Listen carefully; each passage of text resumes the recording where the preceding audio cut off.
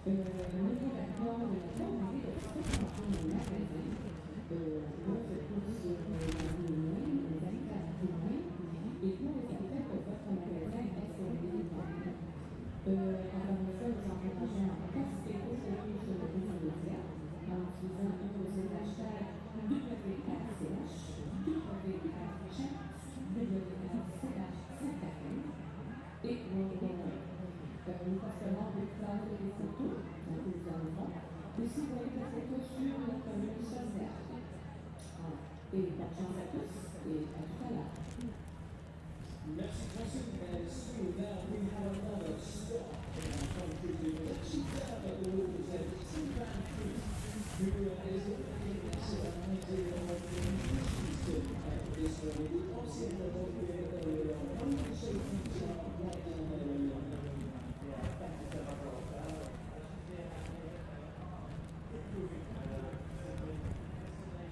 From the north end of the course, that side, which means that here at the Grandstand area, the water is pretty calm, and that's pretty much perfect. But that's because we've got some shelter from the banks and the buildings on this side. However, on the far side of the course at the start, conditions are quite a bit more bumpy, and we even saw some white caps this morning. Luckily, the wind has died down, so conditions are improving, and I think I'm so excited that we get racing in about 10 minutes. Yeah, I can't wait for that. Is there anything you're looking forward to, particularly obviously your nation, the Netherlands, French on the water? Yeah, obviously looking forward to those Dutch routes, Rob, but I'm particularly looking forward to the women's day when we saw that fantastic on the Sunday. That is a big promise for racing all day to come today.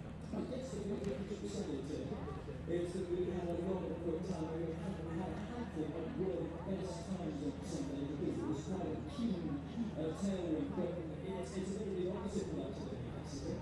Yeah, it was not only racing each other today, but also adapting to these heavy conditions, which should make racing a bit more close, even a bit more exciting. Yeah, and it plays havoc with the hair, doesn't it? So do you use that hair as your weapon?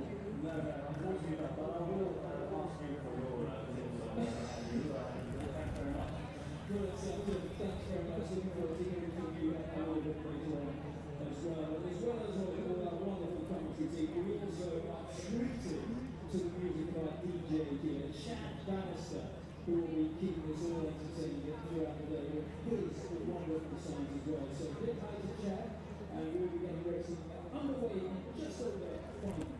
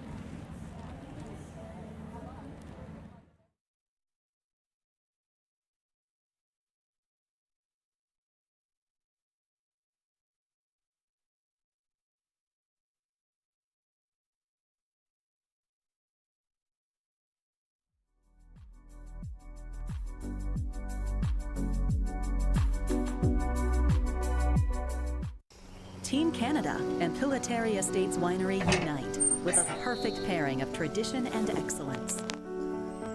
Deeply rooted in pride, respect, and the pursuit of greatness.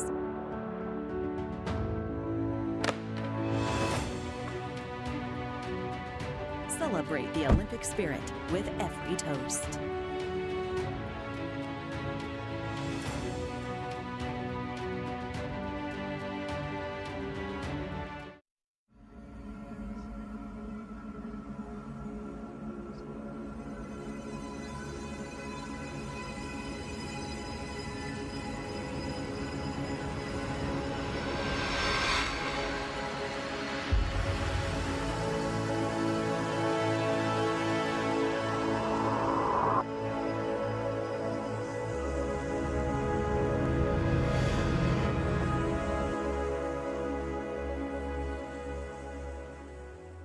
Welcome to White Meadows Farms. Join our Discover Maple Sugar Bush tour and explore the world of maple syrup.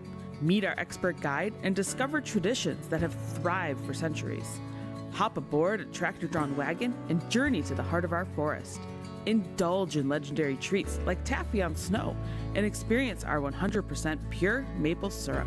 Finish with a maple syrup tasting and see how we elevate maple beyond the breakfast table. Book your experience today and discover everything Canadian maple.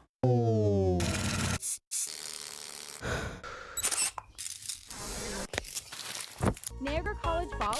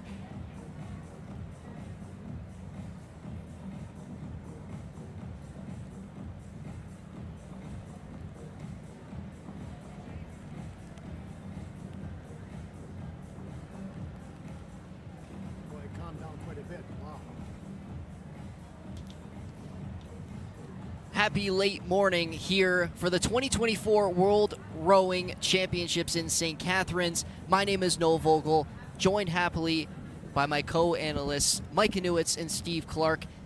And it's day number 2. We started on Sunday. Of course, we had the day off yesterday due to weather advisory, and again, we have a delay starting off this morning, a little bit later than what we planned with the 11 a.m. start. We're starting with the U23 Women's Cox 4. Micah, you want to take away with who we have in the lanes? Yeah, in lane 1, we got the host country, Canada. In lane 2, Italy. Lane 3, the United States of America. And lane 4, New Zealand. And as you hear the electronic beep go off, they start going. You want to get off to as fast as a start possible, getting your stroke speeds up, and then find that rhythm throughout that rest of the course until the final sprint. How anxious are these rowers to get going with the day off yesterday that they didn't really want?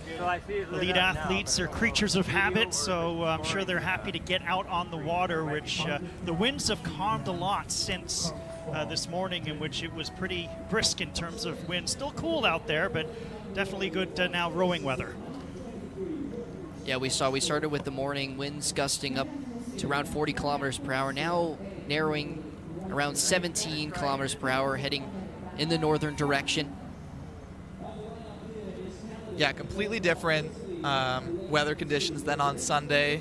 We had tremendous winds going north. We had extremely fast times throughout the day with a numerous amount of world best times being made, a couple world championship times beaten. Here we have Italy in the lead with New Zealand and USA on the heels of the other boats. Canada falling behind about 10 meters or so, still in the race, but they're going to have to pick up through the next 1,000, 2,000 meters. Preliminary races right now. Medals will start on Thursday, but obviously you want to be in the hunt and in the medal category for sure. And you can see the speed really picking up. That's Lane 4 New Zealand making a move. Well, we know with these preliminary races, all of these countries and boats will be racing for a medal during those medal days, but of course it's important to finish well in this preliminary and get, you know, the seating and lane that you want heading into that final day. And we're looking, currently sitting in second position through the first 500 meters is that Italian boat, and you know, a couple athletes on that boat just came from the Paris Olympics and are racing here this morning. And Samantha Premiral, who sits in that boat, is also a double-time world champion. She was a U23 world champion in the lightweight women's pair, and also she won gold at the 2022 Senior World Championships as well in that same weight class. So certainly a lot of experience in that boat as New Zealand continues to extend their lead with Canada, and even that Italian boat falling a little bit behind now. That Italian boat you talked of, Noah also along with Primeri, Anita Balderino in the 2 spot, Francesca Ribeo in the 3, Chiara Benavuti, and Ilaria Colombo is the coxswain in that boat. Canada falling substantially behind here, 40 meters now from the leaders, New Zealand. Approaching the midway point of the race.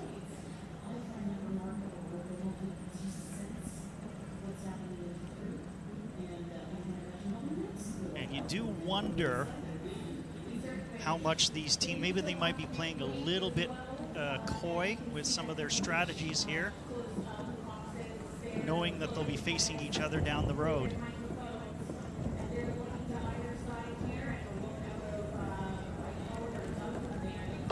So New Zealand the first through the halfway point with a time of 3:43.41. United States currently sitting just behind them, and again, some more experience in that boat as well as the coxswain for United States, Carly Legendzowski, who is a one-time in 2022 NCAA national champion for the Texas Longhorns and University of Texas. She's got so many accolades, I could go all the way down the list, but you can just take my word that she is quite the coxswain and a great leader for that United States rowing boat, as well as Anna Garrison, a teammate of hers for the University of Texas. And they're right with New Zealand all the way through this 1,200 meter mark. It's going to be a tight finish if this keeps up. They're just going stroke for stroke, same speed as you can see on the screen. Only 6 meters difference between the two. You got to be careful here, as at the Royal Henley, Canadian Henley, like the course opens up here, so you got to be careful for that crosswind. Waves coming in from the side now, so we'll see how teams either play it safe or go for that favorable middle lanes for the finals. See that Canadian boat in the top right is fallen behind, it looks like. And it looks like the United States may have claimed the lead. We might need a better angle on that as we hit 500 meters to go.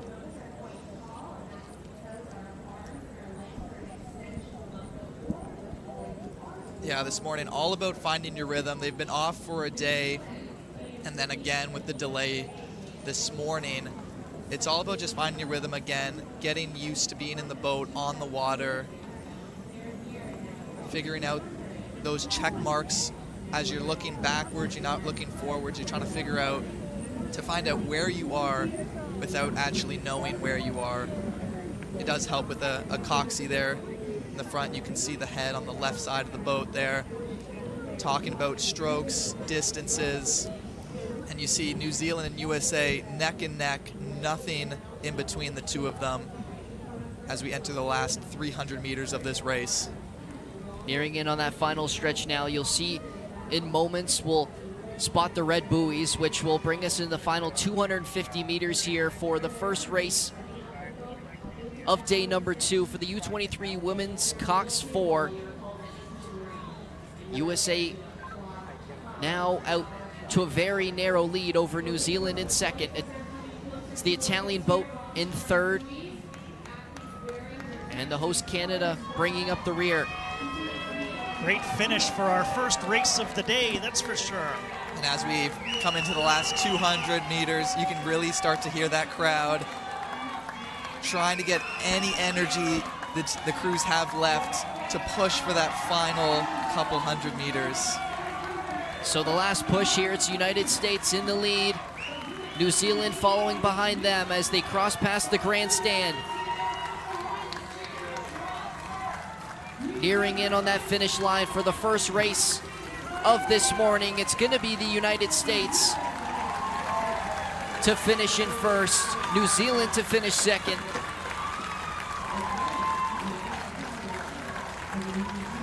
And awaiting the final two boats, it'll be Italy in third place and Canada to finish fourth. The winners of the preliminary U23 Women's Cox 4. Great race to start off the day. It was neck and neck for everything except for the last 200 meters where USA really turned on the jets, kept up their pace, and New Zealand, whether they didn't want to show their full strength, knew they were going to have a good time, regardless of if they beat USA or not.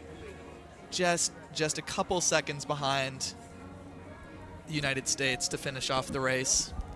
Well, we talked too about strategies, of course, Mike, as you know, whether teams would rather get out to a quick start or have a strong finish. And we saw United States were in that third position through the first 500 meters. They were not too far behind, less than a second behind Italy in second place, but it was through that middle part in the final 1,000 meters where they really took over and finished with a strong lead. As we move over to race number 2, it's the U23 Men's Cox 4 preliminary race as they're well underway through the first 1,000 meters. Yeah, lane 1 we have Germany, lane 2 Australia, lane 3 the United States, lane 4 Italy, and lane 5 France.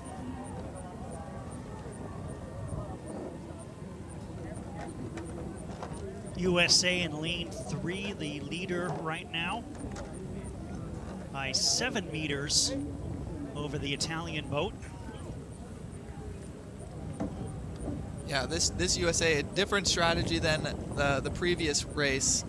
Getting off to a quick start, and they're hoping that they can keep that up throughout the whole race. Italy is close behind them, about 5 meters behind.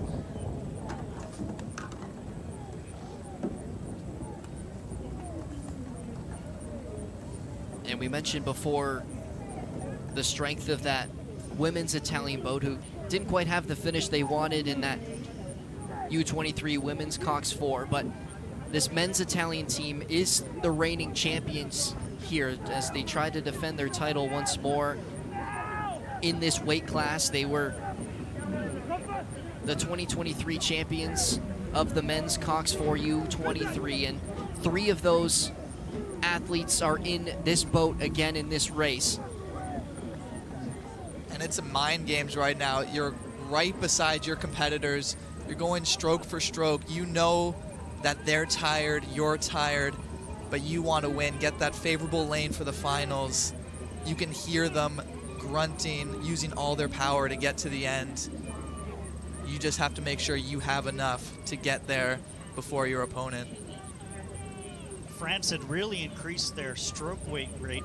They were up a couple strokes per minute from the other teams as they tried to make a little bit of a move, but now they've fallen back a little bit, 36 meters behind. USA with a lead of 12 meters over the Italian boat. Germany has the highest speed right now. Unfortunately, they're 50 meters behind. They're trying to make one last push. You think their strategy is to keep everything to the end and hopefully have enough distance to keep up with them. As we get to the end, it looks like the United States has it. Third place might be closer with France and Italy.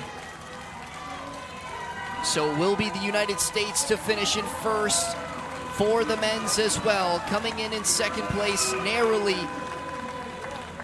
it looked to be Australia in lane number 2. Italy really fell off at the end. Their stroke rate dropped to 32, so I'm not sure if they were kind of coasting towards a finish or whether there was a little bit of disconnect within the boat, but they still managed to finish second, just ahead of the Australians. Yeah, really close finish between second, third, and fourth, with less than a second between almost all of them. Germany there comes in fifth, 10 seconds behind the leader. Well, and for the United States, again, another win for them now in the men's U23 Cox 4. And they led the entire race. They were the top through the first 500, through the halfway point, and finished on top through 2,000 meters here at the 2024 World Rowing Championship in St. Catharines. And currently underway is our next race. It's the U23 men's lightweight pair. Again, another preliminary. That one prior is, of course, just for the seeding for the medal days later to come this week. Also add that we will be joining some races at the very beginning. Some races will be joined in progress. We'll keep you abreast of all the coverage and placement. Just 3 boats in this race.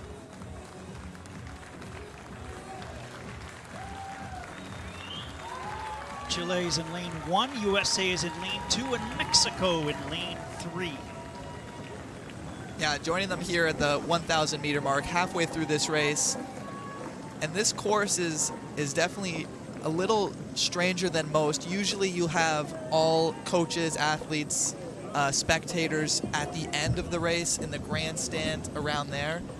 In this one, we have the Henley Island, which is around the 1,000 meter mark to 1,500 meter mark. And so you'll have a lot more support, noise, trying to gain energy from that throughout the whole race. So another reason why we might see some faster times as exterior motives, and you can hear coaches and different things like that sooner in the race than most courses you see worldwide. The Chilean boat is looking very strong right now with that 12-meter lead, as you can see on your screen on the USA Mexico. Stroke rates are pretty consistent. About 700 meters to go.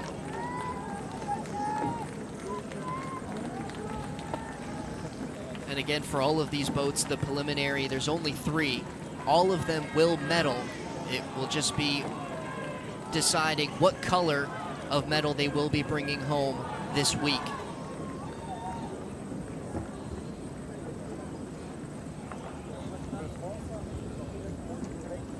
Yeah, it's the rower in the front, well, technically the back of the boat because they're going backwards in the stroke seat. They're determining the pace of the entire course. The rower in the back on the bow, or the bow, sorry, he is trying to match that pace as best as he can, or they can, finding their rhythm and kind of talking through their strategy of when do you want to push, when do you want to coast a little until the end to get the best position possible. You have Chile 5 minutes 34 seconds through 1,500 meters, with USA 3 seconds behind them. Mexico now 14 seconds behind the leaders. see if the U.S. decides to make a push or settles into the second spot. The lead is 13 meters right now, and they have increased stroke rate, but Chile is right there. You can see closing in on those red buoys, nearing in on the final 250 meters.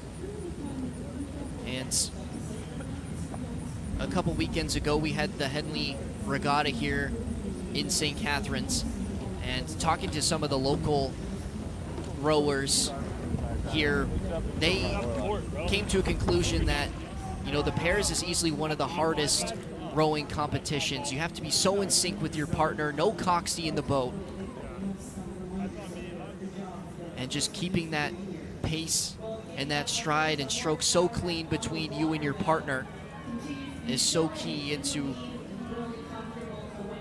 you know, closing out an excellent race. And that's what Chile is looking to do here. They've led throughout as they near in on the final 100 meters here. Very consistent race has been rowed here by these Chileans as they look to be coasting to a victory in this heat. Yeah, it's interesting because we see that the U.S. had a higher stroke rate for the majority of that race, but they were going at a slower speed throughout. So I wonder if that's a little bit of rhythm, a little disconnect between the two of them that they'll want to figure out before the finals. Because if they can keep the pace up and find a better rhythm, I think they win that potentially with a good amount of margin between them. So Chile to finish in first in the U23 men's lightweight pair, the preliminary race, with a time of 7:24.82. USA behind them by 3.65 seconds, and Mexico in third place, finishing with a time of 7:41.66.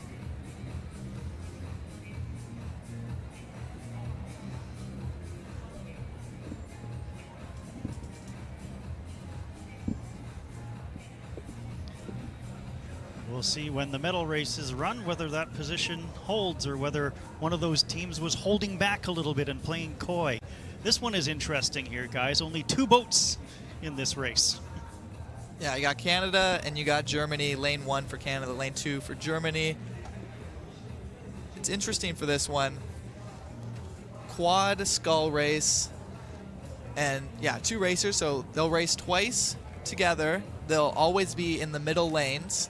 So this is kind of just feel each other out. May not give it all you got, but just get the best rhythm you can and prepare for the finals. Germany currently in the lead through the first 1,000 meters, and for them, they have won silver in the last 2 editions of the World Rowing U23 Championships, and one member of that crew is on board in this boat here once again. So both of these countries, again, guaranteed a medal with only 2 in this race. But Germany looking to make it gold this year over the Canadians instead of silver for a 3rd year in a row. No coxswain in this race, so 4 rowers. Stern for Germany, Helena Blanca, Claire Licht in the 3 spot, Rebecca Falkenberg in the 2 spot, Charlotte Heichis in the bow for Canada, Charisse Faubert in the bow, Isabella Durchak in the 2, Zoe Durchak in the 3, and Julie Teixeira in the stern.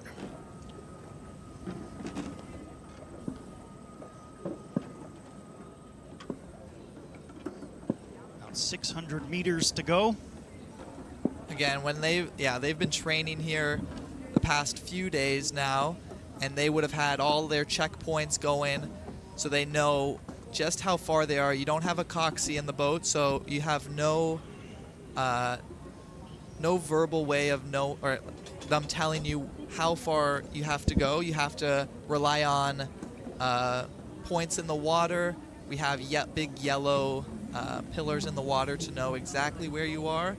But then it's things on the sidelines as well, so trees, bridges, different things like that, just to know exactly where you are in the course as they pass one of those at the 1,500 meters, with Germany in the lead, 7 seconds ahead of Canada.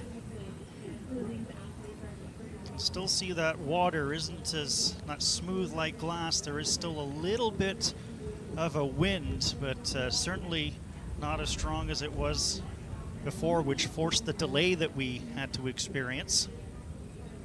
Yeah, we were talking before with the water running south a lot. You're rowing north. We would have seen a lot slower times than we saw on Sunday.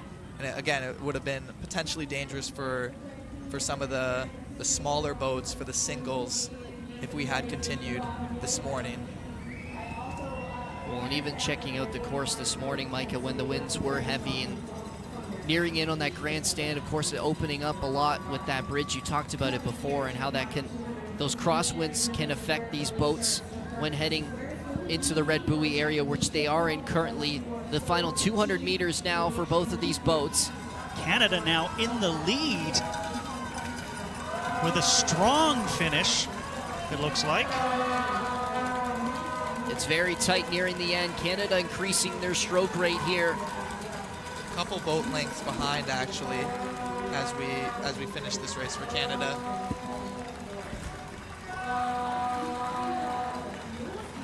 It looks as though Germany's going to hold on after a good push to try and get back into this race from Canada. Both of these boats will see each other again for the medal.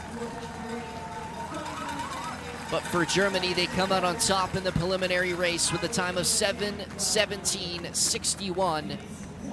Full disclosure, guys, I was looking at the wrong race. I was looking at the race that started already, which also features Germany and Canada, but Canada did close the gap a little bit towards the end. Yeah, rowing is just one of those toughest sports. You see on their faces, everyone, once they finish the race, they're gasping for breaths of air. They're just trying to regain all of the energy that they just expended. It's so hard. So as Steve mentioned, as he moved quickly over to what is the next race, it's again the U23 lightweight quadruple sculls, but it's now the men's division. And again, it's two boats in this race. It's Germany and Canada in those middle lanes. And they're already underway through the halfway point, and it's currently Germany with a very narrow lead. Yeah, we see the start of that race, and then we'll get right to where we are live. And when we say lightweight, it's very confusing because no one really knows exactly how heavy that is. For crews, and on the men's side, the crew average weight cannot exceed 70 kilograms, which is around 160 pounds, I believe, 170 roughly. And so everyone weighs in 2 hours before their race, has to get the average, including the boat. It is very serious if you do not make weight. Unfortunately, the team either has to make a replacement in that time, or the boat is disqualified.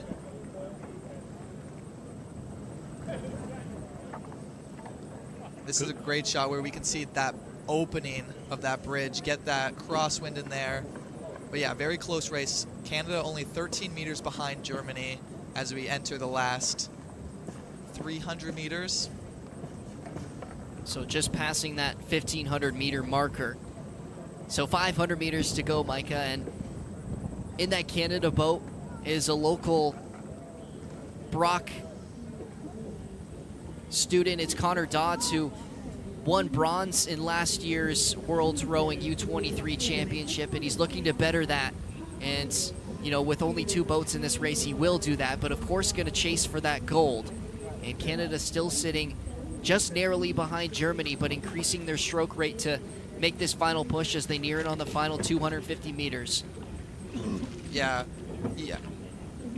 Connor, who you talked about, is in the bow of the boat. You heard him scream to his teammates there in the boat, something where we're talking maybe left or right, more power on one side to keep the boat in the center of the lane with the best possible line to go straight. You don't want to swerve around.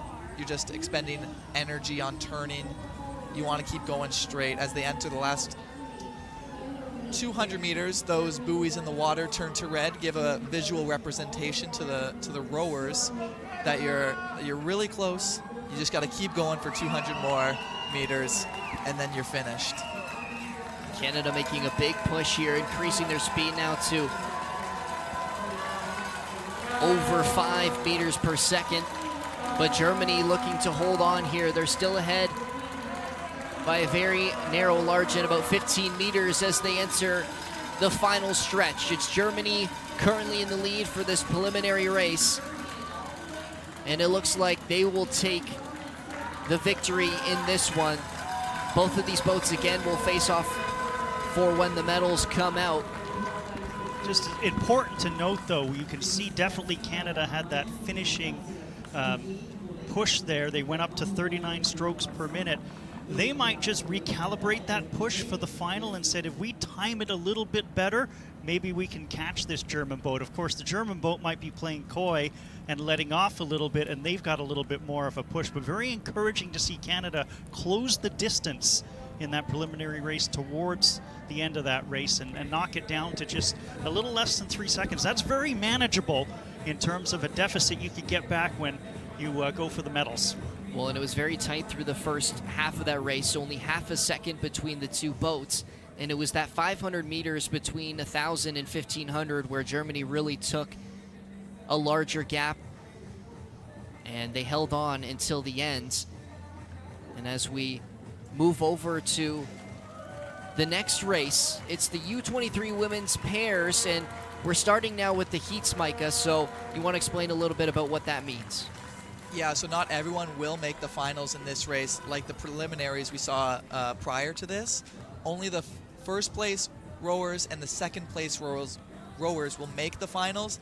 Everyone else in each heat will have to go to the repechage and have one more chance in making the finals. So there's 2 heats in this U23 women's pair division and 5 boats in this water. As it stands, it's Brazil in lane number 1, Spain in lane number 2, France is in lane number 3, Chile is in lane number 4, and Great Britain currently in the lead in lane number 5. Yeah, Great Britain up 18 meters, which is a significant amount to start off the race, even before the first half of the course. But for second place, that last final spot, it's going to be close. Right now, it's between France and Spain. But only 5 meters separating those 4 boats, though, so it's very intriguing as we have a good look at the British boat, and you can see them navigating the a little bit of the choppier waters.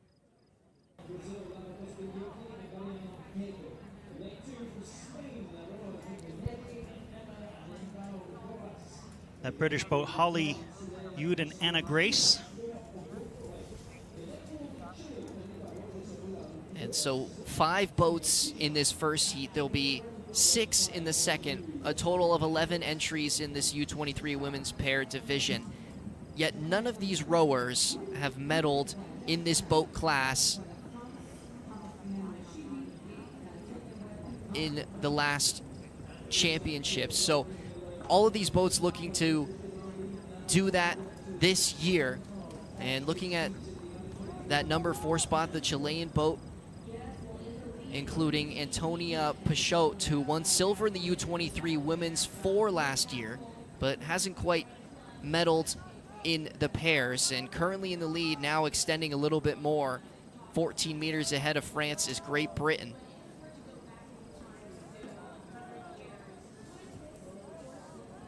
Yeah, definitely some separation created by the British, of course, who have led pretty well from the start, and now the French in second.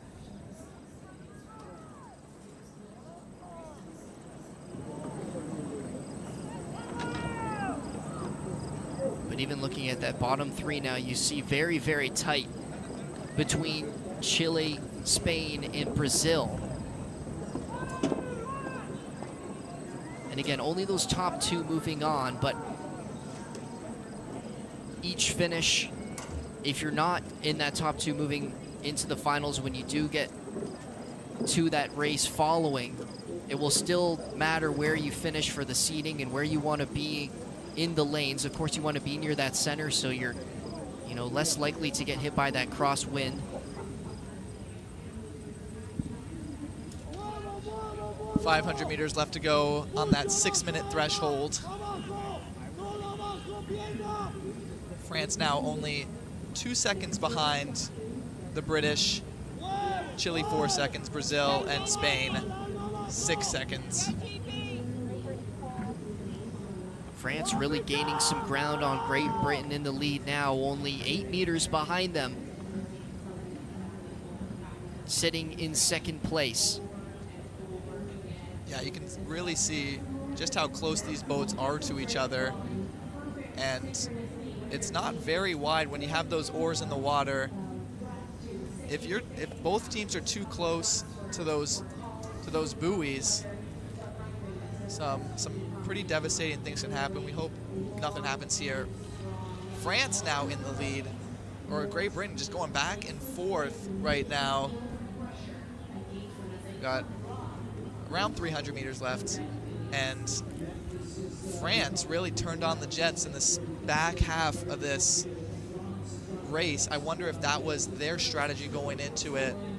Maybe don't push too hard to get up to your top speed, but once you're there, just keep going. They've really made a big push in this final 500 meters. Haven't really changed their stroke rate much, but their speed has increased immensely, and they've now taken the lead over Great Britain.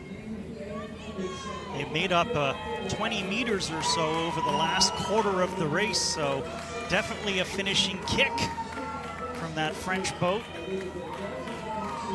We talk about these different strategies that different crews have, but it even goes to their nationalities. A lot of different countries have their specialties, whether they're sprinters or starters. So we do see a lot of that come into play in these races.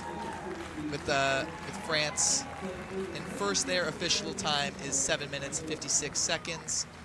But then Great Britain coming in second, filling that last final spot with the other 3 teams, Chile, there, Spain, and Brazil, going to the repechage. So those were the top 2 for the majority of that race. However, was Great Britain leading through the first 1,500 by almost 2.5 seconds, and France ends up overtaking and winning this race by 4.32 seconds. So an excellent push at the end. Those final 500 meters was all France, and like you said, Steve, just made up incredible time through that final quarter of the race, and they will be heading into the finals through the heats in first place out of heat number 1. Nice push at the end by the Chileans, and that will bode well for them as they will compete in the repechage, which will be a fun race when you know that there's only really, one spot up for grabs for that final, as we take a look at the start list and the 5 boats for heat number 2. So pardon me, Micah, heat number 2 out of 2 for the U23 women's pairs heats. Take it away. Yeah, I was going to say in lane 1, South Africa. Lane 2 is Germany. Lane 3, the Netherlands. Lane 4, People's Republic of China. And lane 5, Austria. Currently have Germany in the lead with 14-meter difference between themselves and the Netherlands, who are in second. But as we saw last race, those meters really don't mean anything until you cross the finish line. And of course, same rules as last one. Top 2 will qualify automatically. The other boats will head to the repechage, and keeping an eye on who finishes 3rd, 4th, and 5th, and then comparing them to the times of 3rd, 4th, and 5th, in the first race might give you an indication of how the repechage might go.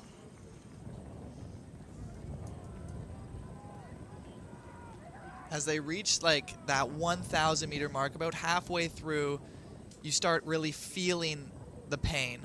You know it's there for the whole race, but you know it's there, and you know everyone else is going through the same thing, but you have to mentally really focus. It's more of a mind game than physical, because it's gonna hurt all the way through, and you have to figure out a way to keep going at your best. They've been training all year for this, to hopefully capture the gold. So nearing in on that 1,500 meter mark, it's still Germany and Netherlands, the top two, who are looking to gain automatic qualification to that final for the U23 women's pairs division. Again, you can hear these coaches or teammates from the sidelines on the Henley Island cheering them on, giving their support as much as they can. And as we get closer to the grandstands, you'll start hearing the fans. We got dual grandstands, one on either side of the pond, and it starts to really get loud once they kind of enter that 200-meter mark left to go. You can see the stroke speed for the Netherlands just a little bit less than Germany, but with the power they're bringing, they're keeping that speed, and really that 10-meter gap hasn't changed much since the 1,500-meter mark. Looks like it could be European flavor. Germany, Netherlands might be joining Britain and France. Austria, though, is making a little bit of a push 6 meters back as we hit the last 200. I wonder if it's a little too late, but they're still putting up a great fight, knowing that they can finish strong is going to go well for them when they talk about this race and maybe enter the repechage. We'll have to see as they finish here. So the final stretch here, nearing on the final 100 meters for the women's U23 pair. It's heat number 2. The top 2 move on. The Netherlands inching closer, only 5 meters behind Germany in first place. Increasing that stroke rate to try and make a final push here. Nearing in on the finish line, it's Germany holding on to a narrow lead. Watch out for Austria, guys. Netherlands just behind them. Austria making a push.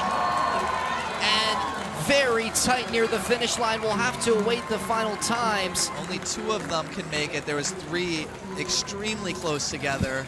Austria really came on in the last 500 meters, closing a 16-meter gap in that time.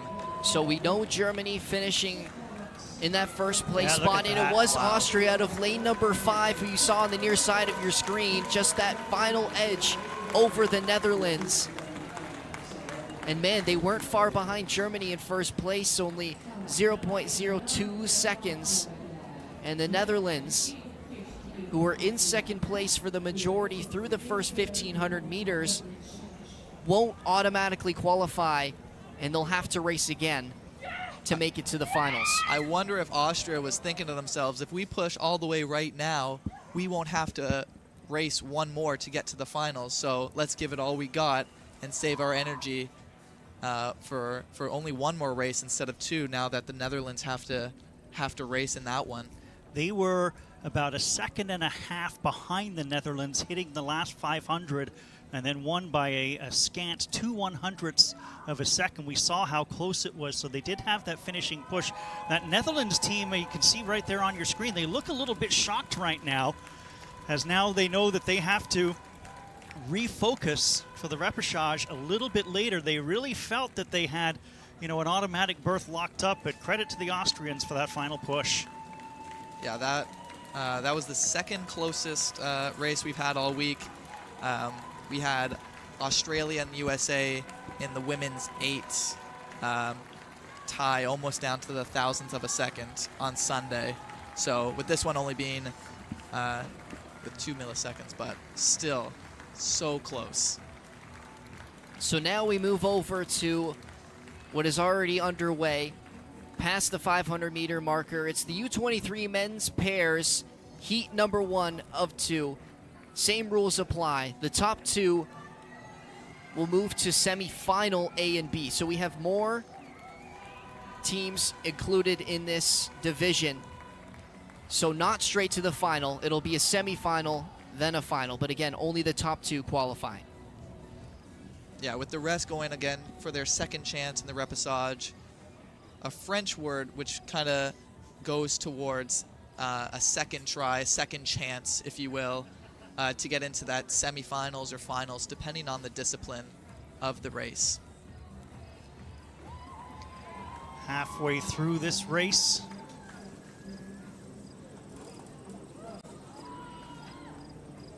And the New Zealand boat is out front, and it is a comfortable lead right now. 40 meters over the French. Japan third, 52 meters back. China at 68. Or China, sorry, last place at 115 meters back. So this one here a little bit more, as it seems right now, a little bit more of a one-sided race with the Netherlands taking charge. Yeah, again, Or we French, have sorry. Japan in lane 1, Chile in lane 2, France in lane 3, New Zealand lane 4, and the People's Republic of China in lane 5 to round out the first heat of the U23 men's pair. So again, to make it clear, the top two move on to the semifinals. So unlike the women's, there's 4 heats actually for this men's division. And again, those top 2 from each automatically qualifying for the semifinal. And New Zealand just continues to extend their lead up to 60 meters now on second place France. They want to make a point in this heat that they're here to win, and nothing's going to stop them, not even a 2-hour time slot where nothing was happening this morning. They're between a kilometer and a half faster than every single other boat right now, so I'm not calling it, but they're looking pretty good.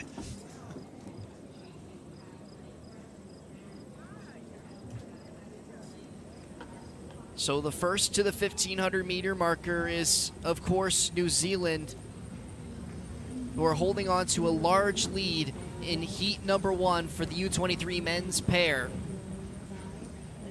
with an excellent time of 5:12.76 through the first 3 quarters of this race. A whole 15 in almost a half seconds over second place in France. And so far, so good for New Zealand, pretty much putting up a perfect race. We'll see, it's still quite narrow between second and third place for, of course, that second qualifying spot. It's really between Japan, France, and Chile for number 2 in this first heat for the men's pair. Yeah, New Zealand, known for this discipline. They already hold the world's best time back in 2012. Was made at the Olympic Games in London. But yeah, when you have a culture known for certain disciplines, New Zealand, a great rowing country, it really shows here at the World Championships in 2024. Almost 90 meters difference and growing between first and second place. Unbelievable heat from New Zealand. 13 meters separating France and Chile. That's going to be interesting. Or Japan, sorry. So nearing in on the finish line is New Zealand in first. As you can see on your screen, a substantial lead between them and second place as they cross the finish line to win heat number 1 of the U23 men's pairs. We'll have to wait to see who will finish second. It's still very tight between France, Chile, and Japan.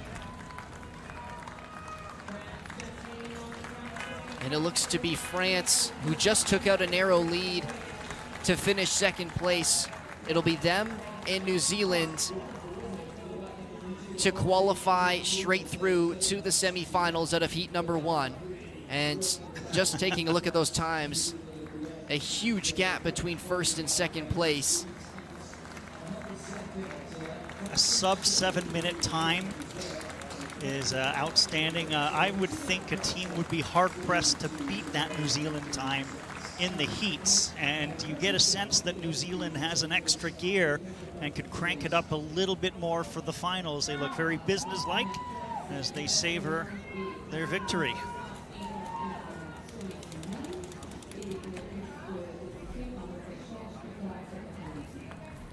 So New Zealand, a team to watch out for in the U23 men's pair as they come out with a sub 7-minute time in heat number 1, and they take first spot out of these 4 heats. France finishing behind them will also qualify to the semifinals.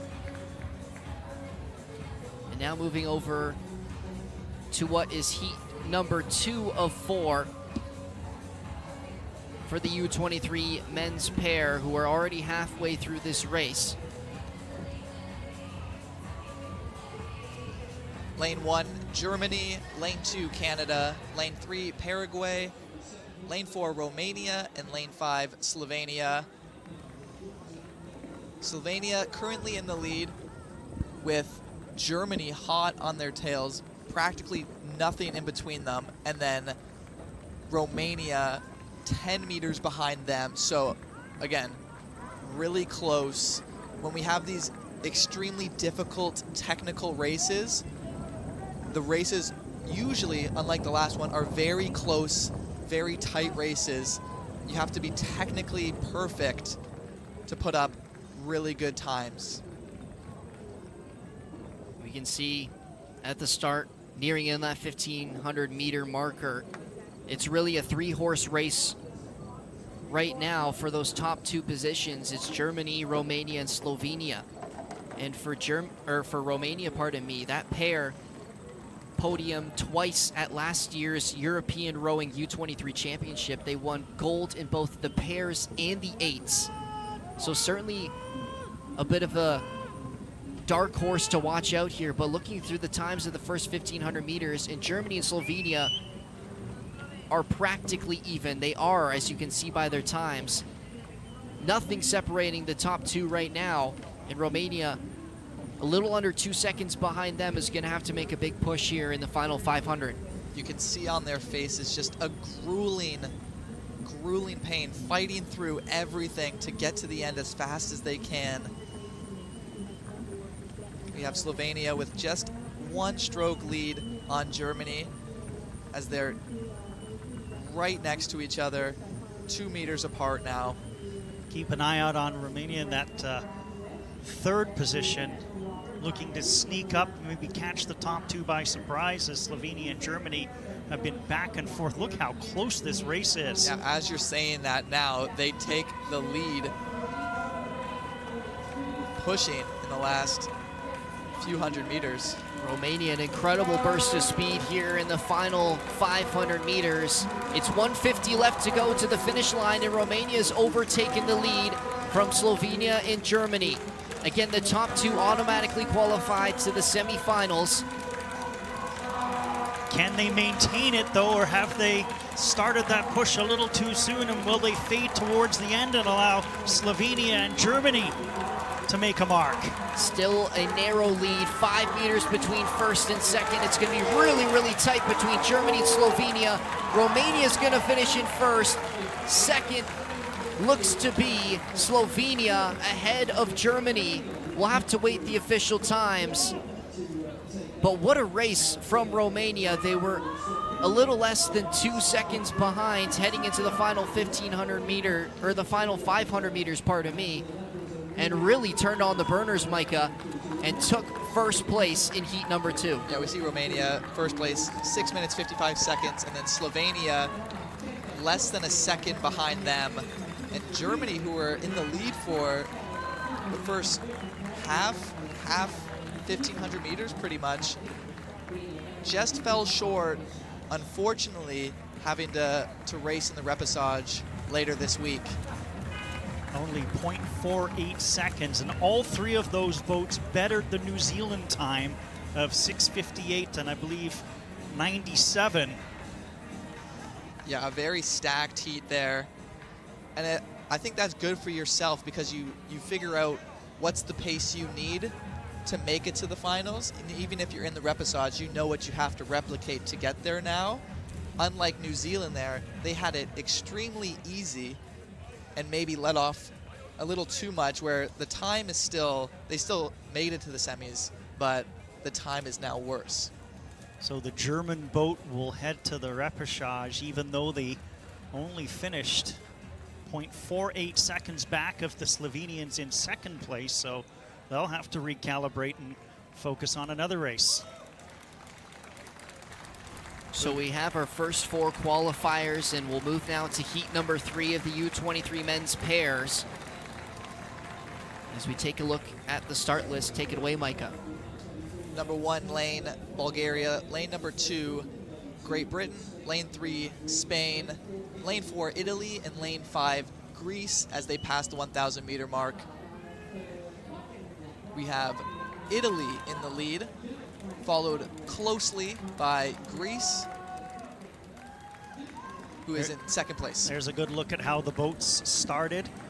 We will always pick up the start of the race, and then we'll pick it up in progress, as you said, Mike, around that 1,000 meter mark.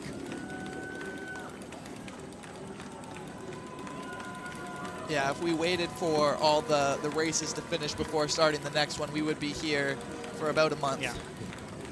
And they're definitely picking up the pace. Already a 2-hour delay that we have endured. And there was supposed to be a 2-hour break at some point to do a little bit of training, and that likely will be shortened substantially to get all these great races in. Great Britain are the defending U23 champions in this field. They currently sit in 3rd place.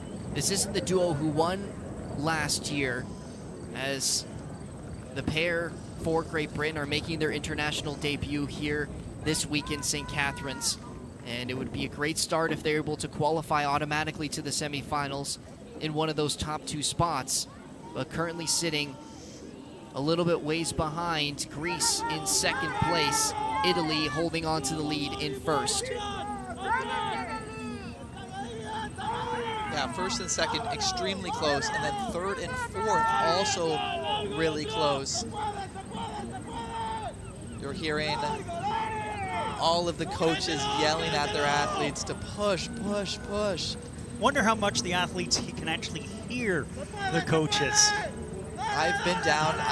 On Sunday I was down at next to the water, and the coaches are loud. I tell you, if they can't hear them, man. They're not listening. Yeah, exactly. A Mediterranean flavor top 2 there, with Italy and Greece continuing to battle. The British now falling to 4th place, Spain overtaking them in 3rd, but still a gap between the top 2 and 3rd place.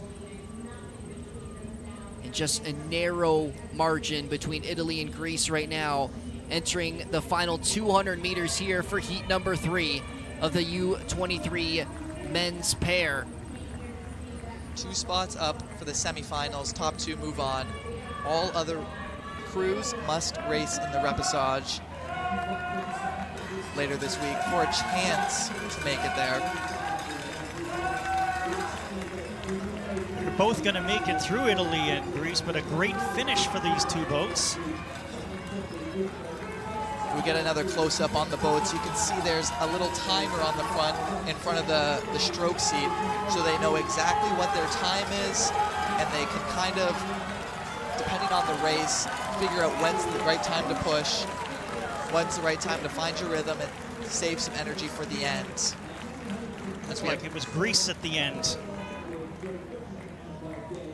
So Greece, who sat in 2nd for the entirety of this race until the finish line, overtakes Italy with a time of 7:03.5. You saw Italy there just tired. I think they just ran out of energy right at the end, couldn't keep it going, which gave Greece just an opportunity, and they took full advantage of that. So Greece, Italy, the top 2 automatically qualifying for the semifinals. It'll be Spain, Great Britain, and Bulgaria, who will have to race again in the repechage. Great Britain are going to have to, of course, qualify through that repechage if they're going to want to hold on to and defend their U23 championship. But for now, we'll head to the last heat for the U23 men's pair. Only 4 boats in this race.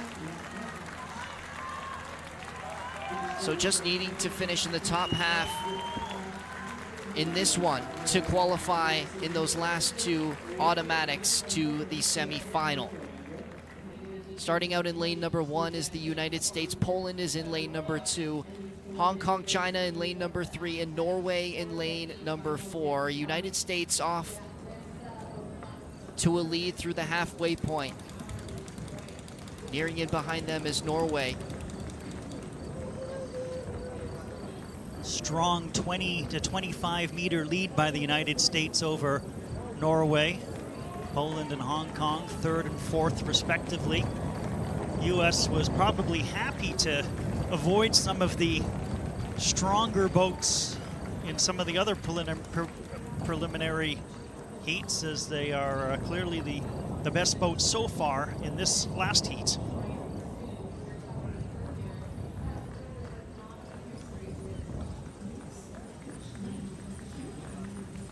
So United States the first through the 1,500 meter marker with a little over 6 seconds on second place Norway, Poland behind them. We've seen some great finishing kicks by boats already here late morning and into the afternoon. Let's see if we have another one or two coming.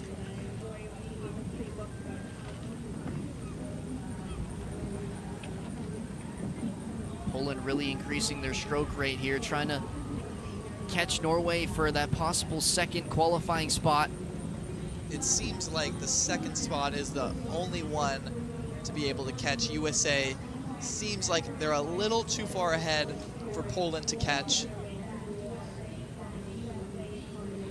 16 meters separating Norway and Poland right now for second and third. USA maintaining a top speed here as they near in on the finish line. Only 150 left to go. The red buoys are in sight for Team USA.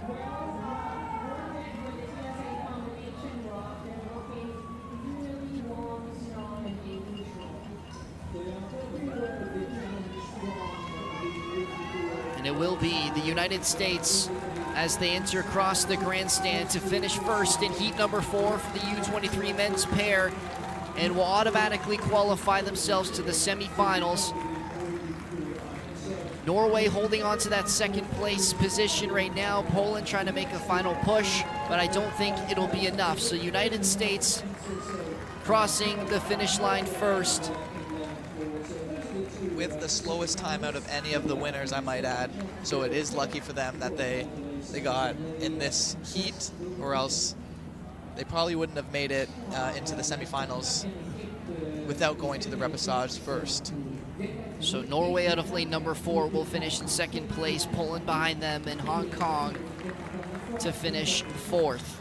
That's a great point, Mike. A couple boats, Germany, the one we featured, who got clipped at the very, very end of their race, actually has a time faster than the United States, who will qualify because they won their heat, whereas Germany will go to the repechage. But as we know, though, who has left a little bit extra in the tank and might be playing a little bit coy? U.S. had a very comfortable lead, so they might have let off a little bit towards the end to maybe just show the other teams, you know, maybe not show the other teams the full depth of their racing ability. Yeah, USA and New Zealand both had extremely large gaps between first and second. So I wonder if that was a little strategy to leave some at the end just to save for those semifinal races. And again, you talk about, you know, Germany having a great time, and will now move to the repechage for that second opportunity. They'll certainly be a favorite in that race. But of course, just, you know, having that luxury of that second chance for them will certainly make them happy, and then they can still make it to the semifinals as we move to our next event.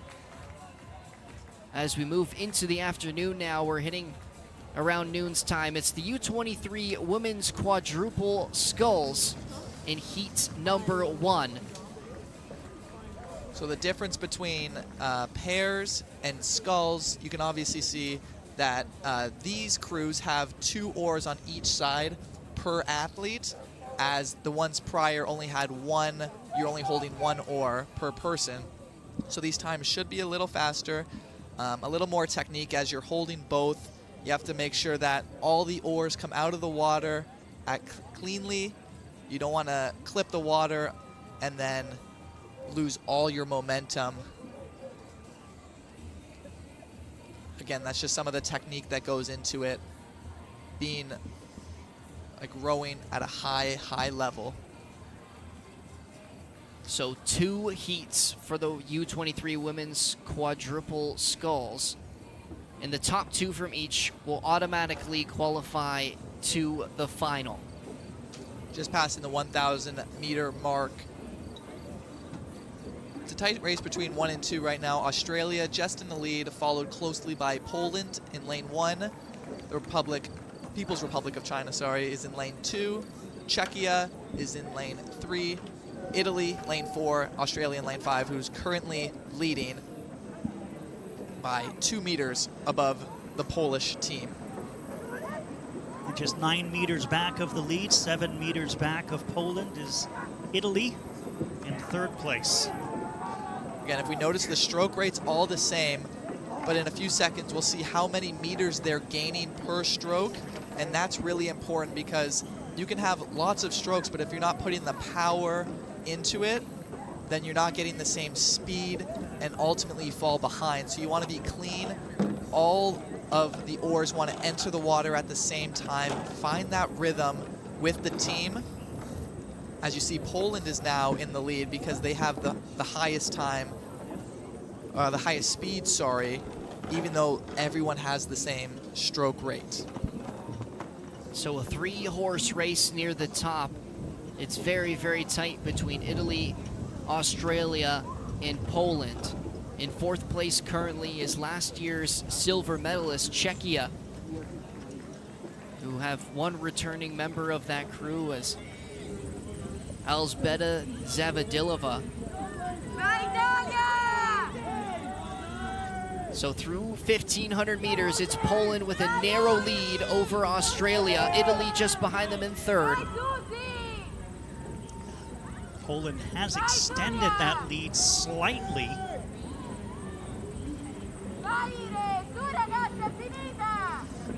Now it's down to 5 meters though. Italy only 10 meters back, so a great 3-boat race here.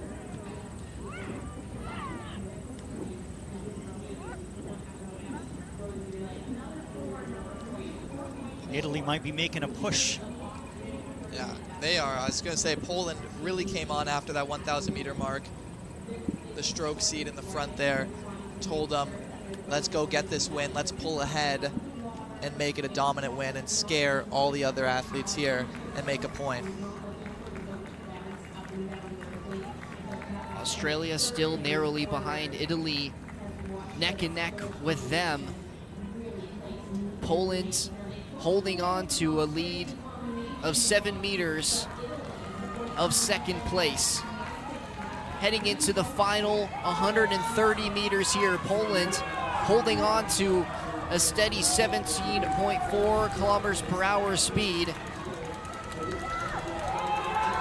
It's a race for 2nd place in that last final spot. It's Poland in 1st, Australia 2nd, Italy slowly falling off pace behind them in 3rd place. It's going to be Poland to cross the finish line first. Who will finish 2nd? It looks to be Australia. And they will just have enough to beat out the Italians for that top 2 spot and the automatic qualification to the U23 Women's Quadruple Sculls Finals out of heat number 1. Italy was extremely close to passing Australia there, just didn't have enough in the tank to make that final push within the last 50 meters or so, and just fell 0.4 seconds behind Australia. So close.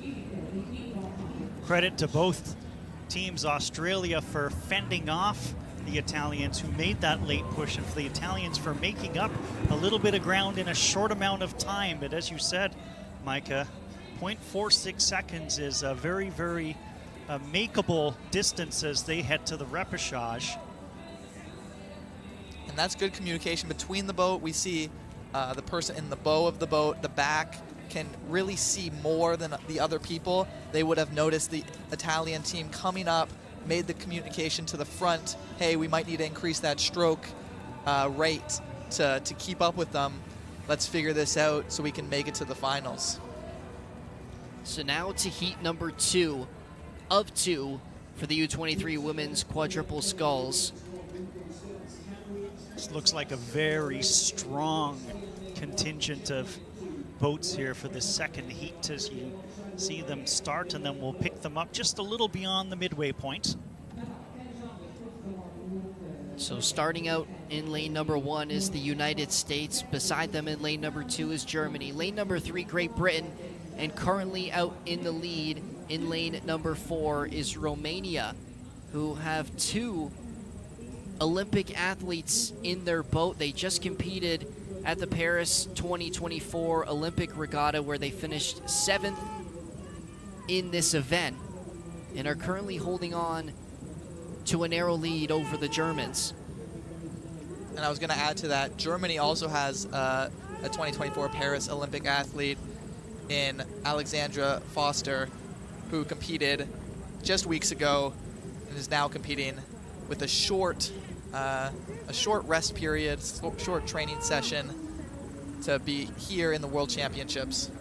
Imagine the intensity of competing in Paris at the 2024 Olympics, and then you've got to keep that intensity high to come here for the Worlds here in St. Catharines. It's tremendous for an athlete to be able to compete in both.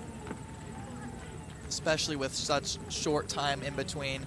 Usually there's about a month between competitions, between World Cups and different things like that. But with the Olympics being every 4 years, it kind of throws a wrench in some schedules, depending on if you want to compete in the World Championships or if you want to go for Olympic medals instead. It's definitely a choice between certain athletes which one they want to be in, or both. So the final 150 meters here, it's still Romania pushing their lead on Great Britain. 10 meters between first and second right now. Germany slowly falling off the pace in third.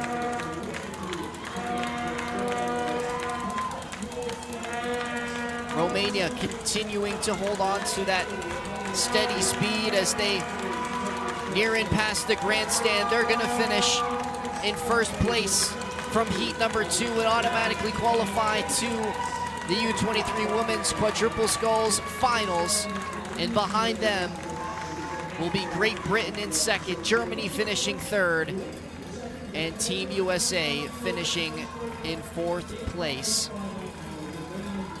Romania, kind of a rowing country. They finished 3rd place in total overall medals at the Olympic Games for rowing. They had a total of 5, only behind the Netherlands and Great Britain. So Romania will look to add to their medal count here at the 2024 World Rowing Championship in St. Catharines as they finish top of heat number 2 and will automatically qualify to the final. And the only boat, I believe, to be under 7 minutes as well out of the qualifiers, 6:59.54. Great Britain right there, though, 2.53 seconds back. That's a very good time for them. Really impressive heat in heat number 2. Sorry, excuse me, heat number 1.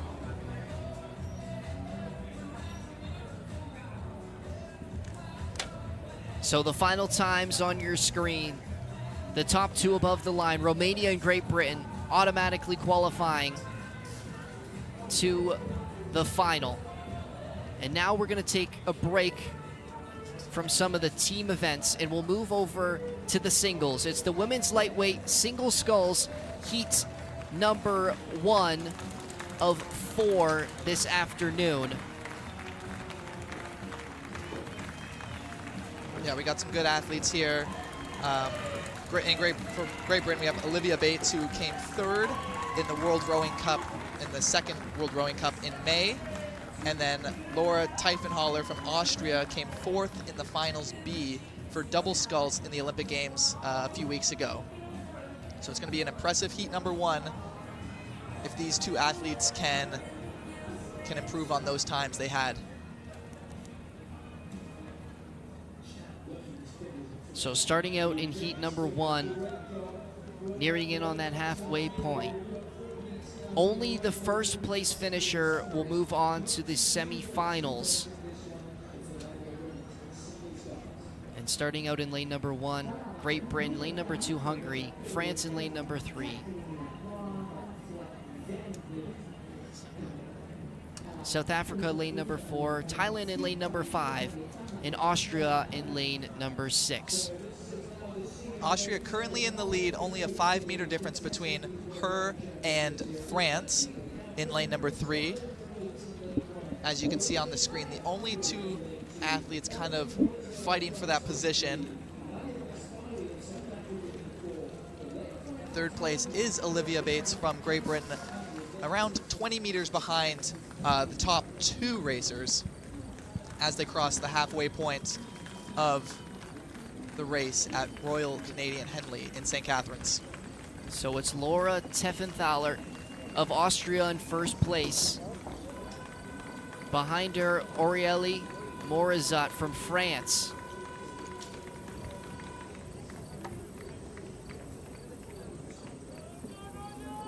You can see not much dividing the two in first and second. And of course, you have to finish first to automatically qualify to the semifinals here in this single for the women's lightweight. When you have conditions like this on the race course, you have to be so technical because you have no wind, you have no water helping you push through it. Usually the powerful racers can fight through waves better. So when the conditions are like this, you have to be perfect. You have to have great entry into the water with your oars. You're pushing with your legs, and then your hips, and then finally with your arms. So everything just kind of has to go well. You have to be focused. It's only you out there. You have no one behind you or in front of you supporting you, cheering you on, getting you through this tough 6-7 minutes. And so you have to be mentally extremely tough, which the Austrian is now 17 meters above France. Teffenthaler, the leader for heat number 1. Trying to extend her lead through the second half of this race. We're now nearing in on the 1,500 meter mark. Like I mentioned at the start of this race, she just competed at the Olympics in double sculls, now moving towards single here for this competition. But still, we can see that she's physically at her peak right now with a great time of 6 minutes and 17 seconds with 500 meters left to go. France, 5 seconds behind that. Great Britain, 2 seconds behind France. As we hear the coaches again, right at the end of Henley Island, trying to get that last bit of coaching support into your athlete before the final push of the last 200 meters. So Laura Teffenthaler of Austria really extending her lead now. 27 meters between her and second place. France and Great Britain competing for that second place. Unfortunately, only the first place athlete, gets to get into that finals. So right now, feeling each other out, seeing what is the pace I'm gonna have to do to beat you next time we face each other, and can I get a better lane than you if that's what you're focusing on for this. So nearing in on the final 200 meters. And it looks like a comfortable lead for Austria's Laura Teffenthaler.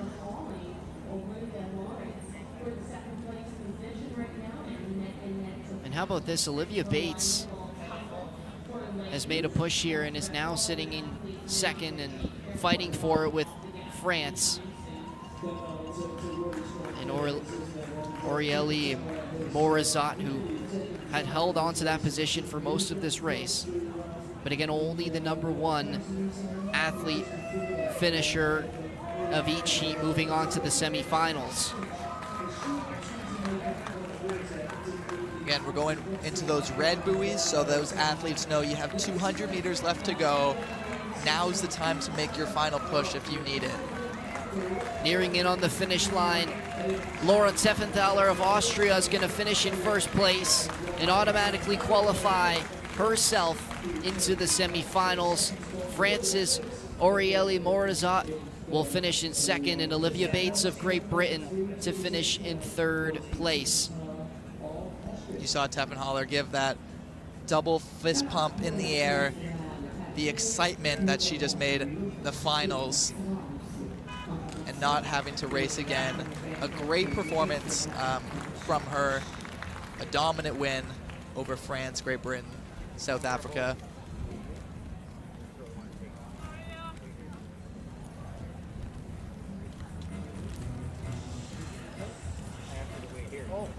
So the final time for the first place finisher of heat number 1 in Laura Teffenthaler, 8:28.72 the time. This is one of those events where the entirety of the competition is so close together. When you look at all the times, only few seconds in between all of the top athletes, and this final is going to be something you won't want to miss in the upcoming week. So now to heat number 2. Again, only the top finisher to move on to the semifinals.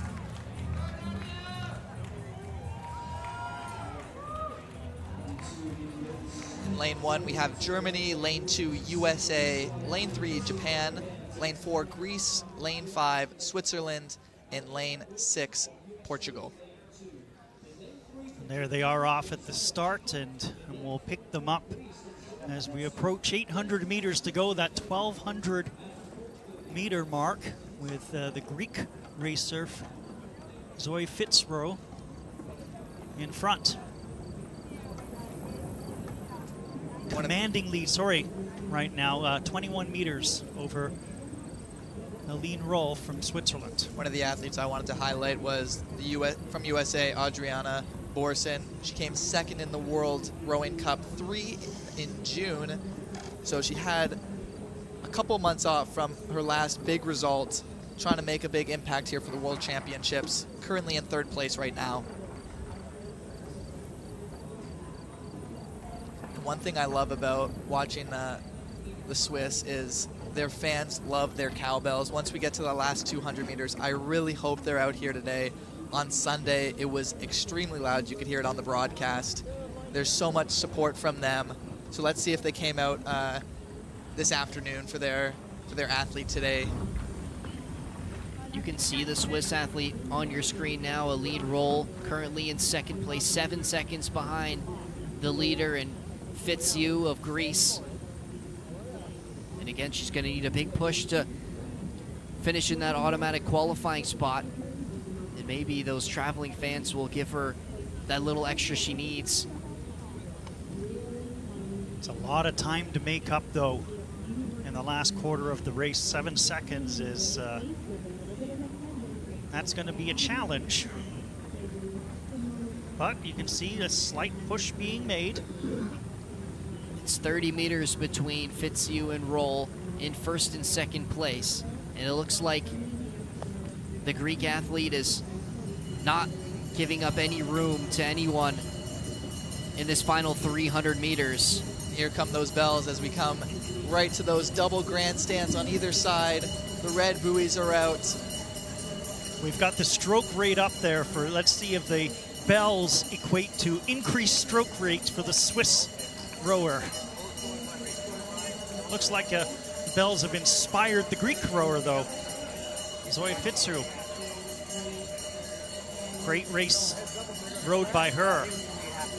Still holding on to a substantial lead, 33 meters between her and 2nd place in the final 150 of heat number 2 for the women's lightweight single sculls. It's Zoe Fitzhugh, who's led the entire race, who makes her final push here to finish in that number 1 spot and automatically qualify herself for the semifinals. And it's looking like she's going to do that all alone as she nears the grandstand to cross the finish line and finish 1st in heat number 2 for the women's lightweight singles. 2nd behind her, Aline Roll from Switzerland.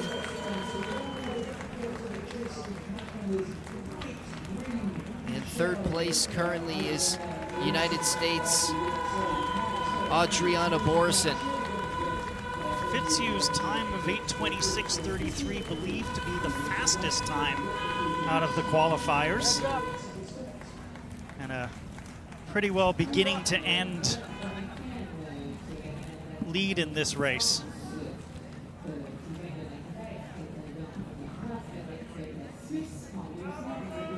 So your winner of heat number 2, Zoe Fitzhugh of Greece. And like you said, Steve, a time of 8:26.33, over 5 seconds ahead of second place, and Aline Roll of Switzerland.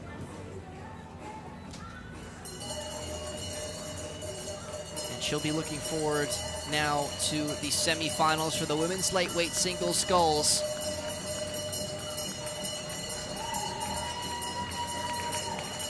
As we hear that last little bit for the Swiss rower, showing that even if you come second, you're still a hero back in Switzerland. For heat number 3 here in lane 1, we have Ireland. Lane 2 from the host country, Canada. Lane 3, Tunisia. Yeah. And then lane 4, Poland. Lane 5, Mexico. A real international flavor in this race with North America, South America, Europe, Africa all represented.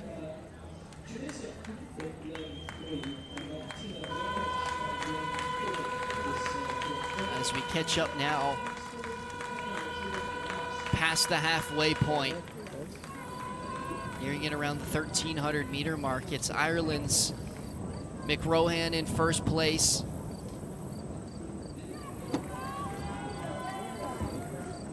I'm interested to see the Canadian Carissa Riley, who came 3rd in the U23 World Championships last year. And I'm wondering how that translates to now the senior level, facing potentially older athletes and just different athletes than she would have faced last year. Currently 43 meters behind the Irish. 5th place for her, 7 meters back of Poland, 10 of Tunisia in the other boats, 15-meter lead for the Irish rower, Siobhan McCrohan.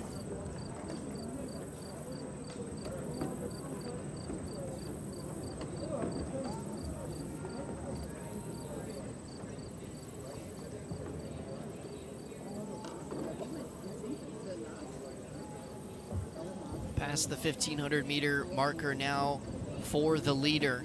6:14.7 the time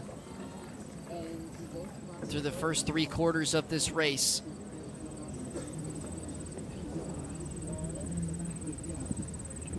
Lechuga Alanis of Mexico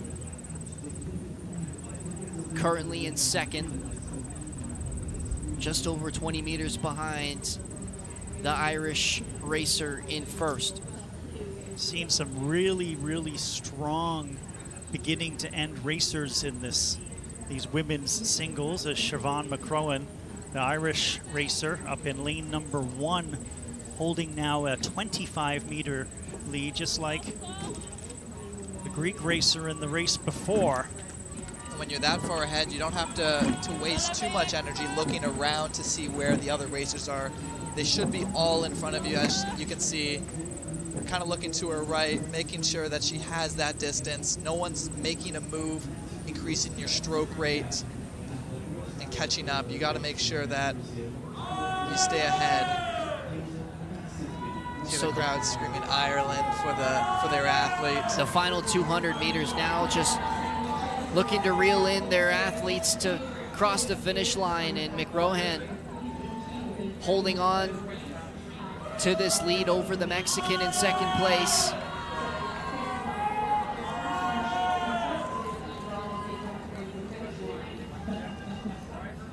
Very comfortable, really, for the Irish rower, Siobhan McCrohan. We'll see if her time is better than the other 2 winners. It's going to be close, that's for sure. Nearing in on the finish here, only less than 100 meters to go. It's McRohan in first, Lechuga Alanis of Mexico in second place. But it will be the Irish racer to finish and qualify herself into the semifinals. Lechuga Alanis in second place, and Poland's Radosz in third. The final time for the leader, 8:23.03. Great strength, great endurance from all these athletes. There's not too many sports that you need both at the same time. Like by yourself, you're going 2 kilometers, 2,000 meters, all by yourself, no support. It's a grueling race, not made for everyone.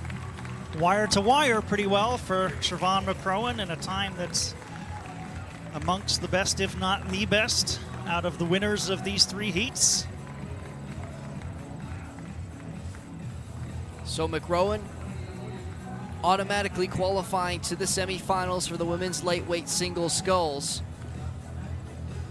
And we talked a little bit about, Micah, as the, those weigh-ins when we were speaking about the lightweights for the quad divisions and, making that weight. And unfortunately for one of the racers here today in this heat, she was unfortunate to not make the weight and had to exclude herself from today's race. So only 4 boats in heat number 3. As we start in lane number 2, Norway; in lane number 3, Hong Kong; in lane number 4, Italy; in lane number 5, Romania, who currently is holding a lead of 35 meters over the Norwegian in second. Yeah, Unila Kazmiua got the silver medal in the double sculls in the Paris Olympic Games just a few weeks ago. And she has announced that, she announced following the Paris Olympics that this will be her last competition here at the World Championships. And so let's see if she can come out with another medal, hopefully gold. As of right now, she's putting up a great first heat for herself, trying to capture that finals appearance without having to race again before that. Such a shame for that rower from Singapore who didn't make weight. You come here, you train, and then for whatever reason, your body kind of fails you for whatever reason, and when it comes to the weigh-in, and you're on the sidelines watching as opposed to competing. And you have to wonder if the delay yesterday and the delay this morning had anything to do with that. You have your dates in your calendar. You have to know when every event is. You know when you have to make weight. Unfortunately, yeah, we don't know if the delays had any effect on that, but you hate to see it. Bodies are so attuned to, race competition, and these high caliber athletes know exactly what to eat and when to eat it. So just an unfortunate little bit of bad luck. No bad luck, though, for the Romanian racer. That's a commanding lead and then some. Again, we're in the women's lightweight single sculls heat number 4. Only the first place rower will make the semifinals. And we say to ourselves, lightweight, what does that really mean in rowing terms? For the women, for one racer, you cannot exceed 59 kilograms. So you have to stay under that, and you have to weigh yourself. The officials weigh themselves 2 hours prior to race time. Anything after that doesn't really count towards being disqualified or anything like that. So it's the Romanian racer who has led throughout this race and holds almost a 40-meter lead over the Norwegian in Lund in second. As we reach the final stretch here, it will be the Romanian to finish first and automatically qualify herself to the semi-final. Kazmiuk of Romania will win heat number 4 here at the 2024 World Rowing Championships. with a final time of 8:26.80, so not the fastest we've seen, but she had a commanding lead for the entire race, and certainly was trying to save her for future races as she's qualified now for the semifinal. Yeah, different discipline than in the Paris Olympics. She's by herself for the World Championships this year, not in the doubles. But as of right now, we're at the same result as she got silver there. She's qualified for the semis, and we'll look to push to the finals later on this week. About 3.7 seconds behind Siobhan McCrohan of Ireland, who was in the race before and has set the standard for the best time in qualifying. But that's still an outstanding time for the Romanian. 8:26.80 will certainly serve her well when she gets to the next level. So with the conclusion of heat number 4 of the women's lightweight single sculls, we'll now move back to some preliminary races. It's the men's pair, as we have 2 boats in this race. When we eventually catch up with them near the halfway point, past the halfway point of this race, of course, both of these crews will move to the final. This is just a preliminary. As we take a look now, it's Italy off to a big lead here, 73 meters ahead of the other boat in Japan in lane number 1. Again, we're back to preliminary, so both teams move on, but it's a matter of finding your rhythm, making sure you're ready for the finals, and seeing what your opponent can put up a big fight, or as we see now, maybe not so much of a big fight, but it's still about racing your way and getting the times you want, getting ready for your next competition, and continuing to grow as an athlete. So the Italian duo extending their lead now, and you can just see the difference in speed nearing in on that 1,500 meter marker. It's the Italians who are just moving at much quicker of a pace than the Japanese, and now nearing in on a 100-meter difference between the two. 3/4 through this men's preliminary pair race.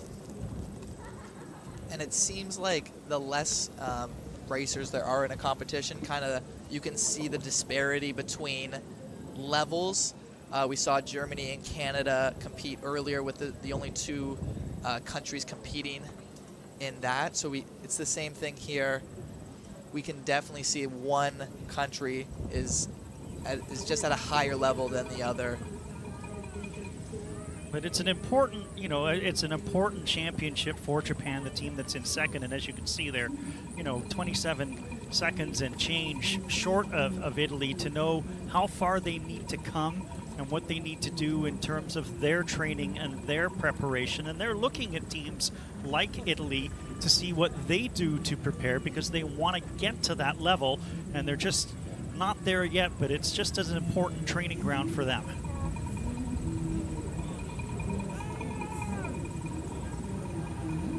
So closing in now on the final 250 meters, you can see the red buoys for the Italians, who currently sit in first for this men's pair preliminary race, and confidently striding into the final 200 meters.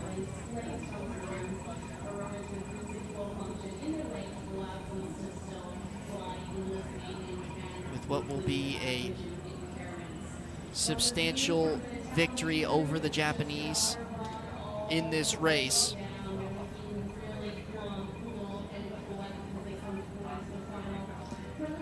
I'm still just blown away by the difference between the weather we had on Sunday, which was a warm, windy day. We saw a lot of fast times, a couple World Championship times being broken, one world's best time be broken by Italy in the single sculls men's.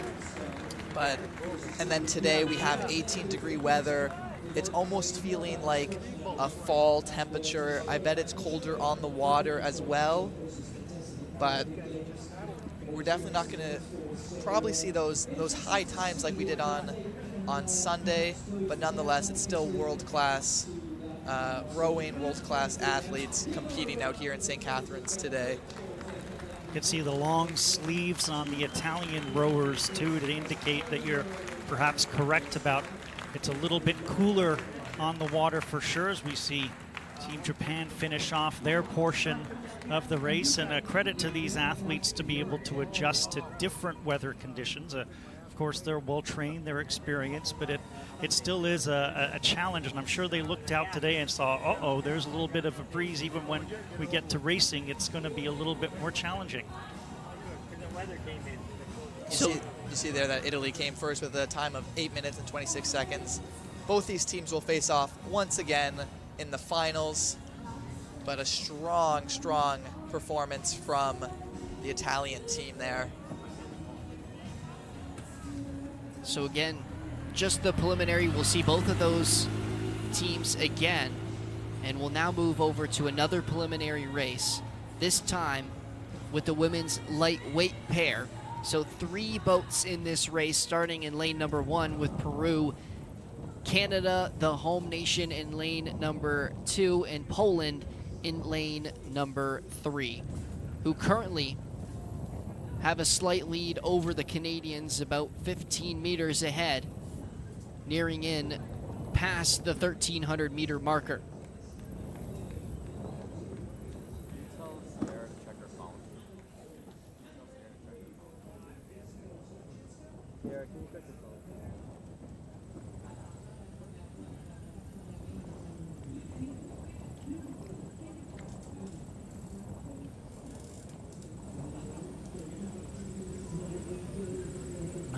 Meter lead for Poland over Canada. This shot here, guys, just shows you that the water still remains a little bit choppy, so strokes have to be powerful, have to be clean and consistent, and you have to work just slightly harder to get what you need. Peru currently sitting in 3rd place out of these 3 boats. In that boat is the Palacios twins, who raced in the lightweight double sculls in Paris. They finished in 14th and are back here again for the World Rowing Championships.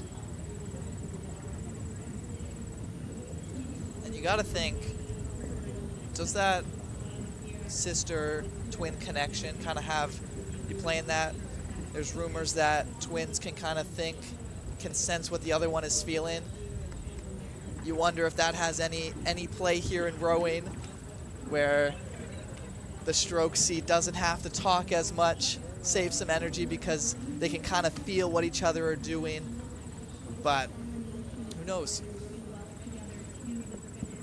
Unfortunately here, they're well behind the top 2 in Poland and Canada. This duo of Peru were actually able to win the World U23 silver back in 2022. And again, they're guaranteed a medal through these preliminary, only 3 boats in this race. But right now, they're well behind the pace of Canada, who are in 2nd, and Poland, who have held on to now a bigger lead over the Canadians in 1st place. A little bit of a late push here if you go by stroke rate by the Canadians at 36 strokes per minute, Poland at 34, and you can see that gap with Peru 30. Those 4 to 5 strokes per minute less will obviously add up over the course of the race. You can see the Canadian rider in the back in the bow of the boat, Sierra Stevenson, looking to try to find Poland to see when to make that exact push, close the gap as best as possible, and communicate that with the Anna Curry in the stroke seat. Just, should we increase the stroke? Should we save our energy for the finals? But it's good to know all this knowledge and communicate that between the boats to race as best as you can. As you can see, Poland coming away with the win. Canada, about a boat length between them. And Peru, still to cross the finish line, about 100 meters back. So the Polish duo coming out on top in this preliminary race. Again, they'll face off again for a chance to move up the pecking order and hopefully win a gold medal this week. Poland finishing with a time of 8:18.8 and Canada with a time of 8:26.31. So about 7.5 seconds between the Canadians and the Polish, and that gives them a good idea of what they need to do and kind of the time they need to replicate in that final to hopefully overtake the Polish and take home gold. But an excellent race by the winners in Poland, in Welna and Sobocinska, who finished first with a pretty strong time over the Canadians.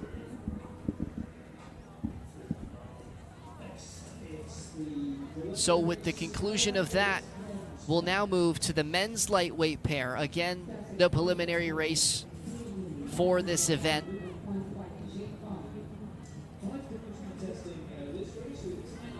As we take a look at the start, starting in lane number 1 is Thailand, in lane number 2 is Georgia, Paraguay in lane number 3, Republic of Moldova in lane number 4, and Austria in lane number 5. We're currently near the 1,300 meter marker as we join partway through this race. Lots of smaller countries involved in this race, though Paraguay is fairly large, but Thailand, Georgia, Moldova, Republic of Moldova, all rather tiny nations. Steve, you talked earlier about the long sleeves, it being a bit chillier on the water. We talk about their singlets that they're wearing. They wear those for both being aerodynamic, having at least weight as possible on the boat, as well as in the case of them falling in the water, perhaps it'd be a long ride back with a pocket full of water if you had a sweater or pants on there. So a couple of the reasons why you see them wearing that tight singlet for all the racers here this week at the 2024 World Rowing Championships. Solid race rode so far by the Austrian duo with a comfortable 11-second lead as it stands right now over the field, all the way through to over 200 meters behind the Georgian boat. Again, lessons learned for these racers who are, 150, 200 meters, or at least in triple digits away from some of the leaders, as Georgia is. The first place team in Austria, the duo of Konrad Holst and Paul Ruttmann, who were the winners of gold at the European Championships earlier this year and are looking to win that color of medal again here at the 2024 World Rowing Championships, and are looking strong through this preliminary race, leading over second place Paraguay by over 60 meters as they near in on the finish line here, and will cross in first place with a very good time for the Austrians of 7:28.66. Great race by the Austrians there. They had control over the whole race. They could see their opponents weren't making any last sprints or moves on them to get closer, and they just took it all the way to the end. Hopefully they're thinking they're going to talk about it and do the exact same strategy in the finals. Paraguay in second place, almost a full 14 seconds behind Austria, as we see some of the last finishing boat, that boat from Georgia. As I said, tough race, and you can see them laboring a little bit as they come down the stretch, but for them to compete against some of these other boats and a great nation like Austria in rowing is something, again, they can aspire to, and as they will cross finally. So Austria to finish in first, Paraguay, Moldova in second and third place respectfully. So the last of our preliminary races in the lightweight, I said the lightweight men's. And for Austria, showing the competition what to expect when we get to the finals. Of course, it's only the preliminary race for this event, but looking like the clear favorites as we move forward here at the 2024 World Rowing Championships. And now we look over to the men's lightweight quadruple sculls for their preliminary race. Micah, who's in the water for this one? In lane 1, you got USA, lane 2, Mexico, lane 3, Denmark, and lane 4, Germany. Germany currently in the lead with about 20 meters in front of Mexico, who is in second place. As you can see there, they started off really strong, leaving the 3 other crews behind, and now they're racing for their own second place time right now, but Germany in the lead currently. The Germans, last year's silver medalists, have 2 returning members for that crew.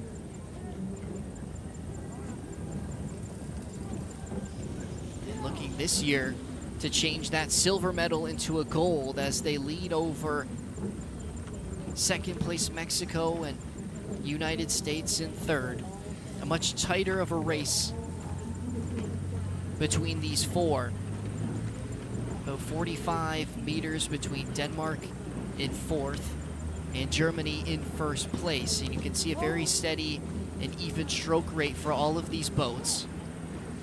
Yeah, you want to know the rhythm. You just watch the rowers' knees. They should be going up and down at the same time with a good rhythm, keeping high posture. Again, it's 60% of your legs, which is kind of uncommon. If you're not into rowing, you think, oh, they got really big arms because they're pulling all this water.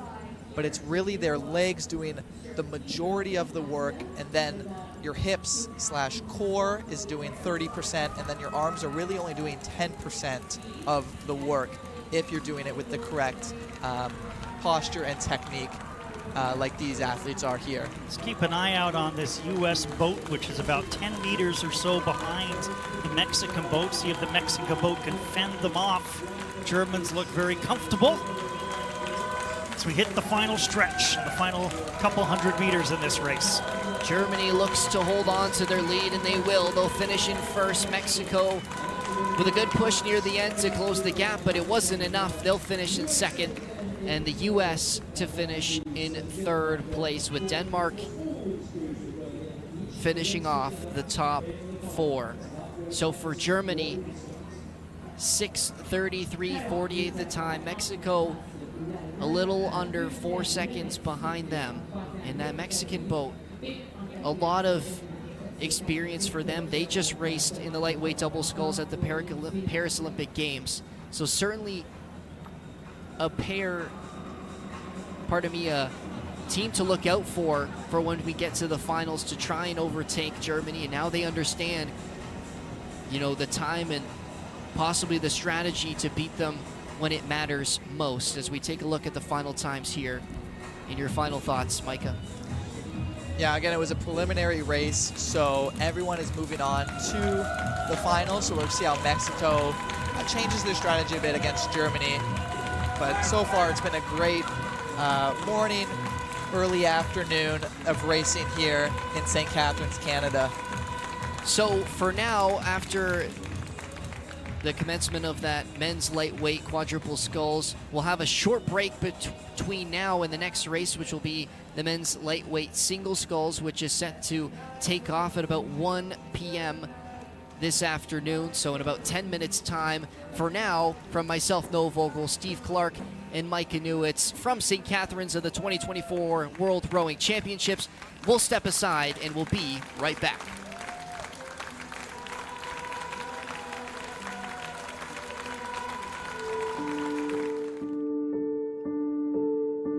Definitely hard going into it, knowing that people might not have faith in you might not think that you can do it. I've really had to work to overcome that misconception, those stereotypes. I've had a lot of coaches who kind of said to me, like, we can't really take you on as an athlete because of your impairment. You can't do the same things as your teammates. It's holding the team back. I've been called a liability.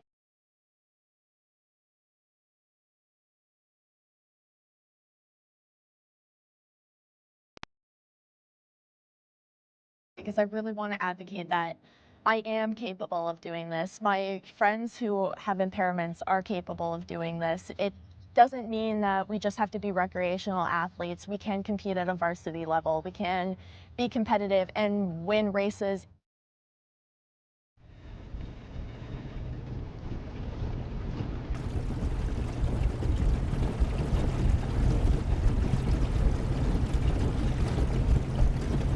With sweeping, you have to be a lot more, like, put a lot more emphasis on things than you would sculling. If you're at a U23 senior level, you can start being a little bit more strategic in how you place the blade.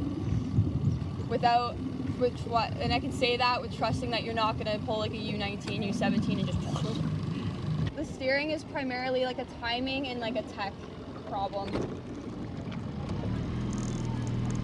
We'll figure it out. I'm Mia Biancanello. I'm from St Catharines, Ontario. I've been rowing for about 6 years now. I row for Brock's team and I row for the St Catharines Rowing Club. I was born with a genetic condition called oculocutaneous albinism. It affects the pigment and the melanin in your skin, which plays a big role in the development of your eyes. And so because I have that kind of delay in pigment, my eyes did not develop correctly, and hence I am visually impaired.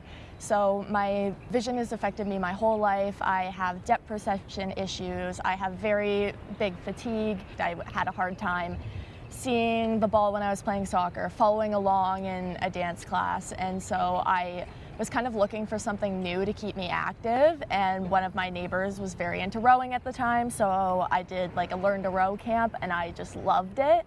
So when I transitioned from elementary school to high school, I signed up for my high school's rowing team, and I just have been going ever since. I've enjoyed it so much. This team has been really good. I've had really good experiences with my coach, Liz Iannese. Probably the reason why I've stayed in the sport is because I've had her support for so long from a coaching perspective. She's always been willing to put me in a successful spot, push me to my limit, just like she would any of her other athletes. When I started rowing, I looked for athletes who were like me, who had similar impairments, because they don't advertise that the same way they advertise other athletes that most people look up to in their sport. One of the first ones that I really did look up to was Victoria Nolan. So she's another visually impaired athlete. I've always looked up to her from like a bystander point because of how she's persevered in the sport and pushed herself even through vision loss. I was able to see a lot of the things I've gone through her, and that was really nice. And she's just a great person. When I've talked to her, she's so kind and so willing to give support.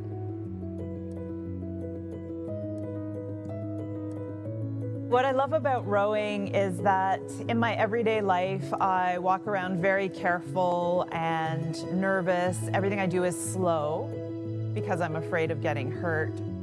When I get in the boat, all of a sudden I have that freedom. I don't have to worry about where I'm going. There's someone else steering the boat. I can go as fast as I possibly can, and it's just so exhilarating. You feel like you're flying.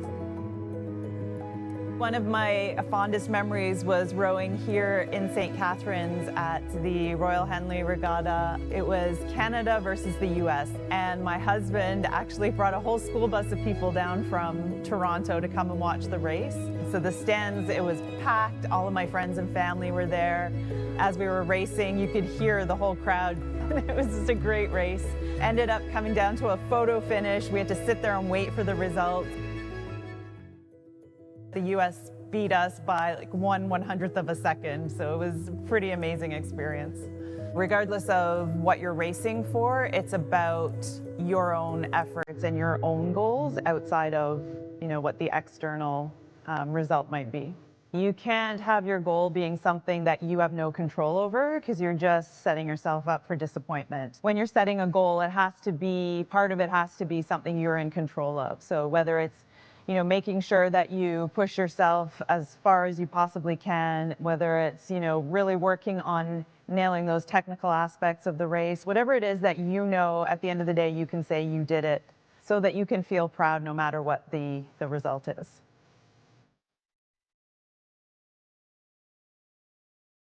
From an athletic standpoint, I'm trying to prepare myself for my university season, hoping to be the fittest I can be for our training camp and selection process. From an advocacy standpoint, I'm trying to just implement more para races where I can. I'm trying to advocate for para athletes to be included. So for me right now, my goal is our Ontario University Championships. I'm trying to make sure that we have an event for para athletes, that our race is set up and accommodating. I'm also trying to get that at our national championship, have that population show up and show that we can be competitive and we can do something hard like this.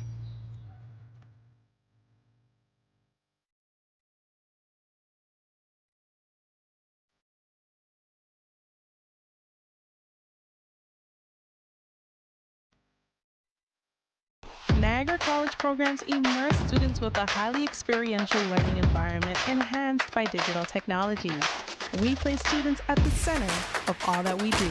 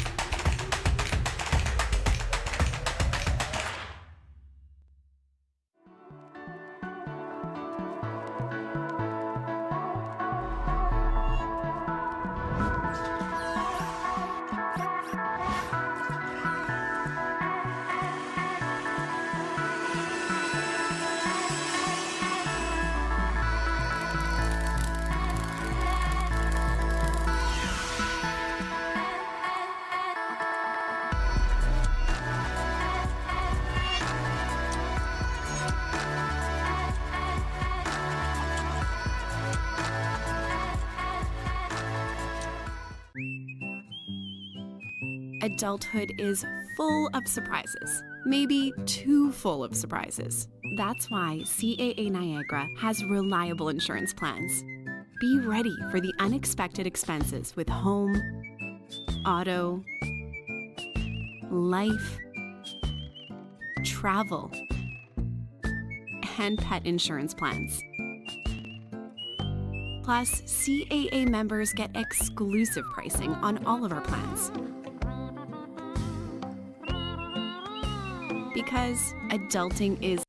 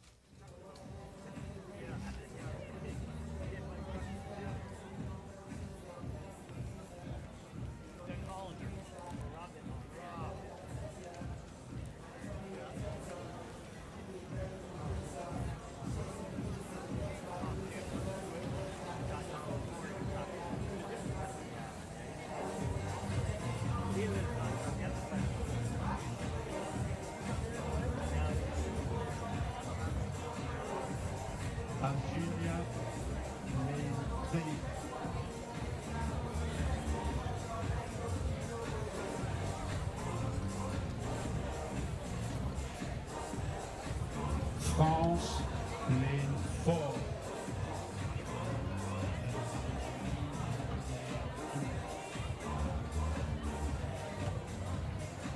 Forward.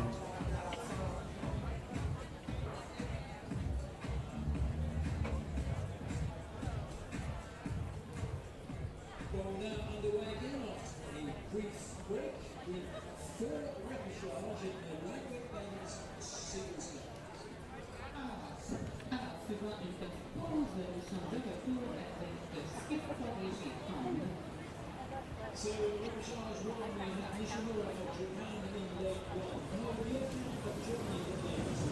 That's the defensive set of expert in leg 3.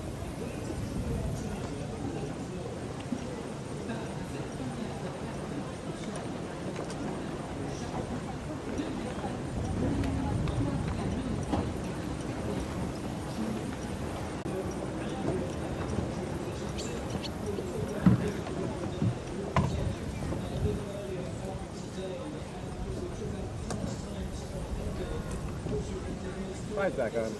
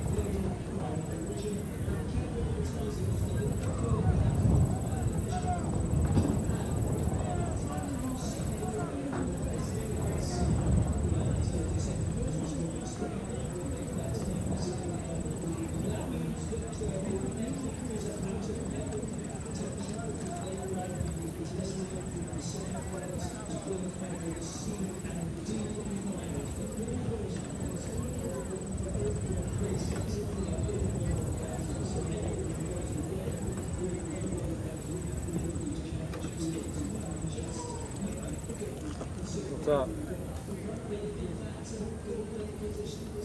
I gotta go. Yeah, let it.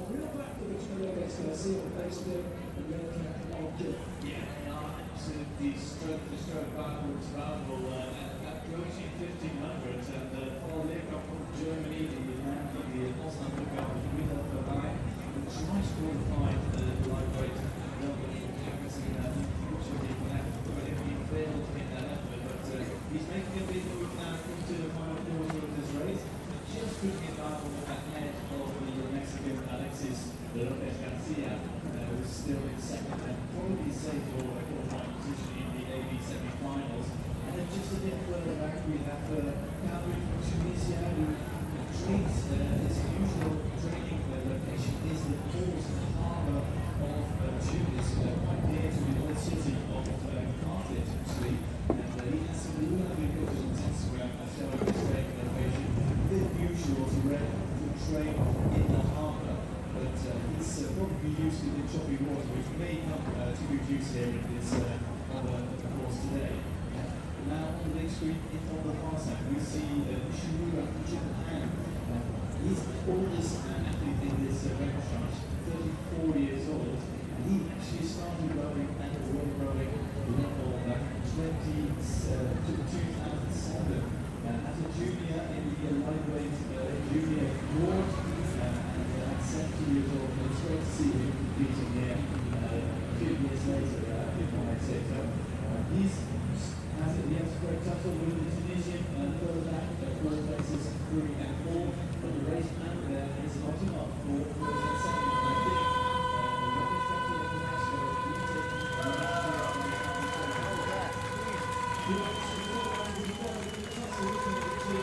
think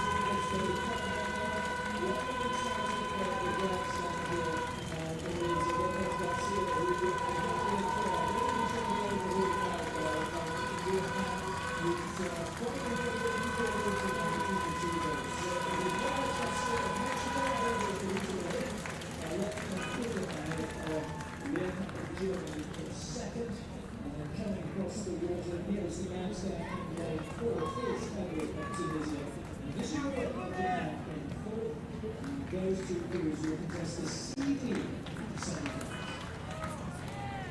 Alors, en première place, le Mexique et en deuxième, l'Allemagne.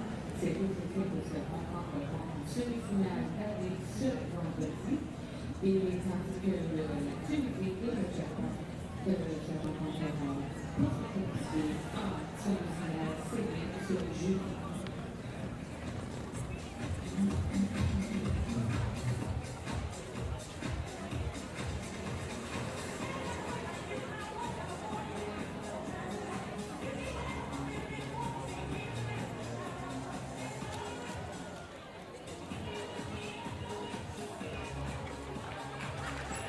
Break. We are now looking at the men's lightweight single sculls repechage. So we talked about it earlier with some of the earlier heats we had today. Is if you don't qualify in those top 2 or top 1, you get an extra opportunity to qualify for what could be the semifinals or finals. In this case, it's the top 2 from each of these repechage heats move on to the semifinals. So this is heat number 2 that we are currently halfway through, about the halfway point, nearing on that 1,200 meter marker. We just saw heat number 1 while we were taking a break, and now we are well underway with heat number 2. Starting in lane number 1 is Argentina, lane number 2 Algeria, lane number 3 France, and lane number 4 Palestine. Yeah, one thing to watch out for here, as these guys have already raced once before this here at the 2024 World Championships for rowing, the racers in the middle lanes will have the fastest times. So, so right now in lanes 2 and 3, Algeria and France are the 2 favorites to win this race. So something to watch out for as we move along through these different races. The Argentinian racer right now in 3rd and 93 meters back of the lead. stroke rate has dropped to 25 per minute, which is substantially lower than the leaders who are at 33 and 35 respectively, and the Palestine rower is even at 30. So I'm not sure if there's something going on with the Argentinian boat or whether there's something a little off with some of the graphics, but something to certainly keep an eye on. You see him on your screen now, Pedro Dixon, representing Argentina in the top two through the first 1500. France currently in first, Savet, and Algeria in second, Boudina. And very narrow margins between the two. The Algerian trying to make a move here. You can see his stroke rate increasing. 4 up on the France boat, and now taking a narrow lead in first place over the French. So yeah, in his first race, he would have talked it over with his coaches and found a strategy that worked for him. And they have decided that kind of in this, just past the 1,500 meter mark, let's push it, let's gain some speed, get the distance up between you and the other riders in this repassage, and let's see how that takes us. Right now it's working great for him, now up to 10 meters difference between him and the French rider. It's been a consistent stroke rate for the French rider, though. He's just dropped to 31. He was at 32, but the Algerian racer shot up to 36 and now is down to 33, but still now with a 15-meter lead. And I'm sure the rower from France had a strategy coming into it as well. And I'm interested to see in the next semifinal if that strategy changes for him, because it seems like he's just running out of energy at these last couple hundred meters here. So I wonder if he takes it a little easier throughout the race and then at the end push. But I think the strategy here for the Algerian rider worked out perfectly, stayed with the French rider up until the end and really turned on his pace, and then ultimately came away with the victory here. The second repassage of the afternoon. Sid Ali Boudina of Algeria with a time of 7:51.56 will win the second men's lightweight single sculls repassage.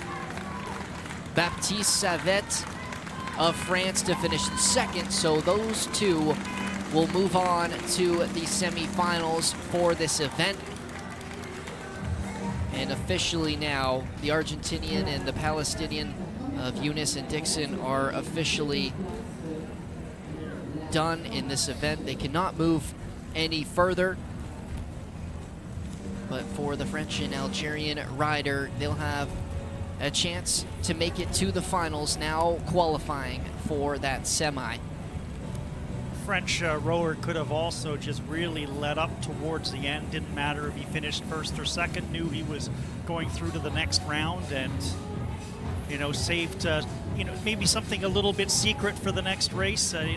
Never know, it's a marathon, not a sprint in these championships, especially when you've got multiple levels and layers of qualification. So now we move over to the men's lightweight single sculls repassage number 3. As we take a look at our start list, this race already halfway over. And currently in the lead out of lane number 2 is Uruguay's Felipe Clover Ferreira. Behind him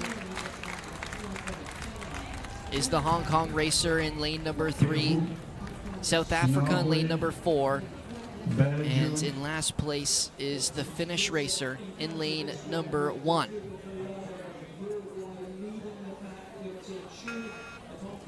As you can see on the screen, just how close they are as competitors. They're right next to each other. You can hear them if they're making any noises, and you kind of have to base your strategy off of how you think they're feeling. If you think you have a chance at pushing your stroke pace and beating them out, you have to take it kind of as you can, as you're looking, you're hearing the racers beside you there. Two-boat race right now with Uruguay the leader by 8 meters, though, only over Hong Kong. There was a Good look at the Uruguayan rower who's chosen hair to match his country colors for the week. And as you can see here on the screen as well, just that little electronic device in front of him, that has the time, his output of energy, and like how many watts he's making.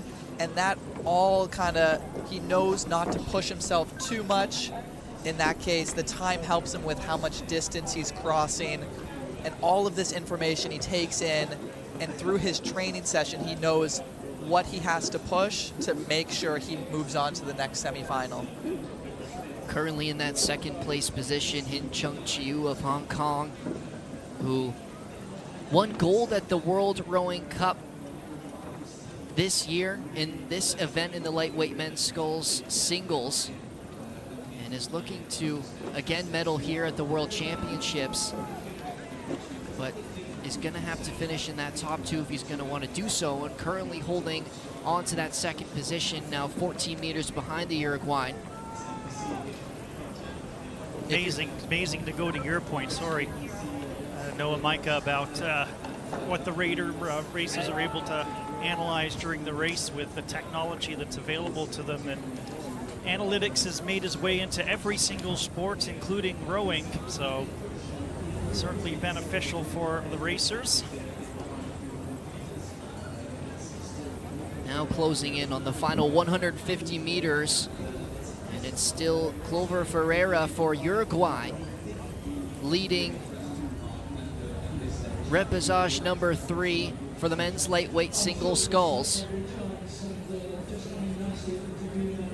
If you're new to rowing or you're just tuning in now, lightweight for the men's means the rider has to be 72.5 kilograms or lighter 2 hours before their race, or they are disqualified. So all of these racers had to weigh in 2 hours prior to this race, and they are all under that weight limit. So you can see the Uruguayan comes out on top, and a big relief for him. A strong race with a time of 7:54.54 to automatically qualify him to the semifinal. Alongside him will be Hin Chung Chiu of Hong Kong, 3.47 seconds behind in second place. And in third from South Africa, Murray Bale-Smith with a time of 8:03.91, will just miss the cut to move on to the semifinal round. These races, we really see kind of what heat these rowers are bringing to this event, because you have one chance to make it on, or else you're not competing for that top spot. And so these races, we really see how fast these racers can go, and proving to themselves, their coaches, everyone around them, that they can compete at a high level again at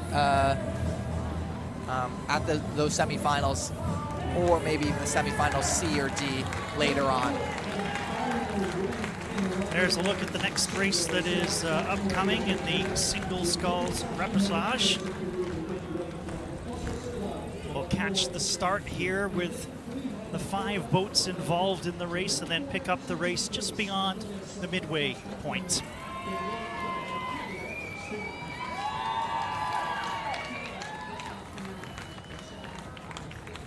In lane 1, we have Peru, lane 2, Norway, lane number 3, Belgium, lane number 4, Greece, and lane number 5, Canada. Now, I was watching on Sunday this event, and the Canadian Stephen Harris put up a great first 1,000 meters, and then his stroke rate kind of fell off, whether he wasn't prepared or different things like that. We can see right now he's competing with the Greek rider next to him there at a good rate, only 7 meters behind him. But yeah, so he's came prepared today. We'll see how he pushes forward now, 400 meters past the halfway mark. So it'd be interesting to see who wants to pull forward. The Belgian rider only 5 meters behind the Canadian here. Stephen Harris, another local rower, rowing at Brock University. He's a multi-time OUA champion.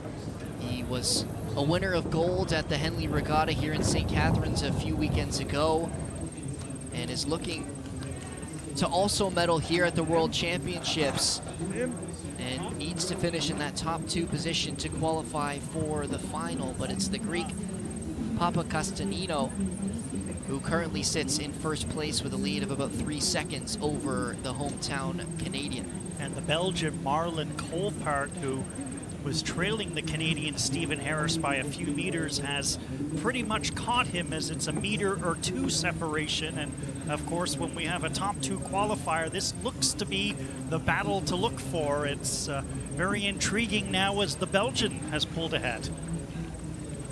Yeah, again, you're solo on this boat. It's all your own mentality.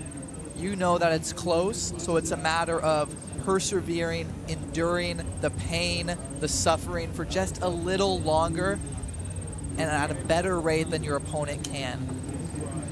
The stroke rate for the Canadian still pretty high, but you can see on your screen his distance per stroke not as much as the 2 in front of him in the Belgian and the Greek racer.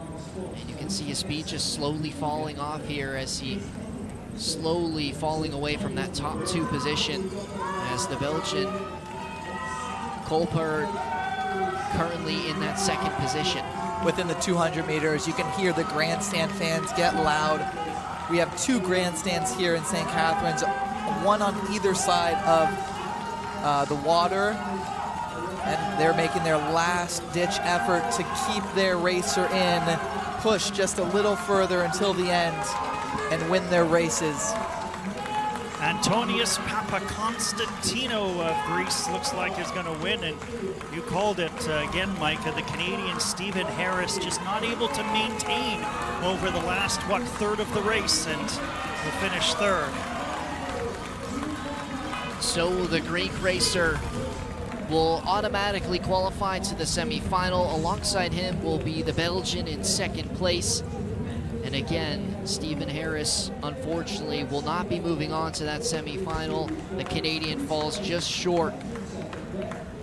It's still a great race that was run by Stephen Harris. You talk about him being OUA champion, still a very, very young rower in his rowing career. And a lesson will be learned from, just picking up that stroke rate and stroke per minute and gathering momentum as best you can in that latter third of the race, because he did have a slight lead on the Belgian, who once he caught Harris, was able to pull ahead and grab that coveted 2nd spot.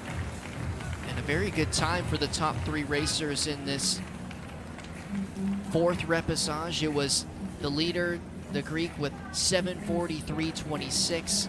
The Belgian at 7:49.01, and Stephen Harris put up a strong 7:5.28, but was not enough to finish in the top 2 and move on to the semifinals. As you see there above the line, the Greek and the Belgian rower will be moving on for a chance to maybe get into that final and medal here this week at the 2024 World Rowing Championships. And with that conclusion, we'll now move to another event. It's the U23 Women's Lightweight Single Sculls, and again with the repassage. This time, it's top 2 move to the final. So again, this is the 2nd opportunity for these racers, and a 2nd chance to get to that medal round. Lots on the line here. The difference between here, the U23 women's and the men's we just witnessed, is the men still have to race the semifinals. This one is for Final A, so the winner of this goes right to the finals, competing for a medal later on in the week. Portuguese boat in lane 3, Bruno Parenta, has an early lead as we're not yet at the 800-meter mark. Giulia Clarici from Italy is in 2nd. Very even stroke rate between all 5 rowers, but the key is to see that stroke rate, whether or not it'll increase or decrease in the latter stages of the race.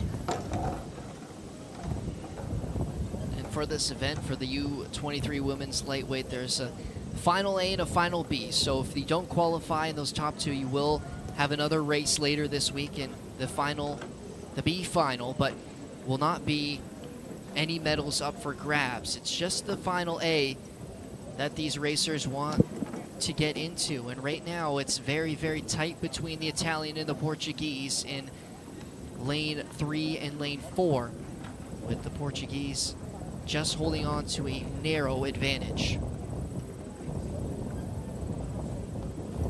You can see these different racers looking around, making sure they're in striking distance when the time comes, depending on what their strategy is. Again, lots of different nationalities have different strategies going into races. A lot of countries are known for their sprints at the end, so you always have to make sure you keep an eye on your opponent, make sure they're not catching up on you unexpectedly so you can't match their pace. Certainly hear the wind in the background, especially as we get to this open water stage. It's a cooler day on the water, as we've been noting for much of the day, so a little more challenging for the racers. And every course is different, right? We're at the Royal Canadian Henley in St Catharines, Canada today, and there's different parts of the race. We have an open part near the end where there's the crosswind, waves coming at the side of the boat, and so you always have to be careful for that.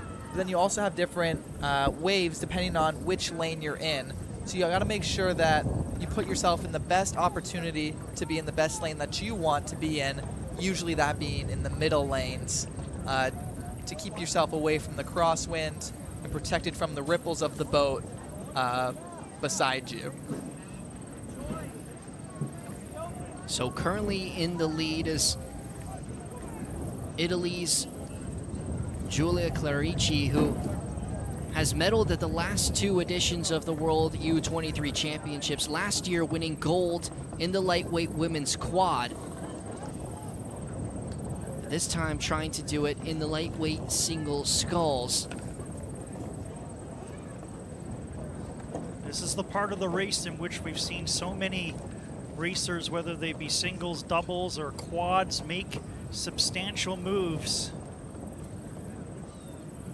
This is that extra hour of training that you put in, and the reason why is for the last quarter or so of a race. You can see just how close they are. You see the lane 3, lane 4, excuse me, signs on each boat. They're just meters apart, and it's just going to be, like you said, Steve, the last couple ditch efforts, and now you start hearing the crowd, different coaches give their athletes as much help as they can and support, but ultimately it is up to the solo athlete in the boat. Argentina needs to start making that push soon if they want to get into the top two spots.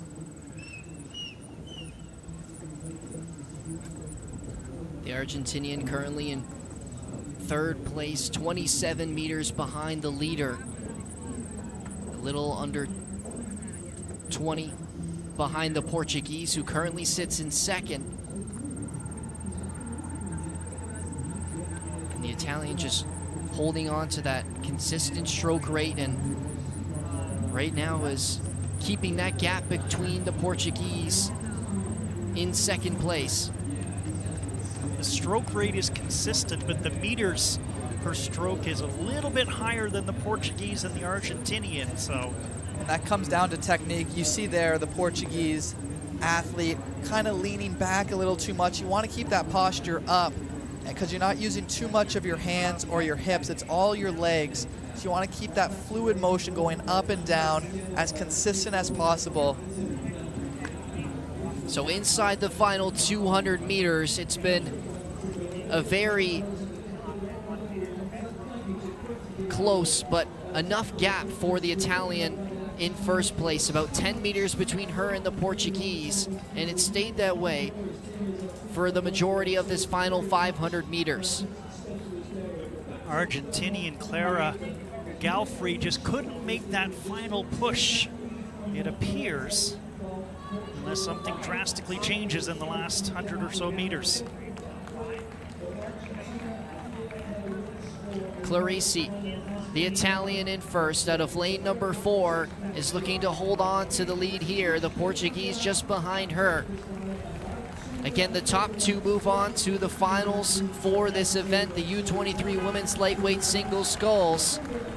And it's going to be the Italian and the Portuguese to do so and move on to final A, with a final time for the Italian of 8:54.83 and for the Portuguese 8:58.32. What a grueling discipline this is. Out on the water for 2,000 meters by yourself. You can see just how much breath needs to be caught by the Italian here. Getting cool in the water, your body temperature has to be getting up there in the sun, working hard. Now only one more race to go for these athletes to try and win a medal for the top 2. So we've got our first 2 qualifiers for Final A for the women's U23 lightweight single sculls. There's still one repechage to go to get our final 2 qualifiers for that medal race. Very consistent race run by Clarici there of Italy. Was nothing fancy, but just maintained a stroke pace and a meters per stroke that the Portuguese rower just couldn't catch up to her. So catching up with number 2 of 2 for the U23 women's lightweight single sculls repechage. And it's currently the leader out of lane number 4, Justine Diaz for France. Just narrowing out Chloe Cresswell out of South Africa, and lane number 2 sits just 10 meters behind her, and the Swiss Laura Villager in lane number 3, currently in position number 3. Yeah, Villager from Switzerland came second in her heat, just missing out of that guaranteed finals position on Sunday. Has to race here, but she did have the best time out of all of these racers. That is why she is in the middle lane, number 3. So she's kind of the favorite. Everyone else should be chasing her. Unfortunately, she finds herself in position 3 right now, behind South Africa and France. So interesting to gonna see how this race finishes, as we have around 2 more minutes left in this race. In 5th spot is the Finnish rower Vilma Kangasmäki, and we've seen Finland competitive in these races, but finishing in the lower part, last in most races. Again, not a traditional rowing nation, but one that, you know, the Finns excel at many other sports, especially winter sports, and now they've decided to embrace rowing as a challenge, so we'll see how they progress, not really just in this tournament, but going forward. As you can just start hearing the cowbells, those are for the Swiss rider, Laura Villager. They have some great fans. They were here Sunday making a lot of noise. Let's see if this helps her get to the last 15 meters or so. That's just behind the French rider. See if she can push and make her way to the 1st or 2nd position to make that final A. Cresswell out of South Africa making her move now. She was 4 seconds behind at the halfway point, now only 1.36 behind the leader in Diaz, and closing in 3 meters now between her and 1st place. And you can see that speed near the top for the South African rider. Villager, the Swiss racer, has increased her speed, but just still can't penetrate the top 2. They're all looking around now to see where they stack up, what they have to do to make that last and final push, how far they have to go to push themselves to get there. Nearing in on the last 100 meters. They're inside the red buoys. It's still Justine Diaz in first from France, but it's not by much. 4 meters between her and the South African and Cresswell. And Laura Villager out of Switzerland slowly falling behind the pace. She's 15 meters behind the leader. It's going to take a monumental push for her to catch Cresswell in second place and find a spot into the final, as it looks like Justine Diaz out of France will finish in first place. Just behind her will be Chloe Cresswell in a late push nearing the end. It was hard to see who that was. We'll have to wait for the official times. It was Justine Diaz, we knew, finished in first place with a time of 8:45, or 54.32, and it will be Chloe Cresswell. See one of the boats there capsizing. It was just after the finish. I think this is the French rider. May need a little bit of help to get in, or at least push the boat to the side of the river there. Not sure what happened there, whether it was in a celebration or just stopping the boat. Yeah, a little capsize, but she looks to be okay. What a great push by the Netherlands. They surpassed with Switzerland and almost were able to catch the South African for second, as we see French rower get into the officials' boat. Yeah, glad she's okay. She is moving on to the finals, so we'll see if that maybe comes into a mentality thing, but she seems to be physically okay, which is really glad to see. So a first place finish for the French, Justine Diaz, and just behind her, Chloe Cresswell from South Africa, men's lightweight single sculls. Again in this race, it'll be the top two to qualify for the A final, and the remaining crews will move to the B final. You see on the screen there, the Brazilian rider got off to a very quick start there, but now 6 minutes in has fallen behind about 25 meters to the Slovakian racer, who is currently in the lead in lane number 2.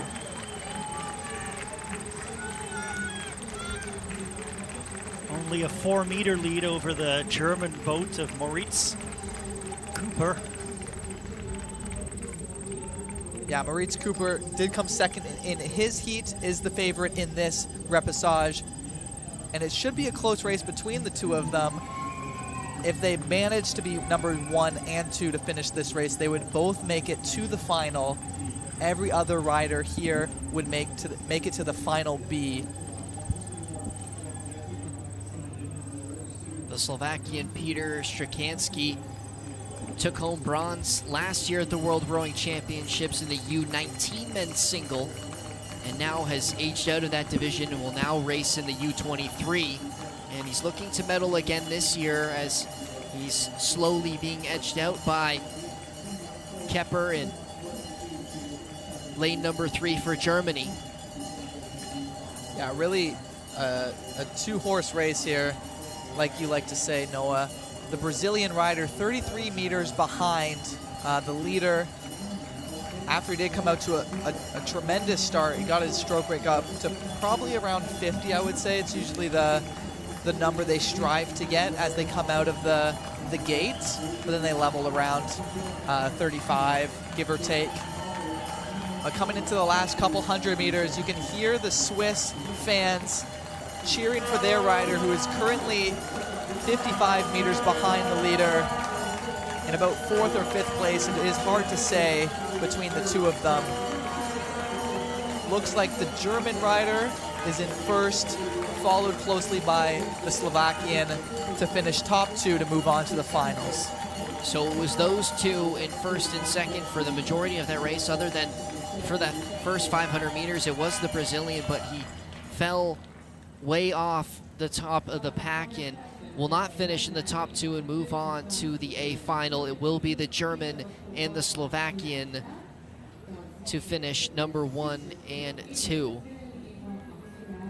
Brazilian learning a harsh lesson here about it's better to close fast than to start fast.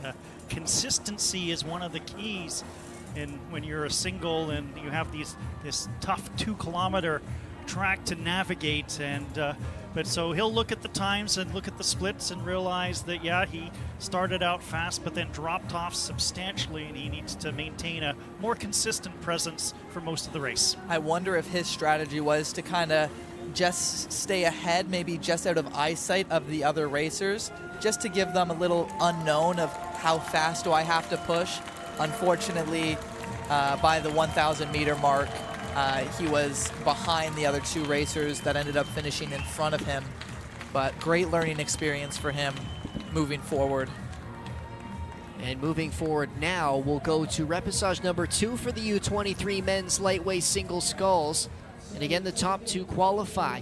We start in lane number 1. Bulgaria, lane number 2 is France. USA in lane number 3. Canada in lane number 4. And Argentina in lane number 5. And those 3 at the backside of the lanes, 3, 4, and 5, are currently neck and neck for those top 3 positions. It's the United States' Timothy Parsons out of lane number 3, who currently holds on to a very narrow lead over the Argentinian in Santino Minen. And the Canadian Emerson Crick out of lane number 4 is 5 meters behind the leader in 3rd place. His stroke rate has decreased a little bit, about 5 strokes per minute behind the US and the Argentinian. So he needs to pick that up, though his speed in meters per second is still right there. Timothy Parsons, his last official race was last year in the U23 World Rowing Championships, where he finished 2nd in Final C. So if he places in the top 2 here, he will already be better than he was last year, which is what you want to see when you're in the U23 division. Just constantly improving until you get to the seniors, and then you really strive to be the best you can, competing against the best in the world. The Canadian Crick starting to pick up his speed a little bit here, as well as the Argentinian, who has officially overtaken Parsons in 1st place. And these 3 racers in 1, 2, and 3 are currently going stride for stride. Not much between the top 3. Again, only 1 and 2 move on.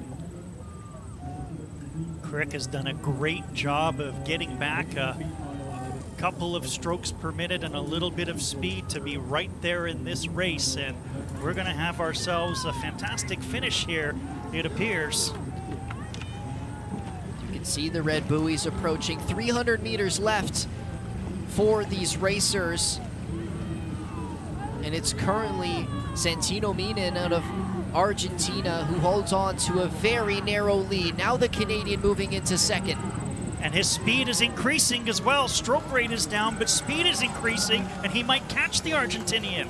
Only 2 meters behind Minen in 1st. It's Emerson Crick trying to make this final push here. His speed increasing exponentially, nearing the final 200 to 150 meters. You know, Crick from Canada would love to beat the United States. It's such a rivalry, being so close to each other. Is in 1st place now, going back and forth between him and the Argentinian. One of the closest races of the day. The 3 racers, only 2 positions to take. Who's going to finish? The crowd is going ballistic, trying to get their racer across the finish line first. It could not be tighter here. It's the Argentinian with a slight lead over Crick in 2nd place. The American has fallen behind, and it will be Santino Minen and Emerson Crick from Argentina and Canada to finish in those top 2 positions and move on to the A final for the U23 men's lightweight single sculls. They have to be so proud of themselves there. It was such a tight race between those 2 and the racer from the United States. Oh, he's got to be so devastated. Just falling 2 seconds behind. Just lost it right at the end. Tried to hold on, but ultimately it was just too much.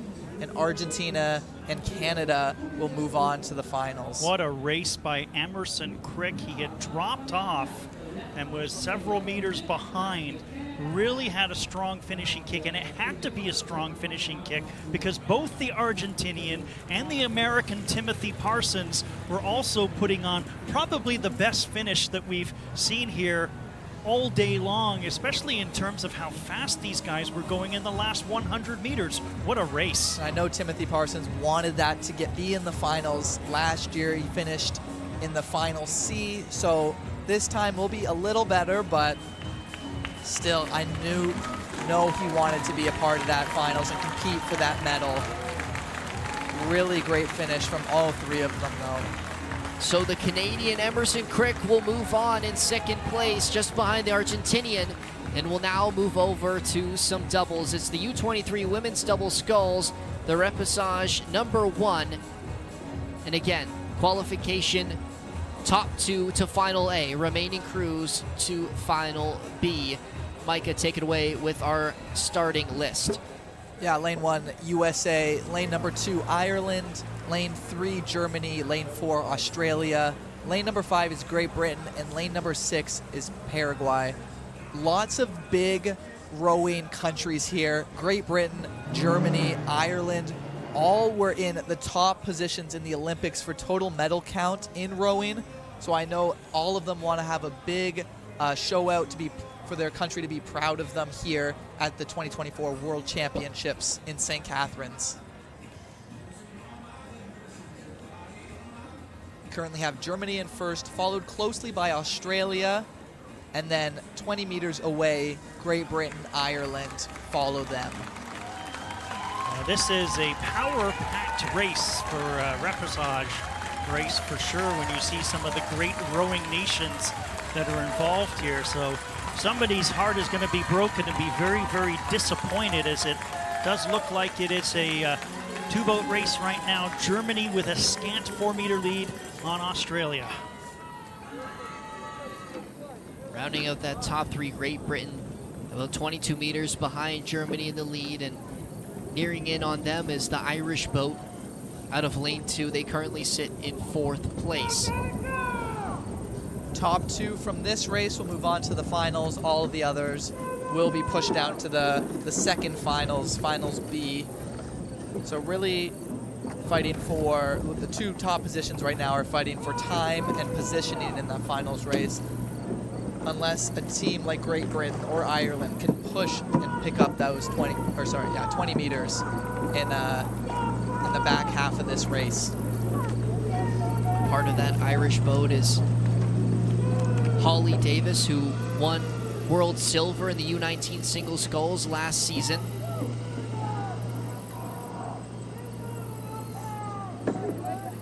Ireland creeping up into 3rd place now. You can see them there now, 28 meters behind the leaders in Germany. Australia just behind, 8 meters behind first place.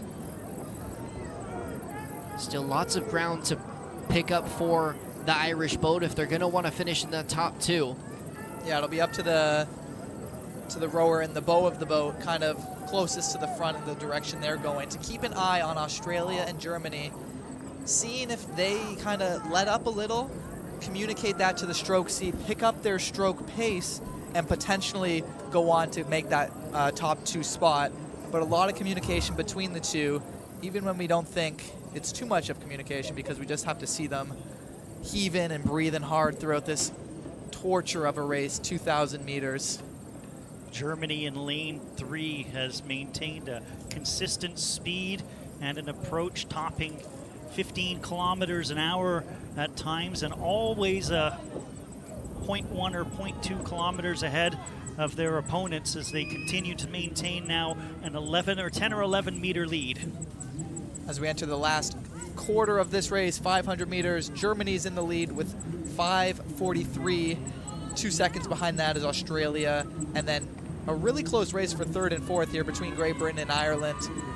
Another great rivalry between those two, being so close together geographically. So I know both teams want to beat each other in this race here.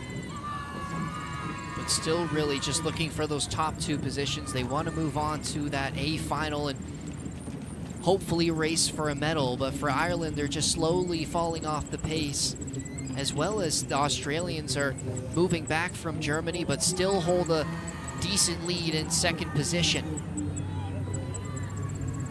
Meters per stroke by Germany, consistently 0.3 to 0.5 ahead of their opponents, and that's why they've extended that lead a little bit on Australia. Nearing in on the final 200 meters here for the U23 women's double sculls. Repassage number 1. Again, the top 2 move on. It's Germany and Australia in those positions right now. You can see Ireland really increasing their speed here for this final push and gaining in on Australia. All the fans here. Great finish coming up. Cheering on their countries. I know we have a bunch of fans from Ireland. I'm sure there's some from every country here pushing their athletes to get into that top 2. Ireland really making a push here, now only 15 meters behind the lead and about 5 behind the Australians. Germany is still holding on, but Australia is gaining on them as well. It's the Germans in front. Ireland just there as well with Australia. What a push by Ireland at the end. An incredible final couple hundred meters as they move from fourth all the way to second and even threatened first. Official times, Germany wins with 7 minutes and 41 seconds. Australia and Ireland only 0.4 seconds apart from each other. Ultimately, Australia taking that position home. Ireland, great fight, good push within that last 200 meters to even make it that close. Great job. That's the best finishing 200 meters I think we've seen all day, and they still fell just short. What an amazing increase in speed. The Irish caught up almost 20 meters on the Australians in that final push to the end, and it just quite wasn't enough to finish in the top 2 and move on to the A final. It will be the Germans and the Australians to move on and fight for a medal. We'll now move over to the men's side of things for the U23 men's double sculls repassage number 1. For this one, it'll be the top 3 will move on to semi-final A or B, and the final remaining crews will go to the C final. Another really close race we have here. Croatia in lane 1, Hungary in lane 2, South Africa in lane 3, People's Republic of China, lane 4, and United States of America in lane 5. Right now, Croatia and China are the 2 closest, 7 meters apart from each other. Again, really close race if this keeps up in the last 500 meters. I learned from the last race not to roll the credits too soon on the final of a race. You know that there's a finishing kick that might be coming. Good job by China, though, so far. And there's only 350 meters to go, and they've got a 8 or 9 meter lead on the Croatian team. Again, this is double sculls, so that means there's 2 riders in the boat, and then each of those riders are holding 2 oars on either side of the boat. Other disciplines have 1 oar on per person, so this one has 2 per person. Really changes the technique as you have to focus on 2 different things. And again, for this, the top 3 move on. We've been mostly focusing on the top 2, but for this, there will be that 3rd spot, which will move on to the semifinals, which is currently held down by South Africa, who sit just 10 meters behind Croatia in 2nd, and China increasing their speed late here with about 130 meters to go in this U23 men's double sculls repassage. Great job by South Africa to fend off the Americans so far as we hit the latter stages of this race. Yeah, in the red buoys, which shows the riders that they are 200 meters away from the final finish line. There you have China with a boat length ahead of 2nd place, which looks like to be Croatia, then South Africa finishing 3rd, USA there 4th, and then Hungary filling in that last 5th position there. So pretty much from the gun, it was the top 3 throughout this race. It was China finishing first with a time of 6:59.44.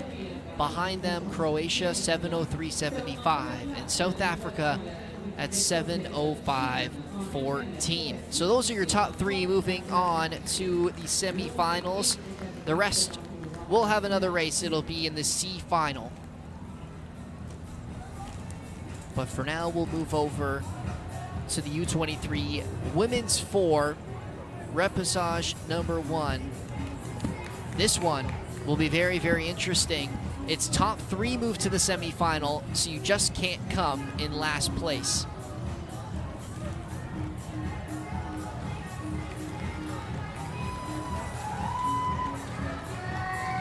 There we see the start of the race go. All of them kind of together. And that's a better angle at it. Canada and Germany both pulling away a little bit there at the start as the race continued at the halfway mark.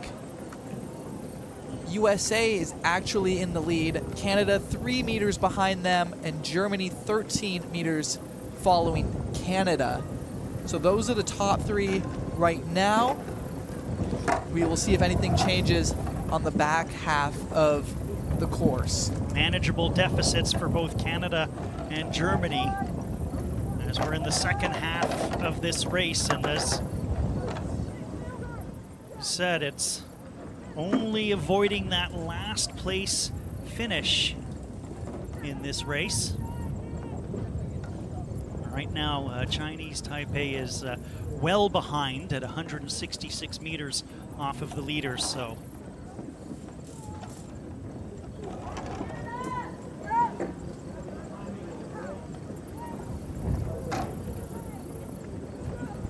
USA meters per stroke, a shade ahead of everybody else, really elevating the speed as they look to increase their lead, and they have a lot over Canada and Germany. Like you said before, Steve, near that 1,000 meter mark, it was a, not a huge deficit between first and second, but the Americans now creating a bit of a gap here between themselves and the Canadians as well as the Germans.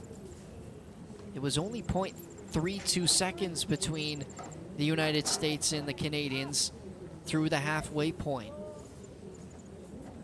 And now it's pushing 25 meters with the Americans out in the lead. Canada followed and Germany in 3rd place. Comfortable for the U.S. right now as they look to take charge in this. Canada and Germany really eyeing each other down with only 5 meters separating them and less than a second in terms of time as we hit the final parts of the race. It'll be interesting to see their battle, as it seems right now, for 2nd and 3rd. The U.S. keeping that steady stroke rate and their speed amongst the top throughout this entire race. The Germans are moving in closer, but you see that meters per stroke rate. It's the U.S. constantly on top here, and that's the reason why they keep to extend this lead over the Germans and the Canadians. Getting stronger as the race progresses. The United States of America are going to coast, it would appear, as we hit the final 200 meters. Germany and Canada in a duel for 2nd. So the top 3 moving on. It's pretty well decided at this point. It will be Canada, the United States, and Germany to finish in those qualifying spots for the semifinals of the U23 Women's 4. But what order will they finish in? It's looking like the Americans will finish in the top spot and get the seeding they want into the semifinals, but still a battle between the Germans and the Canadians for 2nd. The Americans closing in on the finish line. They'll finish in 1st place. Canada slowly falling off the pace as the Germans will push to the finish line. It will be Germany in 3rd, and Chinese Taipei to finish in 4th place and will be eliminated from the U23 Women's 4 event. See the exhaustion on the faces of all the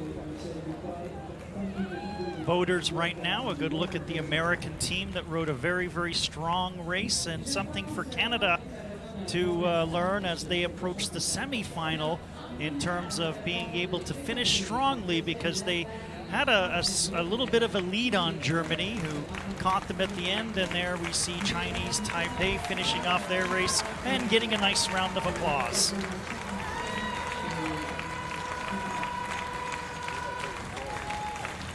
So Chinese Taipei will round out the top 4 here as they near in on the finish line.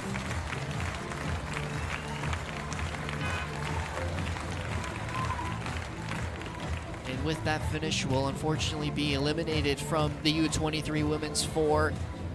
It will be United States, Canada, and Germany moving on after an exceptional run from the US, 7:20.13 their final time. And like you said, just got faster and stronger as the race went on and grew that lead between the Germans and the Canadians more and more throughout that race. So as we move over now to the U23 Men's 4, for myself, Noah Vogel, I will have to step aside for the rest of today, but we'll hand it over to my co-hosts and Steve Clark and Mike Inuits for the rest of this afternoon into the evening of what's been an excellent day of the 2024 World Rowing Championships here in St. Catharines on day number 2. But for now, for myself, Noah Vogel, I will step aside, handing it to you, Steve. Pleasure, Noah. Thanks very, very much as we get this race well underway. They are beyond the midway point right now. Lane 1, China. Lane 2, Ireland. Lane 3, the USA. Lane 4, Croatia. Lane 5, Austria, and lane 6, Germany. It is Croatia out of lane 4 with a 2-meter lead right now on Germany. So out of these 6 boats, top 3 will go to one of the 2 semifinals. The remaining crews will go right to the consolation final.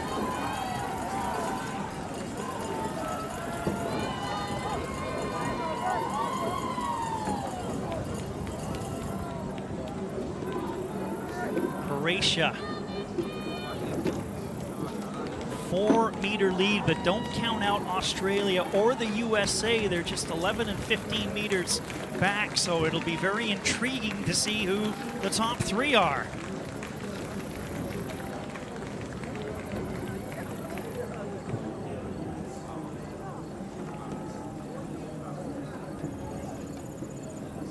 .500 meters remaining.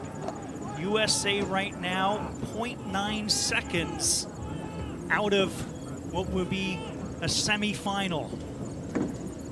And as we comment on the weather here, it's getting a little cloudy outside. The sun is gone. The temperature still remains a little lower than it was on Sunday. Again, I think Sunday was the perfect weather conditions for racers to go out and give a world's best time. Today, a little more of a survival pace, not going for records, just trying to win and move on to their next race, respectively. You can see the USA remaining out of the top 3, 11 meters behind Austria, Croatia. Very steady race for the whole 2 kilometers, or almost 2 kilometers, as we hit the final 200. The Germans, do they have a finishing kick to catch the Croatians? The crowd is here, giving the racers all they need to make it. Now all of the different teams see the red buoys, meaning 200 meters left. The leaders have 100. Croatia looks like they'll take it, barring any last-second mix-ups. Germany and Austria look to qualify. USA falling off the pace towards the latter part, and there you can see the Croatian team first place, and at the end second place, the Germans. German and Austria really made a great push at the end. Yeah, finish the podium there. Top 3, then move on to the semifinals, which will be tomorrow. Great race by everyone there. It was a good, fast pace by almost every single, I want to say 4 or 5 different nations there. Unfortunately, only 3 spots to take up, so you have to be the best of the best to make it. margin of error is so slim in these races, and the USA just fell off a little bit towards the end to finish 4th, and there you can see the Irish finishing in 5th position.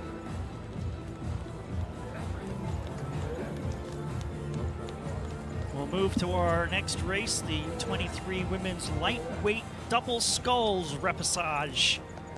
5 boats in this race. The top 2 will move on to the final. 3 teams will not make it. Of course, Ireland, right there you see on screen, being in the center lane. Watch for them to be the favorites in this race. All other racers trying to catch them. Here we see the start of the race. And a couple other highlights we just saw from the men's.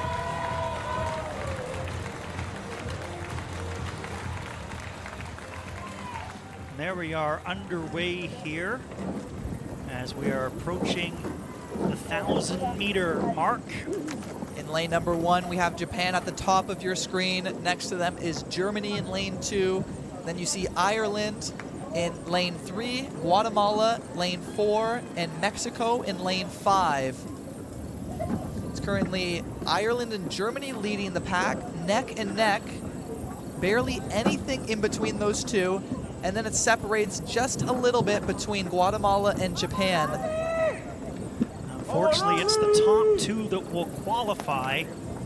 So Ireland and Germany are fighting it out for first place, and there are, look at that, 1 meter separating, if that, between these 2 outstanding teams, as the Japanese, the Guatemalans, and the Mexicans are far back and are headed towards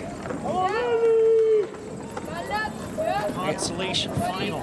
Again, these athletes would have been here a couple weeks leading up to this event, training for it, getting used to the course, and a couple things they want to do on their checklist is while they're racing during their training moments is key checkpoints during the race. Of course, at the 500-meter marks, 500, 1,000, and 1,500, at Royal Canadian Henley, there's these huge yellow pillars in the water to tell them those big moments.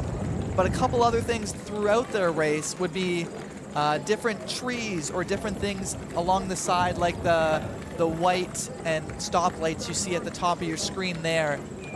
Mental notes of those different checkpoints and landmarks so they know exactly where they are during the race at all times. Very much seems certain that Germany and Ireland will be staring each other down as part of a final, as they stare each other down here right now in this repechage, neck and well ahead of the rest of the pack. And 2 very big rowing nations. Both of these countries had 2 total medals in the Olympics a few weeks ago in rowing. And so they tied for 5th in total medals for rowing in that. So again, we see a very close battle between the 2, less than a second in between the 2 crews here. Germany taking the lead away from Ireland. 3 meters actually represents one of the, if not the largest lead of this race right now, and you wonder who is going to finish strong. Maybe one of these teams will lay up a little bit towards the end, knowing that they're both going to qualify. Doesn't appear to be that way, though, as stroke rate and speed are pretty consistent. Again, you're racing, at this point for those 2, you're racing for specific lanes that you want. So you've already dropped yourself a little bit because you didn't guarantee in the finals, so you'll probably be on one of the outer lanes, and now you're fighting for the one that you want. 6 meters now between Germany and Ireland. Stroke pace is about the same, 35 to 34. Ireland maybe having just enough in the tank to make it close and come out first. Germany has doubled their lead as we hit the final 150 meters. Ireland 6 meters back, slightly have increased their speed. The Germans looking to fend off the Irish, and they're looking good right now. Last part of this race, Germany and Ireland, and Germany is strong at the end as they will win and move on. Ireland also will qualify. Great race, really owned by these.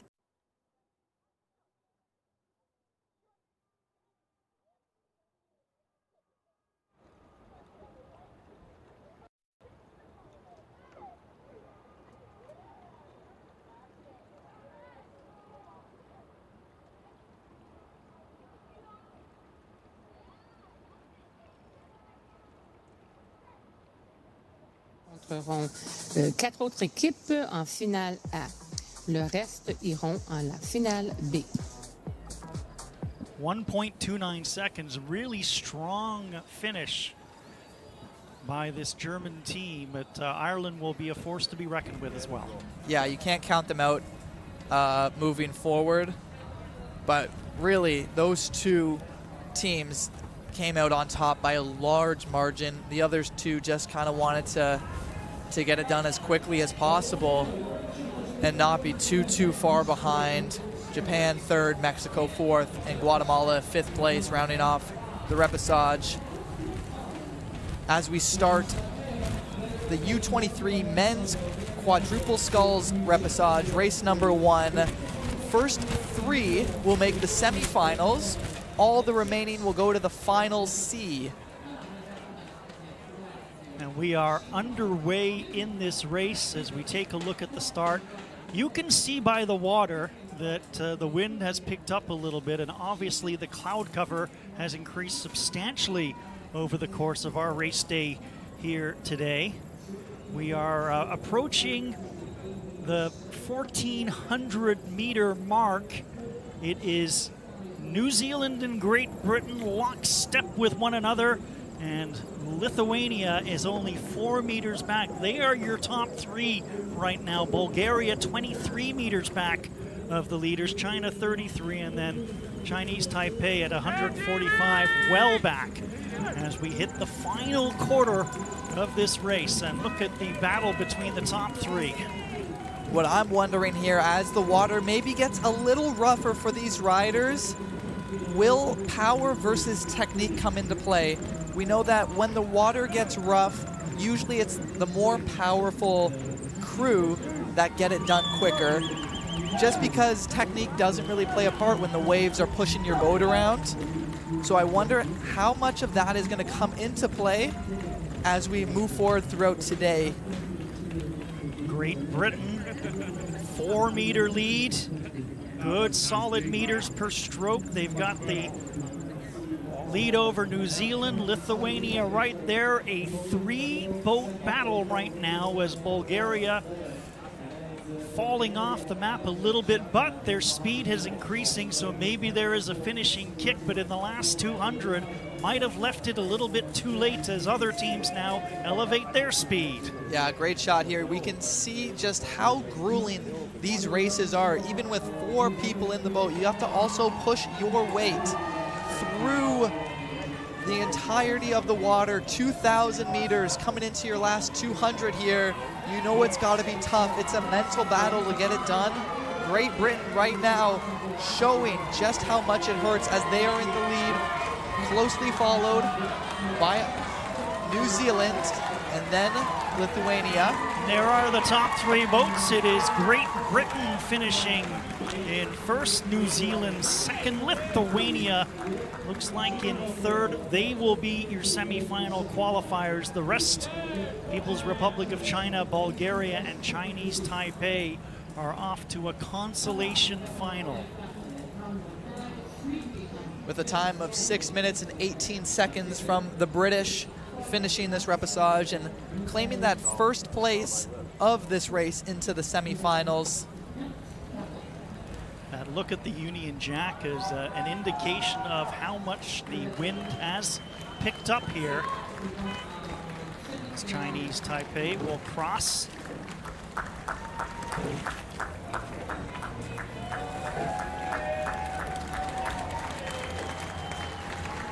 And we talk about the wind, but from what I can see on this screen, it's blowing in the opposite direction the racers would want. Usually you get that north wind here. It'll push your racers to the finish line, help them out. But from what I can see, it is a southern wind, which is pushing your boat back, giving you a much harder race than what we saw even on Sunday. So we'll move on to the U23 men's lightweight double sculls repechage. Here, 5 boats, top 2 to the final, everybody else to a consolation final. So a lot at stake here, and the focus, of course, Micah, will be on the Canadians in lane 4. Yeah, they have their hometown crowd out here, but usually, right, we don't get that until the very end. Here at the Royal Canadian Henley, though, there is an island to the left of the screen there. You can see the white tents. That is where the athletes are and the coaches. So you kind of get support from about 1,000 meters to the end of the race. So it's a lot more support than you get at usual courses here or at rowing events. Here we get the race live, and it is the Canadians right now neck and neck with the Germans. Hungary only 4 meters back. A spectacular 3-team race, particularly with only 2 qualifying for the final. Hong Kong 93 meters back, Guatemala 142 meters back, are headed towards consolation finals. But what a race now between Canada, Germany, who have just taken over the lead, and Hungary. Yeah, 3-horse race. Only 2 can make it, so 1 is going to be left out of the finals. But again, just watch this technique of these German riders. Both knees are coming up at the same time, both using the same motion constantly together. That is the most important part when you're rowing, is you can do a lot by yourself, but you can do a lot more when you're working together as a team. You want to be moving in unison, using your legs to push and pull that water out from under you and get good speed throughout the Martindale Pond here in St. Catharines. The important thing to look at is the 10-meter lead Canada has on Hungary and the increased speed of the Canadians as they look to chase down the Germans, who are just shy of 16 kilometers an hour. Top 2 qualify. Hungary falling off the pace a little bit. Yeah, you wonder if they wanted to get out in the lead and stay there. Maybe their strategy should have been to stay behind just a little more and push at the end, as Canada now opens up a 20-meter lead to move on to the finals here. The crowd is letting Canada know, hey, you're almost there. About 100 meters left. Come to the finish line before the Germans. 8 meters separating Germany and Canada, but Germany has increased their speed and meters per stroke as we hit the finish line here. Crowd is loud, they're chanting, they're cheering, and it looks like it's going to be Germany and Canada to qualify. The Hungarians dropping off substantially will finish 35 meters behind the leaders, so Canada and Germany will be moving on to the final. Yeah, it looked like Canada, even whether they let up a little or they didn't have enough in the tank to chase Germany, that's something to note, that maybe they just didn't have enough to push for that top spot, or they just let it go as they kind of congratulate each other with a little high five, thumbs up to I expect the Germans for having a good race there with them. 7:07:44 the time for Germany, 7:10:106 for Canada. They're on to the final. Hungary at 7:16:36. Hong Kong 7:31:21. Guatemala will just finish, and look at the exhaustion on the Guatemalans. It's such a grueling race, and then you add the fact that there's wind pushing against you. It is such a tough sport. The endurance you must have is on par with cyclists touring around 24 days in the Tour de France. It's such a grueling week you must have to come out first. So as we head to our next race, the single sculls repechage. 4 boats, top 2 will qualify. Top 2 will go to semifinal A and B, remaining crews to semifinal C and D. 4 racers in this race: Japan in lane 1, Tunisia in lane 2, USA in lane 3, and Cambodia in lane 4. As we cross the halfway mark of this race, Tunisia's in the lead, followed closely by USA. Those two would be in the semifinals if this race continued the way it is looking now. Beyond the halfway point, and yes, some of our ambient microphones picking up some of the winds that these racers are dealing with. And the noise you hear from the crowd wouldn't be from the grandstands just yet. Like I mentioned before, you have the Henley Island is what it's called, where the athletes and coaches are. They get into the water there. They have their team meetings there, their team tents there. So their whole teams would be cheering them on from about 1,000 meters to about 1,500 meters. Tunisia with a 9-meter lead, now up to 10 on the United States. Namibia in 3rd, Japan in 4th.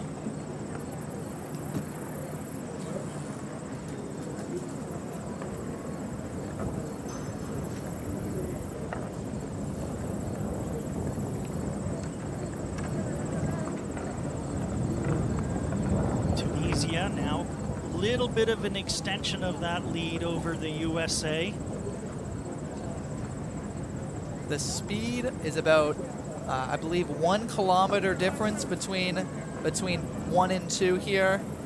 Making that middle of a push, trying to make it seem like USA can't keep up with them and maybe make them give up a little earlier than they would. It's a lot of mind games here. As much as it is physical, it is mental here, because you have to look around, see how much effort and energy the other opponents have beside you, and knowing when to make your push. Right now, Tunisia's making theirs, making the distance 20 meters and counting between them and the United States racer, James Fetter. So those are your top 2 racers, but again, it shows the difference between the two.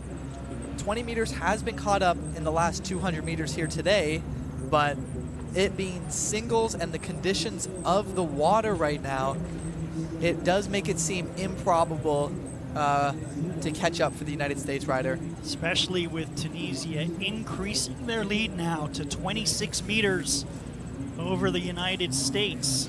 You can see him right now being locked in, trying to just think of anything but the pain. Both of their tongues are out, giving as much energy as you can. You can see their posture kind of going a little bit more as they're expending as much energy as they can, pushing with their legs, trying to get as much speed and power as you can into each stroke. Fedi Ben Hamouda from Tunisia, 1st place. James Fetter from the United States, 2nd place, but 30 meters now in arrears of the Tunisian racer. Zambia's Mark Maswalo Kakoma has dropped to 4th as Japan's Tasai Miyaguchi has moved up into 3rd, but this one is going to be all Fedi Ben Hamouda of Tunisia. He is going to coast to victory. James Fetter of the USA will join him in semifinal A or B. The other 2 will head to C or D. No one else in the frame. Fedi Ben Hamouda of Tunisia, a clear winner. And that's what you want to see at the end of a race. You want to be the only one in frame, showing a dominant performance from yourself, especially here in the single sculls for men's. Such an endurance battle between everyone. Tunisia finishes first with a time of 7 minutes, 53 seconds. USA 7 seconds behind that. Japan 13 seconds. Tunisian racer got stronger as the race went on as well.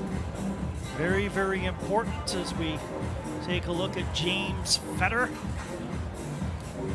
good race, moves him forward to semifinal A and B, but there's that Tunisian winner.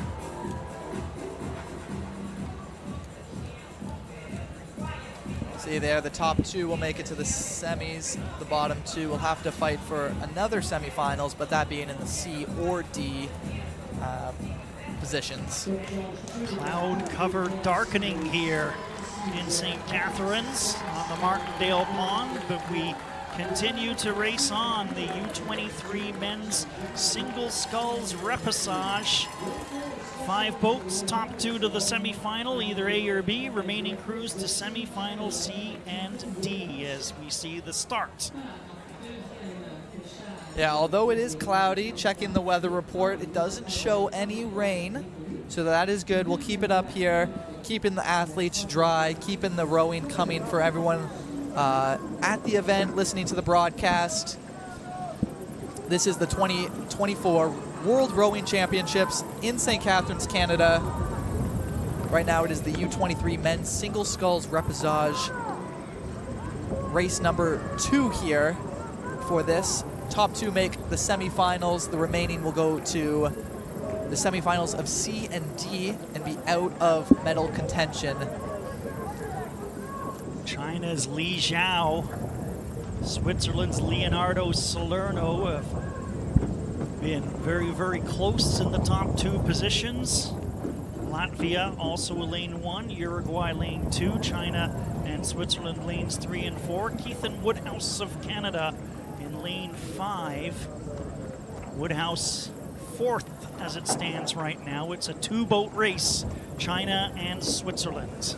The one thing I love about the Swiss is their fan base. You hear their cowbells once you get to the end, and they go all out for these events.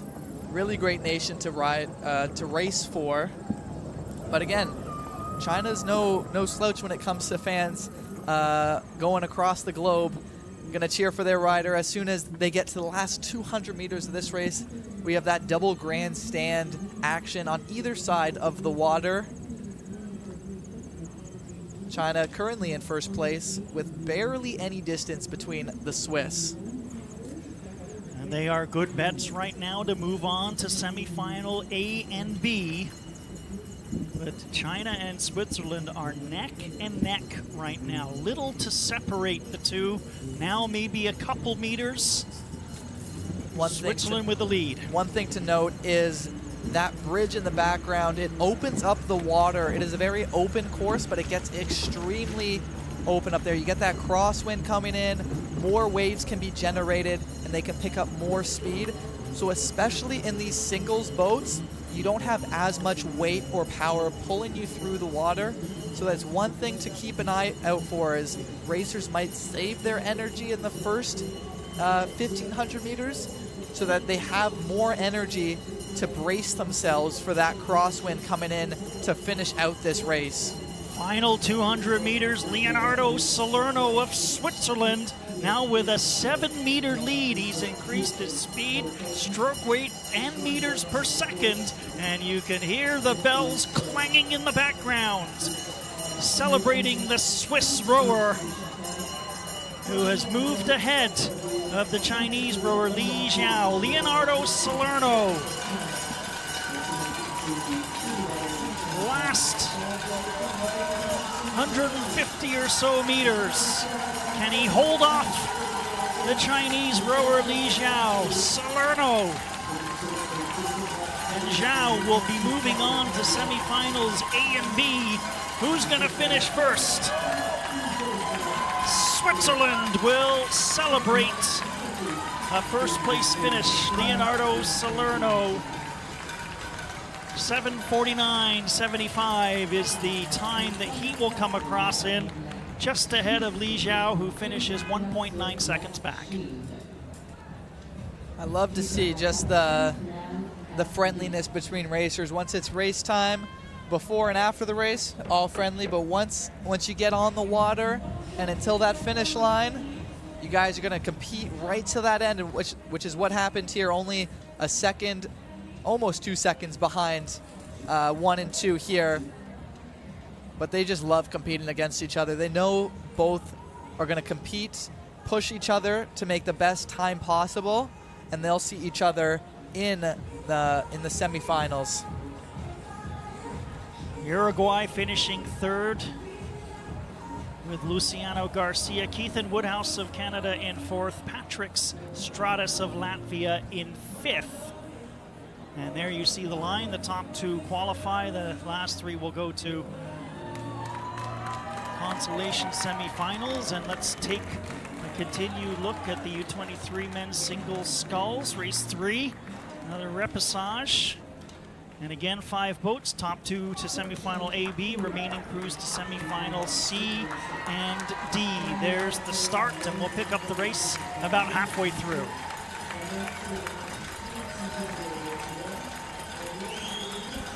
I do love seeing all these replays of the start, because then you can see who gets out to a start and what that means for the rest of the race. We see here in first place is Ireland in lane 5, then Brazil, who is in lane 4, Portugal, Argentina, and then Chinese Taipei rounding off the bottom 3. Again, about half a boat length in between top 2 right now. 10-meter lead for Ireland over and Andrew Sheehan over Breno Felix of Brazil. Diogo Gonçalves for Portugal is 18 meters back, and then the Argentinian Santiago de Andrea and the Chinese Taipean Chen Lin-ji. Rounding out the 5, top 2 are going through.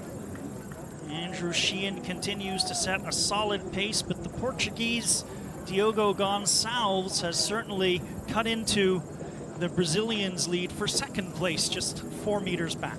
We talk about the analytics and different technology in sports, especially for rowing here. You see the Irish with the armband on his right arm. That sees heart rate, power outage with his arms, and that connects to the electronic device in front of him right there, that pink device right where his feet are, and that tells him exactly what he needs to know, how much he has to push or how much he can push. And he knows that through his training. They all train with these on. They know exactly the wattage they put out and how much they need to make it through these 2,000 meters of a grueling race, and how much they want to push through to win. Portugal has moved into second place now. I did notice about 400 meters back, the Portuguese rower, his speed was a lot higher than the Brazilian, and obviously that's the case here as he pushed himself into second place now, in contention for moving on to the semifinals. Still now maintaining and now building speed as only 11 meters back Diego Gonçalves. Andrew Sheehan is now facing a challenge from the Portuguese rower. 8 meters now separating the two. What a finish we're gonna have. Now the Irish rider Andrew Sheehan will be seeing this. He has to look over a little bit to see the distance between them, but he's gonna have to notice that and match his stroke and speed with them. They are now neck and neck with now the Portuguese in the lead. Ireland did not have a response, and they're slowly falling behind. What a back half for the Portugal rower. Really kicked into a high gear, and he sustained it up until this point with about, yeah, you see the finish line right here. He's gonna win this one. Going away, coming from third to first in the last 500 meters, Diego Gonçalves just served notice to the rest of the field. Really great race. Almost textbook for what I think he wanted to do. Start off, save some energy, but as soon as you see that 1,000 meter mark, kind of kick up into high gear, and that's when you make your push. I'm sure the coaches on the side were yelling at him, keeping him focused and on track of what his strategy was, and he executed it perfectly. Andrew Sheehan will finish second at 7:49.06, but he was wondering what happened to the lead he had held throughout the race until Diego Gonçalves took over. Third place from Breno Felix who was also really in the mix and was in second before Gonçalves put on a spectacular finishing kick. Portugal and Ireland moving on. Moving on to race number 4 of this repechage, U23 men's single sculls. Mexico is in lane number 1, France lane number 2, New Zealand in lane number 3, Lithuania in 4, and in 5, Hong Kong, China, as they just passed the 1,000 meter mark, as these races are staggered. So we usually catch the first race fully through, and then the races that follow, we catch along as they go. We get this replay of the start, kind of get the picture of who wants to get ahead first, and then we follow along halfway through to finish off the race and see who wins and goes to the semifinals. I'm hesitant to say a comfortable 15 to 16 meter lead by New Zealand's Oscar Rustin over Domantas Raiuba of Lithuania, considering what we saw in the last race, but another one in which the top 2 will move on to semifinal A or B, and the remaining ones will go to C or D. Yeah, exactly. You said it. There is no comfortable distance, especially when there's still more than 500 meters to go. All these racers have different strategies when they want to push, when they want to attack their opponents with speed and power. So as we see here, New Zealand is pushing the highest speed. Now France, but the question is always, is it too little, too late? You got to make sure that it's at the right moment. You're not wasting energy too soon, and then you fall on your face just before the finish line. 21 or 20 meter lead now by Oscar Rustin over Domantas Raiuba. France's Hugo Roch is 9 or 10 meters behind the second place boat, Raiuba. Mexico 55 meters back of the leaders. That's Andre Emil Stims Flores and Jack Ho-Ching Jack Mack of Hong Kong is bringing up the rear. New Zealand's Oscar Rustin comfortable right now, and you can see him right in the middle of your screen. And this is his, excuse me, this is the first race competition he's actually a part of, the U23 championships here. He came second in his heat, so again, one of the favorites being in the middle lane here. And he looks like to have a comfortable lead, has the highest stroke pace with France. But a great result from him, being his first competition, seeing what others are doing, and he's got to be proud of himself for even being in this lead for this long. I'm sure he's been training for a long time for this moment. Now it's getting interesting. France has moved into second place on Lithuania as we're inside 200 meters to go. Hugo Roch is making his move, and the stroke rate for the Lithuanian has dropped all the way to 27.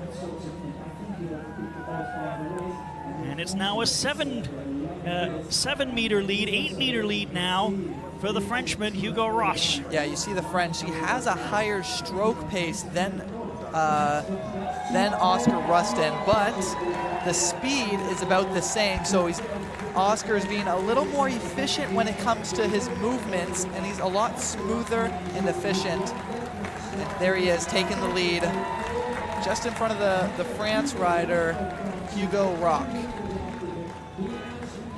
There are your two qualifiers. Domantas Raiuba, the Lithuanian, really dropped off towards the end and will finish third and will not move on to semifinal A or B. Hong Kong and Mexico will finish up their race and will also move on to semifinal C or D. A wire-to-wire, though, victory for Oscar Rustin and a late comeback by Hugo Roch, your top two finishers. Yeah, nothing's ever safe here. Domantas Raiuba from Lithuania. He thought he had it throughout the majority of this race, but again, different strategies France usually like to come on strong at the end, and that's exactly what happened, getting second place, moving on. And just a small error by Rayuba towards the end. His stroke rate went down and Rock took full advantage. Yeah, you wonder if he pushed his heart rate a little too much and couldn't keep up with the power he was putting out for that long, but he really wanted to win. Unfortunately, just didn't have enough. Let's move on to repechage, one of the U23 women's single sculls. 5 boats, top 3 will move on to semifinal A or B. Remaining crews will go to a consolation final as we take a look at the start.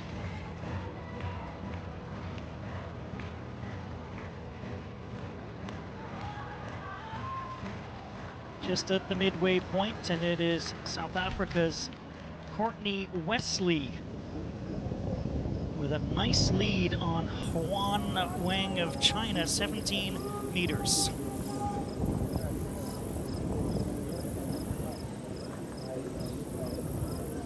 USA with Cillian Mullen is in 3rd place, and top 3 will qualify.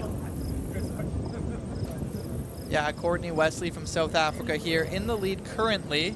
Her last result was last year at the Under-23 Championships. She came 5th overall, so maybe a little confused being in this repechage here.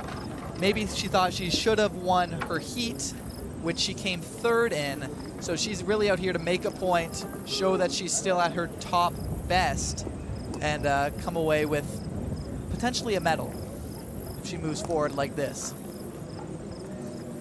Well, she's got a 16-meter lead on the Chinese racer, Huan Wang.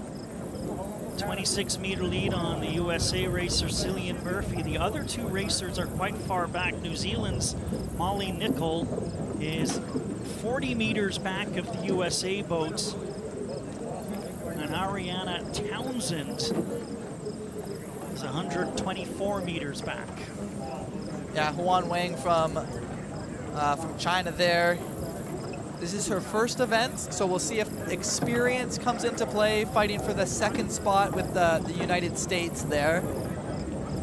Cillian Mullion there from the United States, currently in 3rd place, but again, it's a sport. It's not just a physical thing. You have to know when to push, how to push, and who you're up against. So maybe a couple different things to think about between competitors here as they're just meters away from each other, both in distance away and sideways, as each lane is so close together. Sun starts to peek through a little bit on what has become a cloudy afternoon. 19 meters is the lead right now for Courtney Wesley over Huan Wang. Cillian Mullen about 10 or 11 meters back of Huan Wang. She is in 3rd place, and the other 2 are well off the mark. This is the first race of 2 in the repechage for the U23 women's single sculls. The other race has started, but they are a little ways away as they stagger each other to not bump into each other, but a total of 6 spots between the 2 races to get to the semifinals. This looks like it's going to be Courtney Wesley. Consistent to speed, actually. Most of the top 3 boats have been relatively consistent here as we approach the last couple hundred meters, so it doesn't appear to be a lot of drama. We know who our 3 qualifiers for semifinal A and B are going to be, and it looks like it's going to be South Africa, China, and USA respectively, unless something drastically changes over the course of the last 100 meters or so. Yeah, again, so the better time you have in your heat, the better time you have moving forward. So that depends on which lane you're in. So South Africa, Courtney Wesley would have had the best time out of these 5 racers, and that is why she's in the middle lane. And then it seems to be appropriate as the 3 middle lanes are the ones moving forward here as South Africa crosses first. Going to be very close for second, and it looks like the USA, USA, yeah. Cillian Mullen with a late push looks to have claimed second. China will qualify as well, but Cillian Murphy saying, hey, watch out for me late in the race. Again, it's about time, right? So having that better time, USA, Cillian Mullen will have a better lane than her Chinese counterpart just because of a narrow 0.11 of a second. So great job by Mullen on a finishing kick as she clips the Chinese racer Herwan Wang by 0.11 second at the end to finish second. China moving on as well.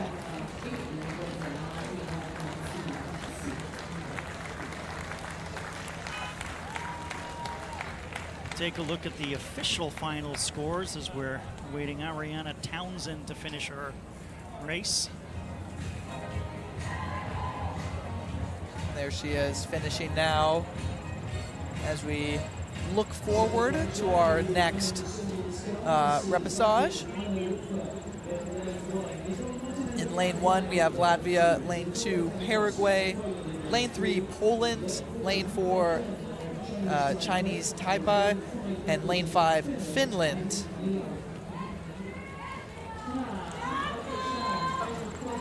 It looks like we might have had a crash of some sort. We don't know exactly, but the China Taipei rider has stopped moving. Maybe we can get a visual on that. Maybe it's in the start here.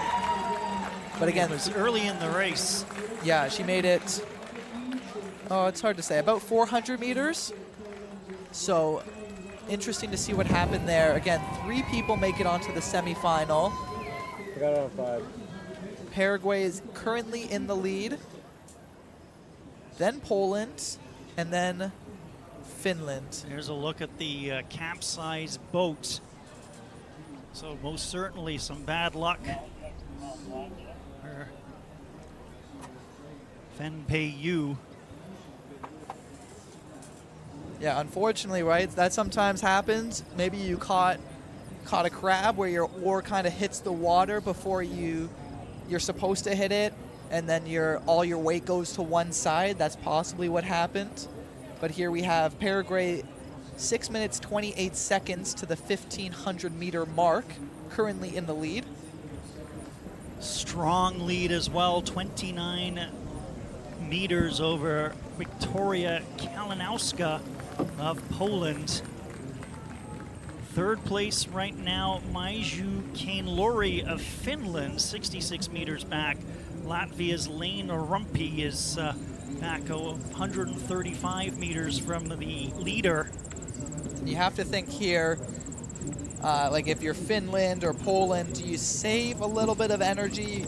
It's hard to catch the first place at some point, right?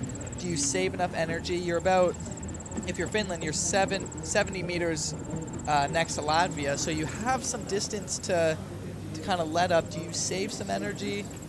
A couple things to think about here as we finish the last 300 meters. Or maybe you test out a finishing kick and see how that works out too. There's lots of things to play with. There's no drama really in this race. It's Paraguay commanding lead. Yeah, Paul Martinez over Wiktoria Kalinowska of Poland. All the drama kind of happened at the start of this race. I'm sure the other racers were a little shocked to see what happened, to say the least.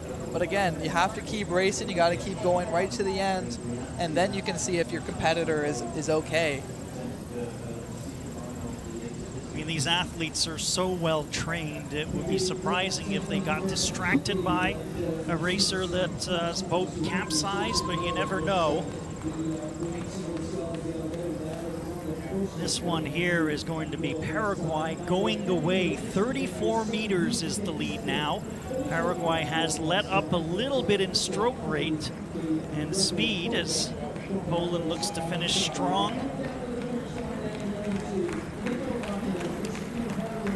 There, all by herself at the finish line.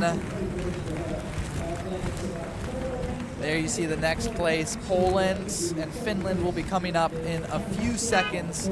The official time for Paraguay, 8 minutes, 39 seconds, .44. I believe that was a good 10 seconds better than the winner in the other race, as we see Finland, who will qualify for semifinal A or B. Lane Rumpy is just finishing up, and Taipei Fan Pai Yu did not finish. It looked like, we don't have it on video, we saw the aftermath, a capsize in and around the 300 to 400 meter mark. Again, yeah, so maybe if we're lucky here, we'll see the start of this next race. It's not very common to see the starts of each race. It's good to see the boat is okay, the athlete is okay as they boat off to the side. I'm sure she is disappointed, but again, health and safety comes before everything here, so we are all glad she is okay and heading over to the sidelines. That will do it all for the U23 singles for women's. We are now moving to the U23 women's coxed 8. So we'll have 8 riders in the boat and a coxie, which is a little bit of a coach on the water, if you will. They'll be communicating with the riders what their stroke should be, how far away from the buoys, if they should stay in the middle, how far left of the race they have. So that'll start momentarily in lane 1, Romania, lane 2, Australia, lane 3, Germany, lane 4, Italy, and lane 5, Canada. Romanians very colorful with their oars and uniforms. The top 4 will qualify here for the final, so only the 5th place finisher will not qualify, and quick start for Canada in this one. And for the 3rd time today, we will hear the electronic beep of the racers. Again, the stroke rate of the start is usually extremely high. Crews look for around 50 stroke rate of 50, so they got up to 49 there when we saw it. But Romania, Australia, both at the highest right now, and then they kind of level off to around 35 for the rest of the race here. 5 meters separating 1 through 5. Italy and Canada and Germany all pretty well neck and neck. Australia, 4 back, and Romania 6 meters back. So they're sticking close to one another. As a good look at the stroke rate, which, as you said, Micah, is starting to diminish a little bit as they settle into the pace as we get into the middle part of this race. Yeah, here on Sunday, actually, one thing we have to mention on the broadcast is USA and Australia tied to the 1,000th of a millisecond here. So Australia is very motivated to win this race. They think they deserve to be in that spot and not USA. So they have to prove to everyone here that they're still one of the most dominant crews here on the water today. Germany in the lead, but again, all 5 are within 2 seconds of each other. It's so close right now. It's really gonna be a good race if this keeps up. Yeah, it seems like all of the rowers right now are not showing all of their cards as this becomes a little bit more strategical as we're 600 meters in, so just about a third of the way through the race right now, and it is Germany with a 6-meter lead on Italy. Canada is in 3rd, Australia 4th, Romania right now in 5th, but the 13-meter difference between 1st and 5th means nothing is going to be settled until the latter stages of this race. Yeah, the top 4 of this race will be with USA and Great Britain in the finals. In the heats, Germany beat Romania by around 2 seconds. And then in the other heat, the distance between second place and fourth place was about 11 seconds here. So all of these competitors, all these crews are extremely talented, and it's going to be a close race till the end, a margin of 10 seconds between all of them, I would imagine. And the Australians would rather avoid the photo finish and the wait. They'd rather qualify a little bit more comfortably than having to go to this repechage, as right now they are in fourth race, and wouldn't you know, just a 1 meter lead on Canada. And something to add is Australia actually had the second best time over any other heat. And so pretty much if it was just the top 2 times in all of the heats, they would be in it right now and not Great Britain. Instead, they have to win their heat, which they didn't against USA. They tied, and so they're racing here for a chance to reclaim their glory. Lane 3, Germany in first place by 8 meters over Italy. Romania lockstep with Italy, also 8 meters back. Australia in fourth. They're 13 meters back, and Canada right now in fifth, 21 meters back. But we'll see if they've got a finishing kick as we are beyond the 1,200 meter mark and quickly approaching the final quarter of this race, the women's Coxed 8 repechage. Yep, the only race for this finals, if you come last place, then you do not race again. Your championship is over. And so Canada, really wanting to stay in for one more, will have to make a big push near the end of this race.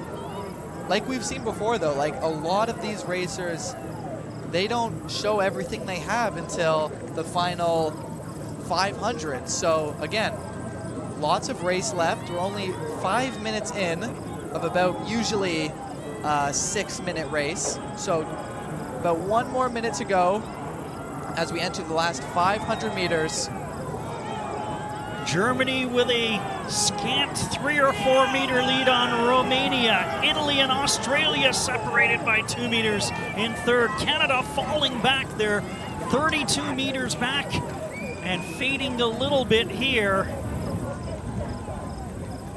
Still 400 meters or so left for Canada to try and change their fortunes as Germany tries to fend off Romania.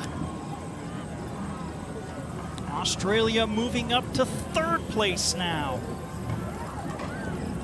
One thing I love watching in the big boats, the 8 boats, is look at just everyone's rhythm. All the knees are coming up and going down at the same time.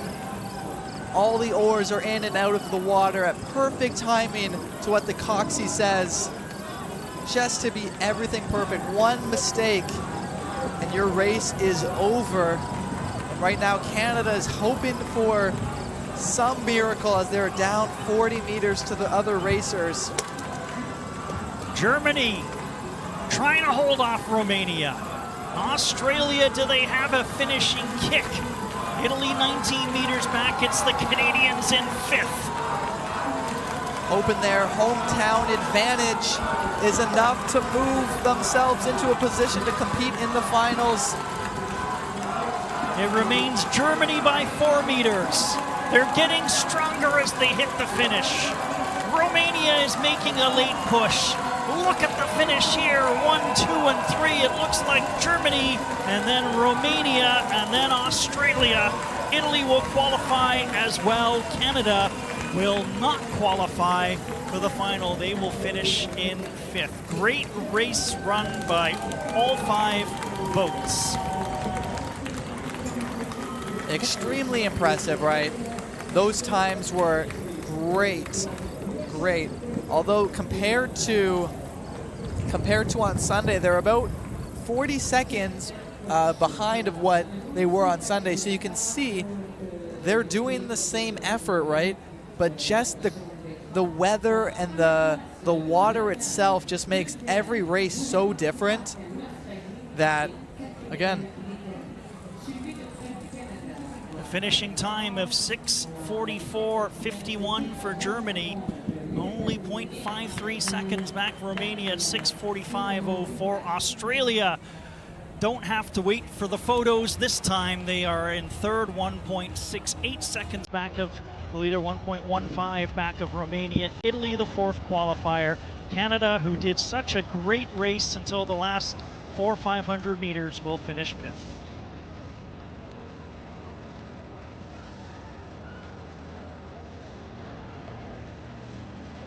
We'll move on next. It is the men's pair repechage.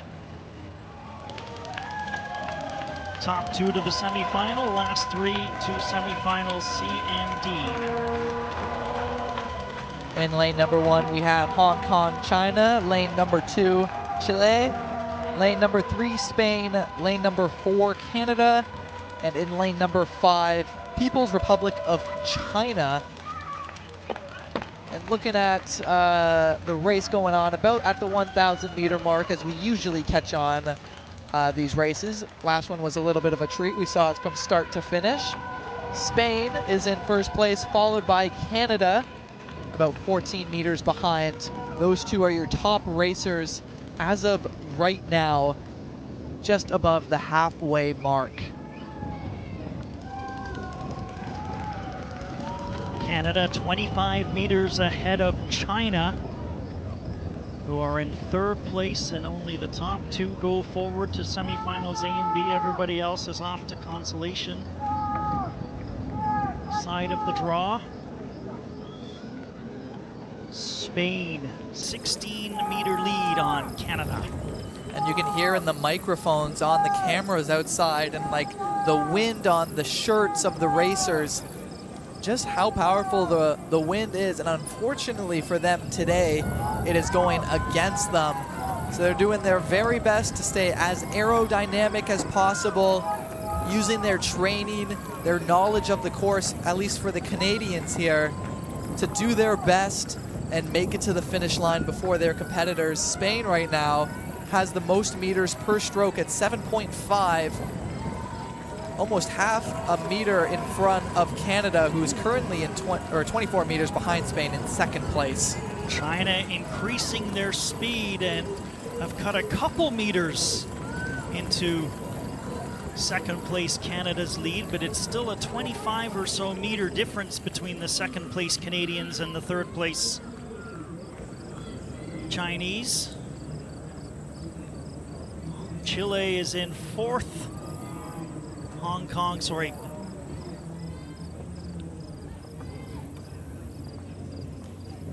Chile is the team, that they're 53 meters back. Hong Kong 93, and then People's Republic of China 143 meters back. 27-meter lead between Canada over Chile, and about just a little more than 6-second lead. Again, all these racers know there's a lot on the line. They're doing their best to get into medal contention. And so you really, again, it's your last chance to make it into the semifinals for this one, or the finals for other races. But again, like, you got to give it all you got. Nothing is guaranteed in this sport, and until you cross the finish line, anything can really happen. Like we saw two boats today kind of tip over. So again, anything can happen, especially when the water's a little bit more choppy than we've seen previously this week. So you got to be careful. Canada maintaining a 25-meter lead over Chile for that coveted spot in semifinal A or B. It looks like Spain is headed towards victory, a 29-meter lead as it stands right now over Canada. It's been a strong wire-to-wire lead for the Spaniards as they look to close strong.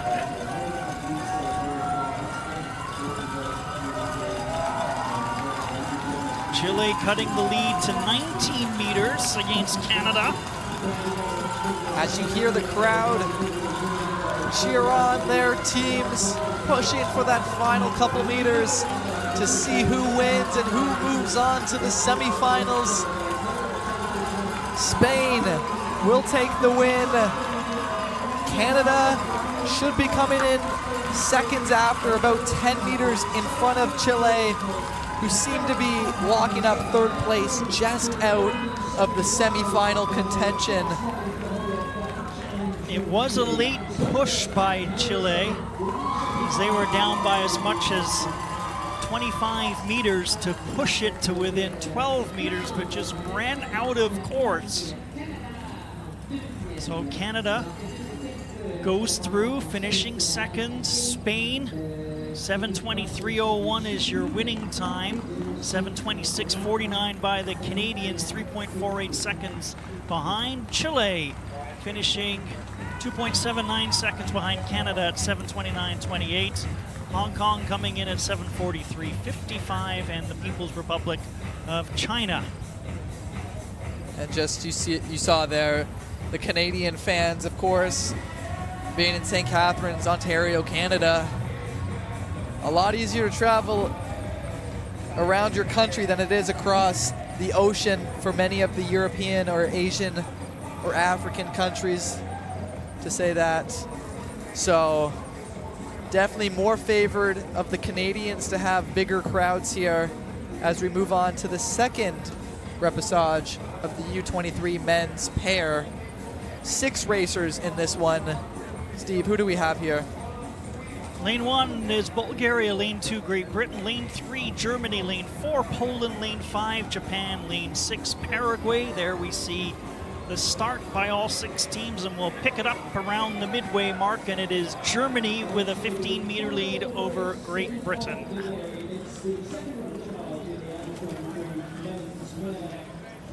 Again, top 2 will go through to semifinal A or B, remaining crews to semifinal C or D, so only 2 positions out of the 6 will move on in this repechage.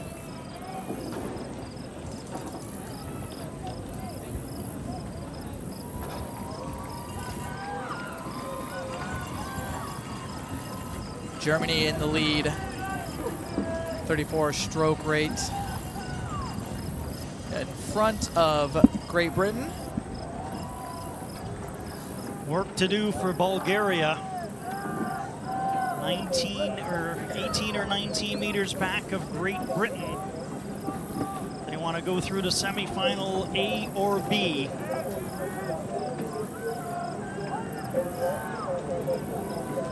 Again, it's all about the technique here, getting your knees up and down smoothly together as a pair, and then your hips and your arms. Your arms are the last to go. A lot of the people who aren't really, or people who don't know rowing too much will think the arms are the most important, but it's really your legs and then your core, and your arms are really only 10% of the energy you expend here on this 2,000-meter course. Have to maintain that consistency over the course, with the weather conditions not necessarily being your friend right now, as we've got 500 meters to go. Germany now a lead by 11 meters, as Great Britain has cut a little bit into the lead. Bulgaria desperately trying to be a factor. They remain 24 meters back of Great Britain as it stands right now. Poland 61 back, Japan 85, and Paraguay 119 meters back. Now it's only a 7-meter lead for Germany over Great Britain. We talk a lot about stroke rate and how that compares to meters per stroke.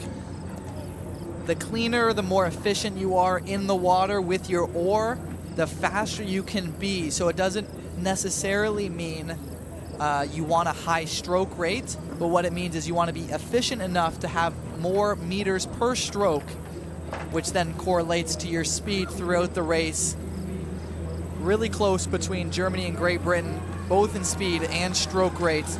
So it's interesting to see as we move to the last 200 meters here. You can hear the fans starting to make a little noise. You can see just how hard it is for these racers, grimacing at the pain. It's a physical feat every time they're on the water. Germany pulling away just a little bit from Great Britain, both in the yellow boats on the screen. You can see just passing the 7-minute mark. We know who's finishing 1 and 2. It's just what spot it is. Germany trying to fend off the British, these two great rivals, and it is Germany to win and to move on along with Great Britain, and they finished quite a bit ahead of the rest of the pack here. Germany 7 minutes 12.39 seconds. Great Britain then 7 minutes 14.04, about 2 seconds difference. Those will be your two semi-final racers moving forward from this repechage.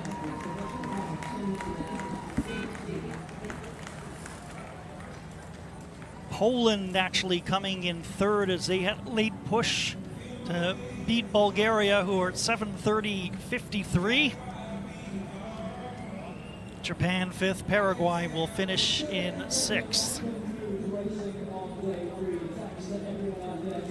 And that will do it for day 3, technically day 2 here, as we had a pause in the sport yesterday due to weather conditions.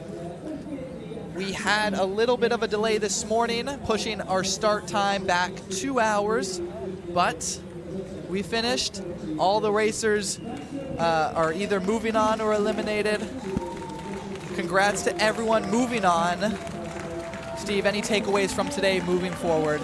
How these racers were gritty and powered their way through some adverse conditions.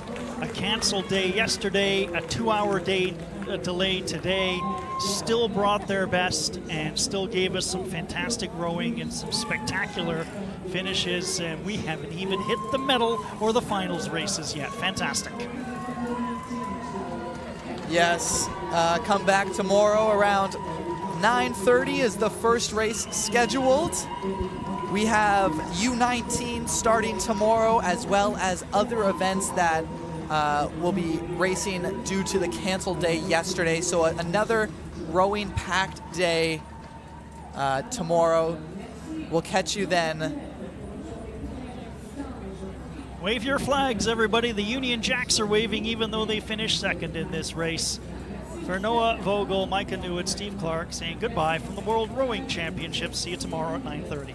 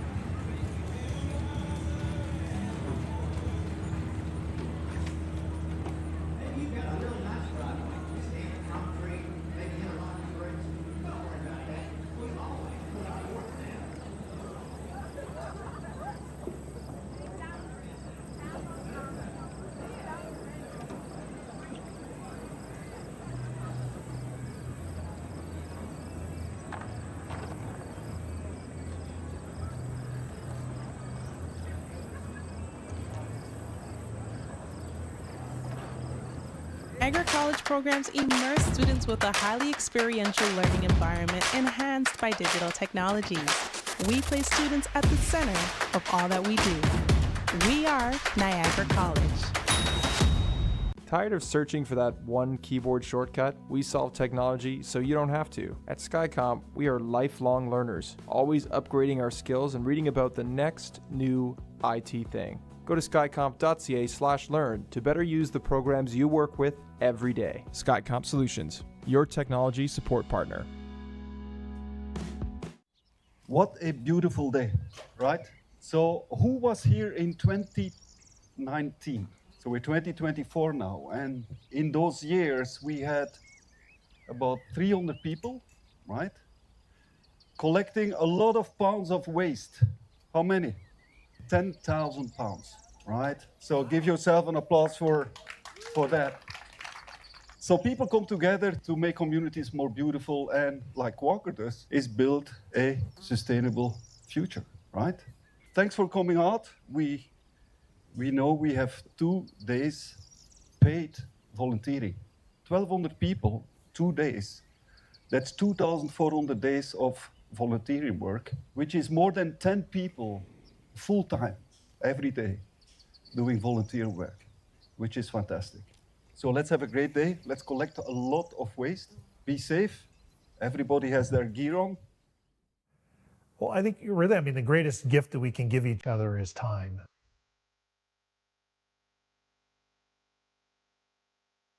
I mean, it's really a part of the Walker's DNA, and it has been since we first started in 1887. I mean, it's a great way to create a connection in the community in which we live and work. And I think we recognize at Walker that there's a real need to care for our community to be able to create meaningful impact and honor our promise that we have of building a sustainable future together, and that word together is really important. Niagara is a great place to volunteer because it's such a unique place with a huge diversity of possible experiences. I mean, as an example, an event like the World Rowing Championships really can only happen in a couple places in Canada, of which Niagara is one.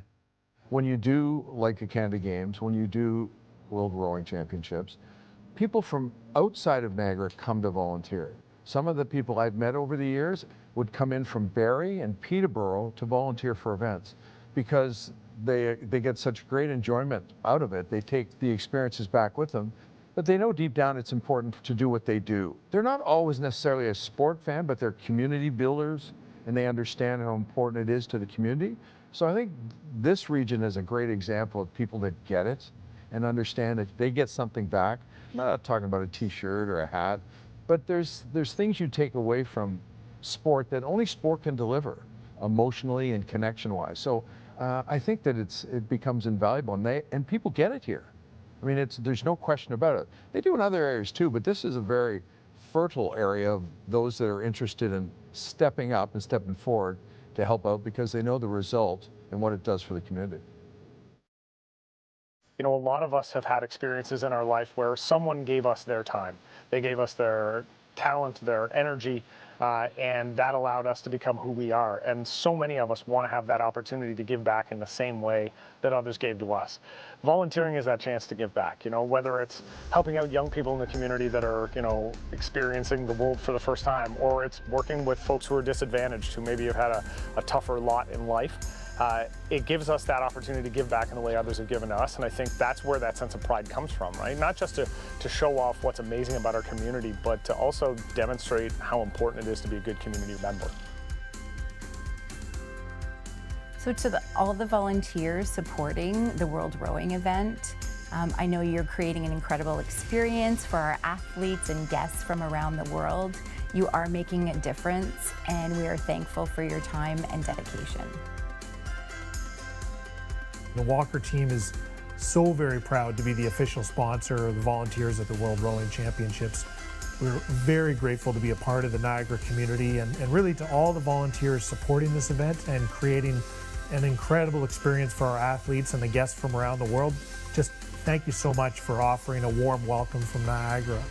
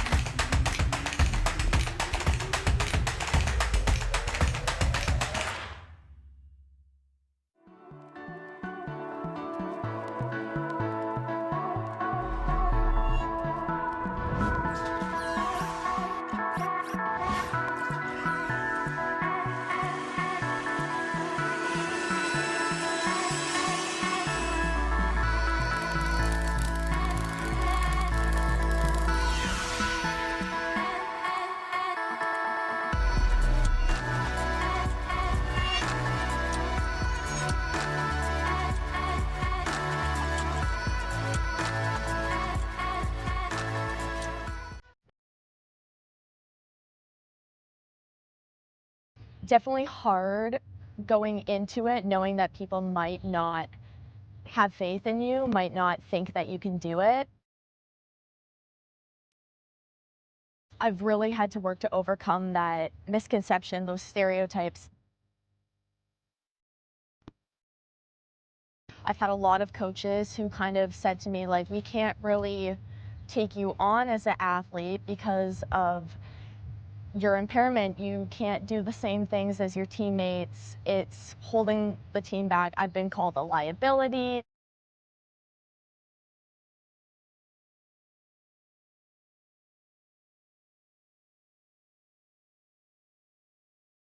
Because I really want to advocate that I am capable of doing this. My friends who have impairments are capable of doing this. It doesn't mean that we just have to be recreational athletes. We can compete at a varsity level. We can be competitive and win races.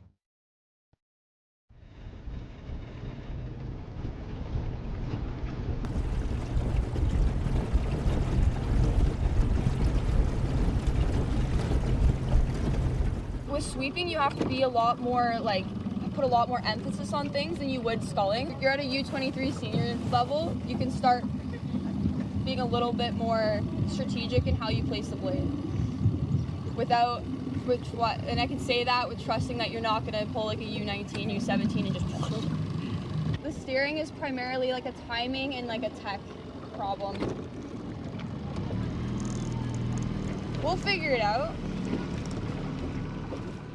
I'm Mia Biancanello. I'm from St Catharines, Ontario. I've been rowing for about 6 years now. I row for Brock's team and I row for the St Catharines Rowing Club. I was born with a genetic condition called oculocutaneous albinism. It affects the pigment and the melanin in your skin, which plays a big role in the development of your eyes. And so because I have that kind of delay in pigment, my eyes did not develop correctly, and hence I am visually impaired.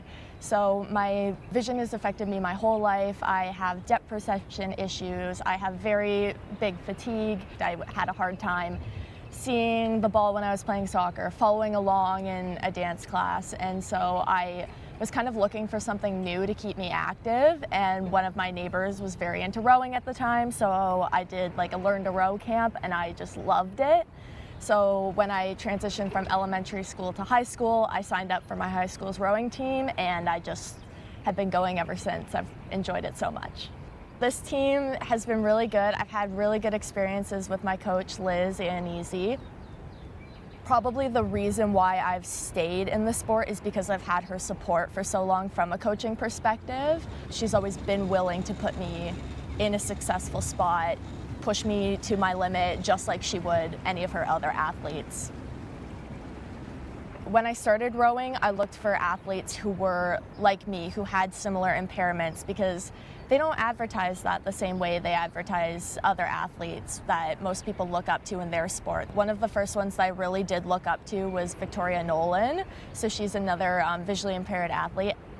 I've always looked up to her from like a bystander point because of how she's persevered in the sport and pushed herself even through vision loss.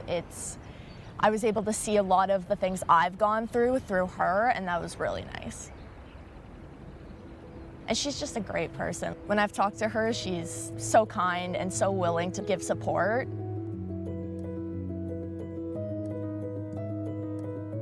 What I love about rowing is that in my everyday life, I walk around very careful and nervous. Everything I do is slow because I'm afraid of getting hurt.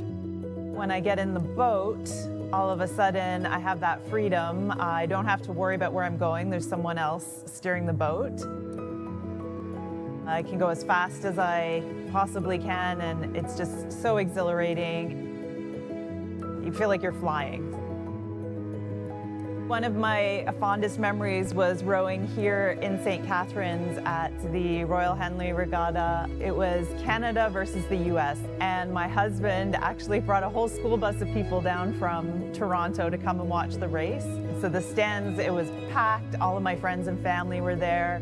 As we were racing, you could hear the whole crowd. It was just a great race. Ended up coming down to a photo finish. We had to sit there and wait for the results. The US beat us by like 1/100th of a second. So it was a pretty amazing experience. Regardless of what you're racing for, it's about your own efforts and your own goals outside of, what the external result might be. You can't have your goal being something that you have no control over because you're just setting yourself up for disappointment. When you're setting a goal, part of it has to be something you're in control of. So whether it's, making sure that you push yourself as far as you possibly can, whether it's, really working on nailing those technical aspects of the race, whatever it is that at the end of the day, you can say you did it so that you can feel proud no matter what the result is.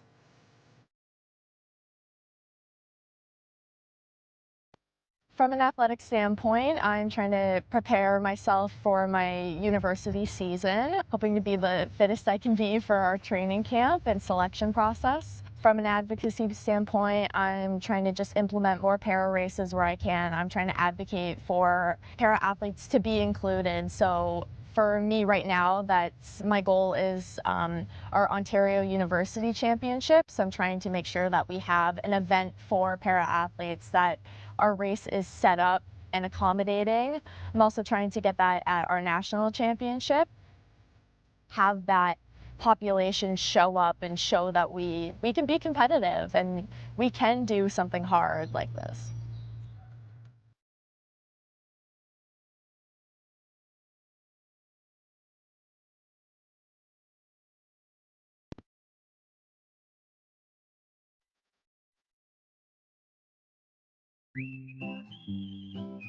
Adulthood is full of surprises, maybe too full of surprises. That's why CAA Niagara has reliable insurance plans.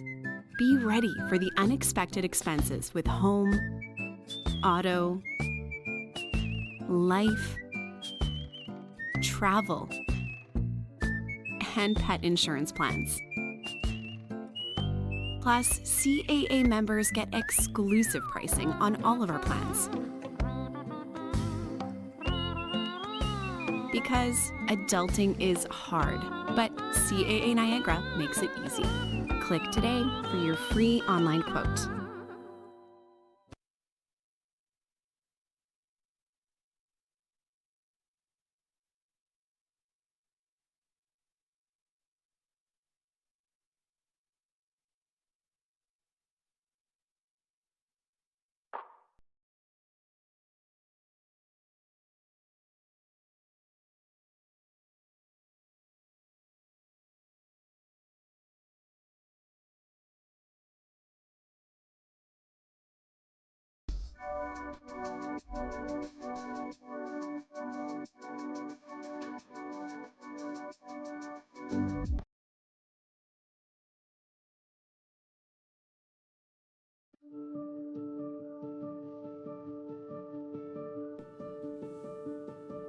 People don't see that I go and get Botox in my leg or that I go and have to do different stretches and different training than other people.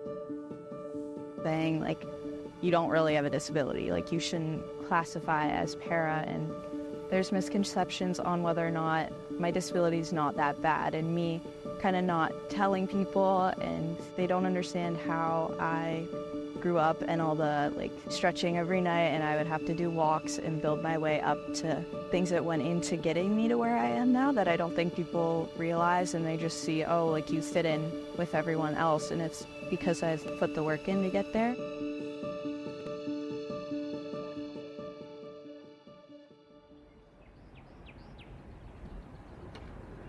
My name's Abigail Durliet. I'm 17 years old and I'm from St Catharines, Ontario. I got diagnosed with cerebral palsy when I was 2. I was just a slow walker. I was a very slow walker, and I started crawling quickly but not walking, and I wasn't walking. So I started with a brace, and I think up until 7th grade I was wearing it. When I heard that there was a possibility of me not having to wear my brace anymore, I kind of started doing all my stretching. I started walking a lot with my mom, biking, trying to do anything to not wear it. I wanted to go into high school without having to wear it because, you know, you're meeting new people and I definitely got made fun of for it a little bit in elementary school and never wanted to talk about it, never wanted to tell anyone about it because I felt embarrassed and ashamed of it. Starting high school, I didn't tell anyone, and my coaches, like, no one ever knew until this year. This was the first coach that I had that ever recognized it and noticed it, so but I'm glad that he did notice it in the end because it opened a lot of opportunities and doors for me. When I told him, he was like, oh, you might qualify for para, and I found out I did. There was just so much there that I wasn't expecting. So, you know, I've been training a lot more since then. I've been upping my training quite a bit, and it's a lot more motivating when you have bigger goals to get to that you think are more achievable. It's all new, it's all learning, it's all figuring out what para rowing looks like and what it could look like, because right now is one way, but the more para rowers we have, I think, you know, the visibility increases, then that helps to attract more para athletes, and then it just makes it easier to have these para events, because it's always been these pockets. It's kind of the role, you know, you'll take on. You know, Mia's doing some of it now, and is, you know, because you're so young and you'll be in it for so long, it's like, okay, make it easier for whoever the next person is, so they don't have to kind of repave the road every single time we get a para athlete, and like we're starting from scratch again. Biggest achievement was probably reaching the developmental standard for para for Team Canada, and then I got accepted to race at Worlds. Unfortunately, not going to race, but I was scheduled to race, so that was a big achievement for me. Kind of knew that it had been a thought that it was going to get canceled because there wasn't enough para athletes. There's not many para rowers, and so a lot of them are in Paris right now. I think numbers is a huge thing. Even recently at Henley, we did a race and it was straight final, which is very uncommon for a race like Henley. I think my other races we had like 50 boats per event, and this race we only had 2 boats, so, and it was largely Americans. There's not very many here in St Catharines, so just definitely a lack of people. So most of our work is with people who are not athletic, actually. A percentage of work with those elite level athletes would be very small, and be probably in the 1% to 2% range. And that's an interesting issue, because what we gain from that work and working with elite level athletes really stretches us, really stretches our capacity as a company and as practitioners to explore the highest level of care that those people require to perform at their elite level. But what's really fascinating about that very small population group is that the demands that they put on themselves and on us as practitioners and as providers helps us to extend that work and that level of expertise into the rest of our population. Because 98% of the people we need have got needs in, whether that's recreational sport or everyday needs like getting around their home. Our role is to take that level of expert care and technology and componentry and everything that we've learned in all aspects of our practice and apply it to our entire population. this is my brace from Niagara Prosthetics. This is the first one I ever got, so it would have been around 2. It helped to keep my leg straight because my leg was very crooked. It's gotten better now, but it helped to keep my leg straight and helped to get me walking. So I have a very similar one that I have now that I only wear it to bed now. I definitely want to go to Worlds next year. There's talks about World Cup 1 and 2 in Italy and Switzerland next year, so I'm really hoping that I can do that, and there will be entries for that. So definitely trying to work and get faster so that I have a better chance of going. And a longer term goal would definitely be going to the Paralympics, so I'm kind of keeping that in the back of my head and remembering that when I want to decide if I'm going to do a bike workout or not. You know, I got cut from a lot of sports growing up, especially in high school, because, you know, I didn't think I was good enough. And then growing, you know, I put the work in, so I was able to train with everyone else like normal. And, you know, I train with the Simcoe boys team most of the year, so it's realizing that you are good enough if you are able to put the work in. Rowing's a sport that you have to put a lot of time in and a lot of work in, so being dedicated and knowing that If you put the work in, you can get there, but it's a lot about your mindset.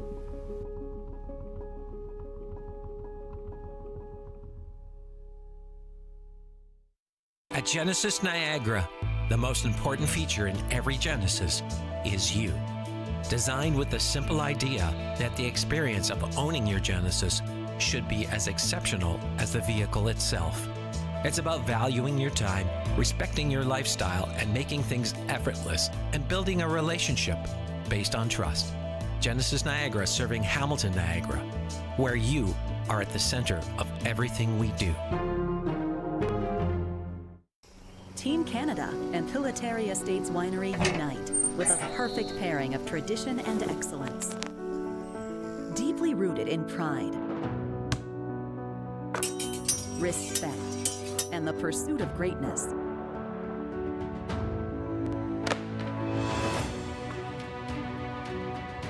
Celebrate the Olympic spirit with every toast.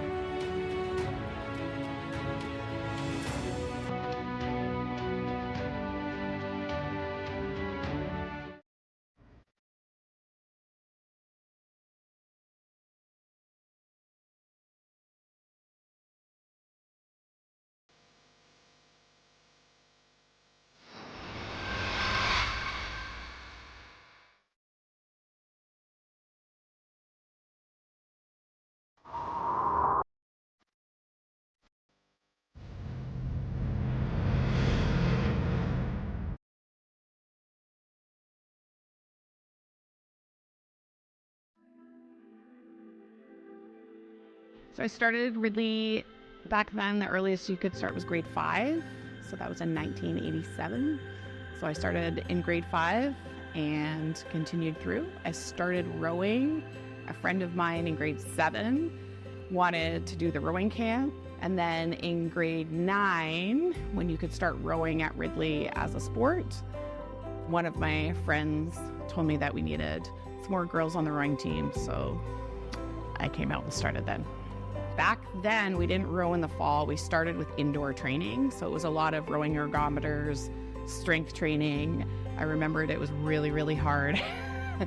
But then when we got on the water in the spring for the racing season, it all kind of came together. So I rowed throughout high school and I loved it. And that was part of my decision making for university. I wanted to continue in university. So I went to Western and continued rowing throughout my university degree, and I loved it. And that's where I also started coaching. So I started coaching for a local high school there that some girls were looking for a coach. So a bunch of my teammates, we decided that we would coach a high school team there. You learn a lot. It was kind of trial by doing. So it was great. The student athletes that we were coaching were great, and we had really supportive coaches of our own who helped us when we needed help. But it's how I learned, how to rig boats, drive a trailer, everything from putting in entries to regattas. And the team was very new too, so we were teaching them basically from scratch. And although I really enjoyed it, I kind of wanted to come back. And at the time, Ridley was also looking for a women's coach and had asked actually a couple of times if I was interested, but I had other coaching positions. So when the timing was right, they were looking for a coach and I was interested. So 11 years ago. There were a few big changes. Number one, it became like a full year sport. When I was a student here at rowing, we didn't do fall rowing. It was indoor training, winter training, and then the spring season only. When I started coaching here, it was a full year. So we did fall regattas, fall training, so it was year round. The other thing was when I rowed here, there were a lot of women rowing, girls rowing at the time. And when I came into this position, the numbers had reduced quite significantly. So one of the things that we've been really working on is trying to increase those numbers again. It's been going really, really well. Last year, I think we were just under 30, which is, for kind of our size of school, a good size program.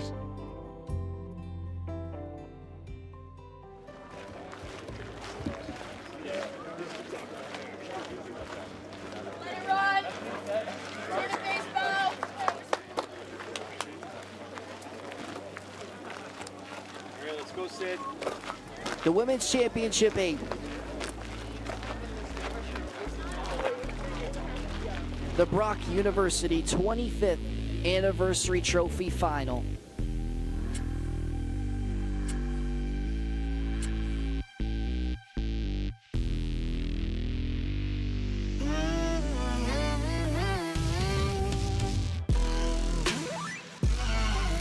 In lane number 3 is Ridley College. Ridley College in the lead as of right now, pulling ahead in lane number 3. Sabrina Seville de Coxey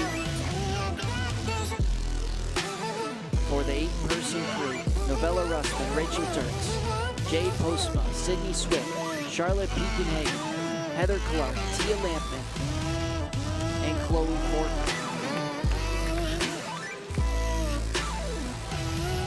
The gap getting bigger and bigger here for the final push. Ridley College in lane number 3, holding on, and will win the Brock University 25th Anniversary Trophy as the champions of the Women's Eights.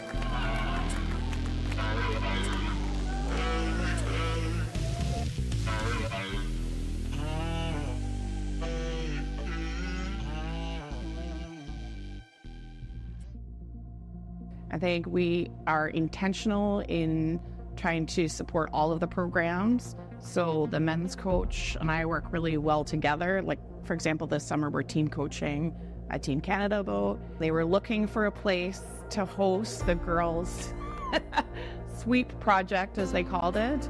And so together with some other school coaches, we put our hand up to say we would host it here at Ridley and in St Catharines. We didn't plan on doing it this way. It was not really, we kind of thought our athletes would go through selection and then move on to, you know, be with their team and coach somewhere else, but it didn't work out that way. So it's been a really positive, you know, we kind of realized that, oh, wait a second, this is actually a great place to host it. We've got the Henley course, which is going to be hosting the Worlds.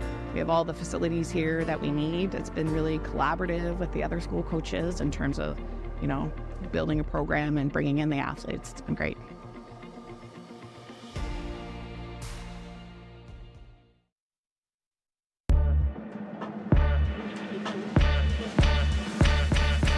When you're purchasing swimwear from the Salty Bikini, you're getting beauty, confidence, and the latest in swimwear fashion.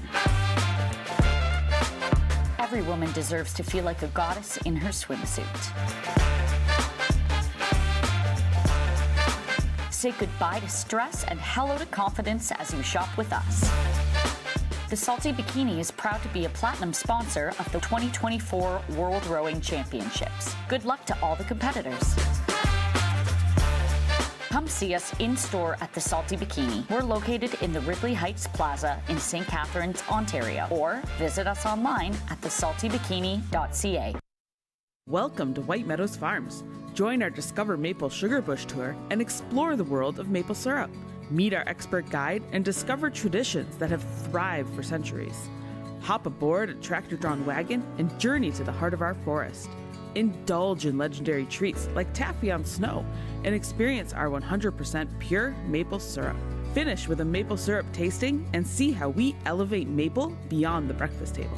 Book your experience today and discover everything Canadian maple.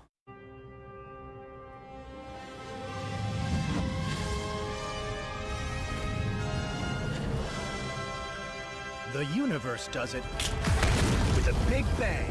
Wonderful pistachios. Get cracking.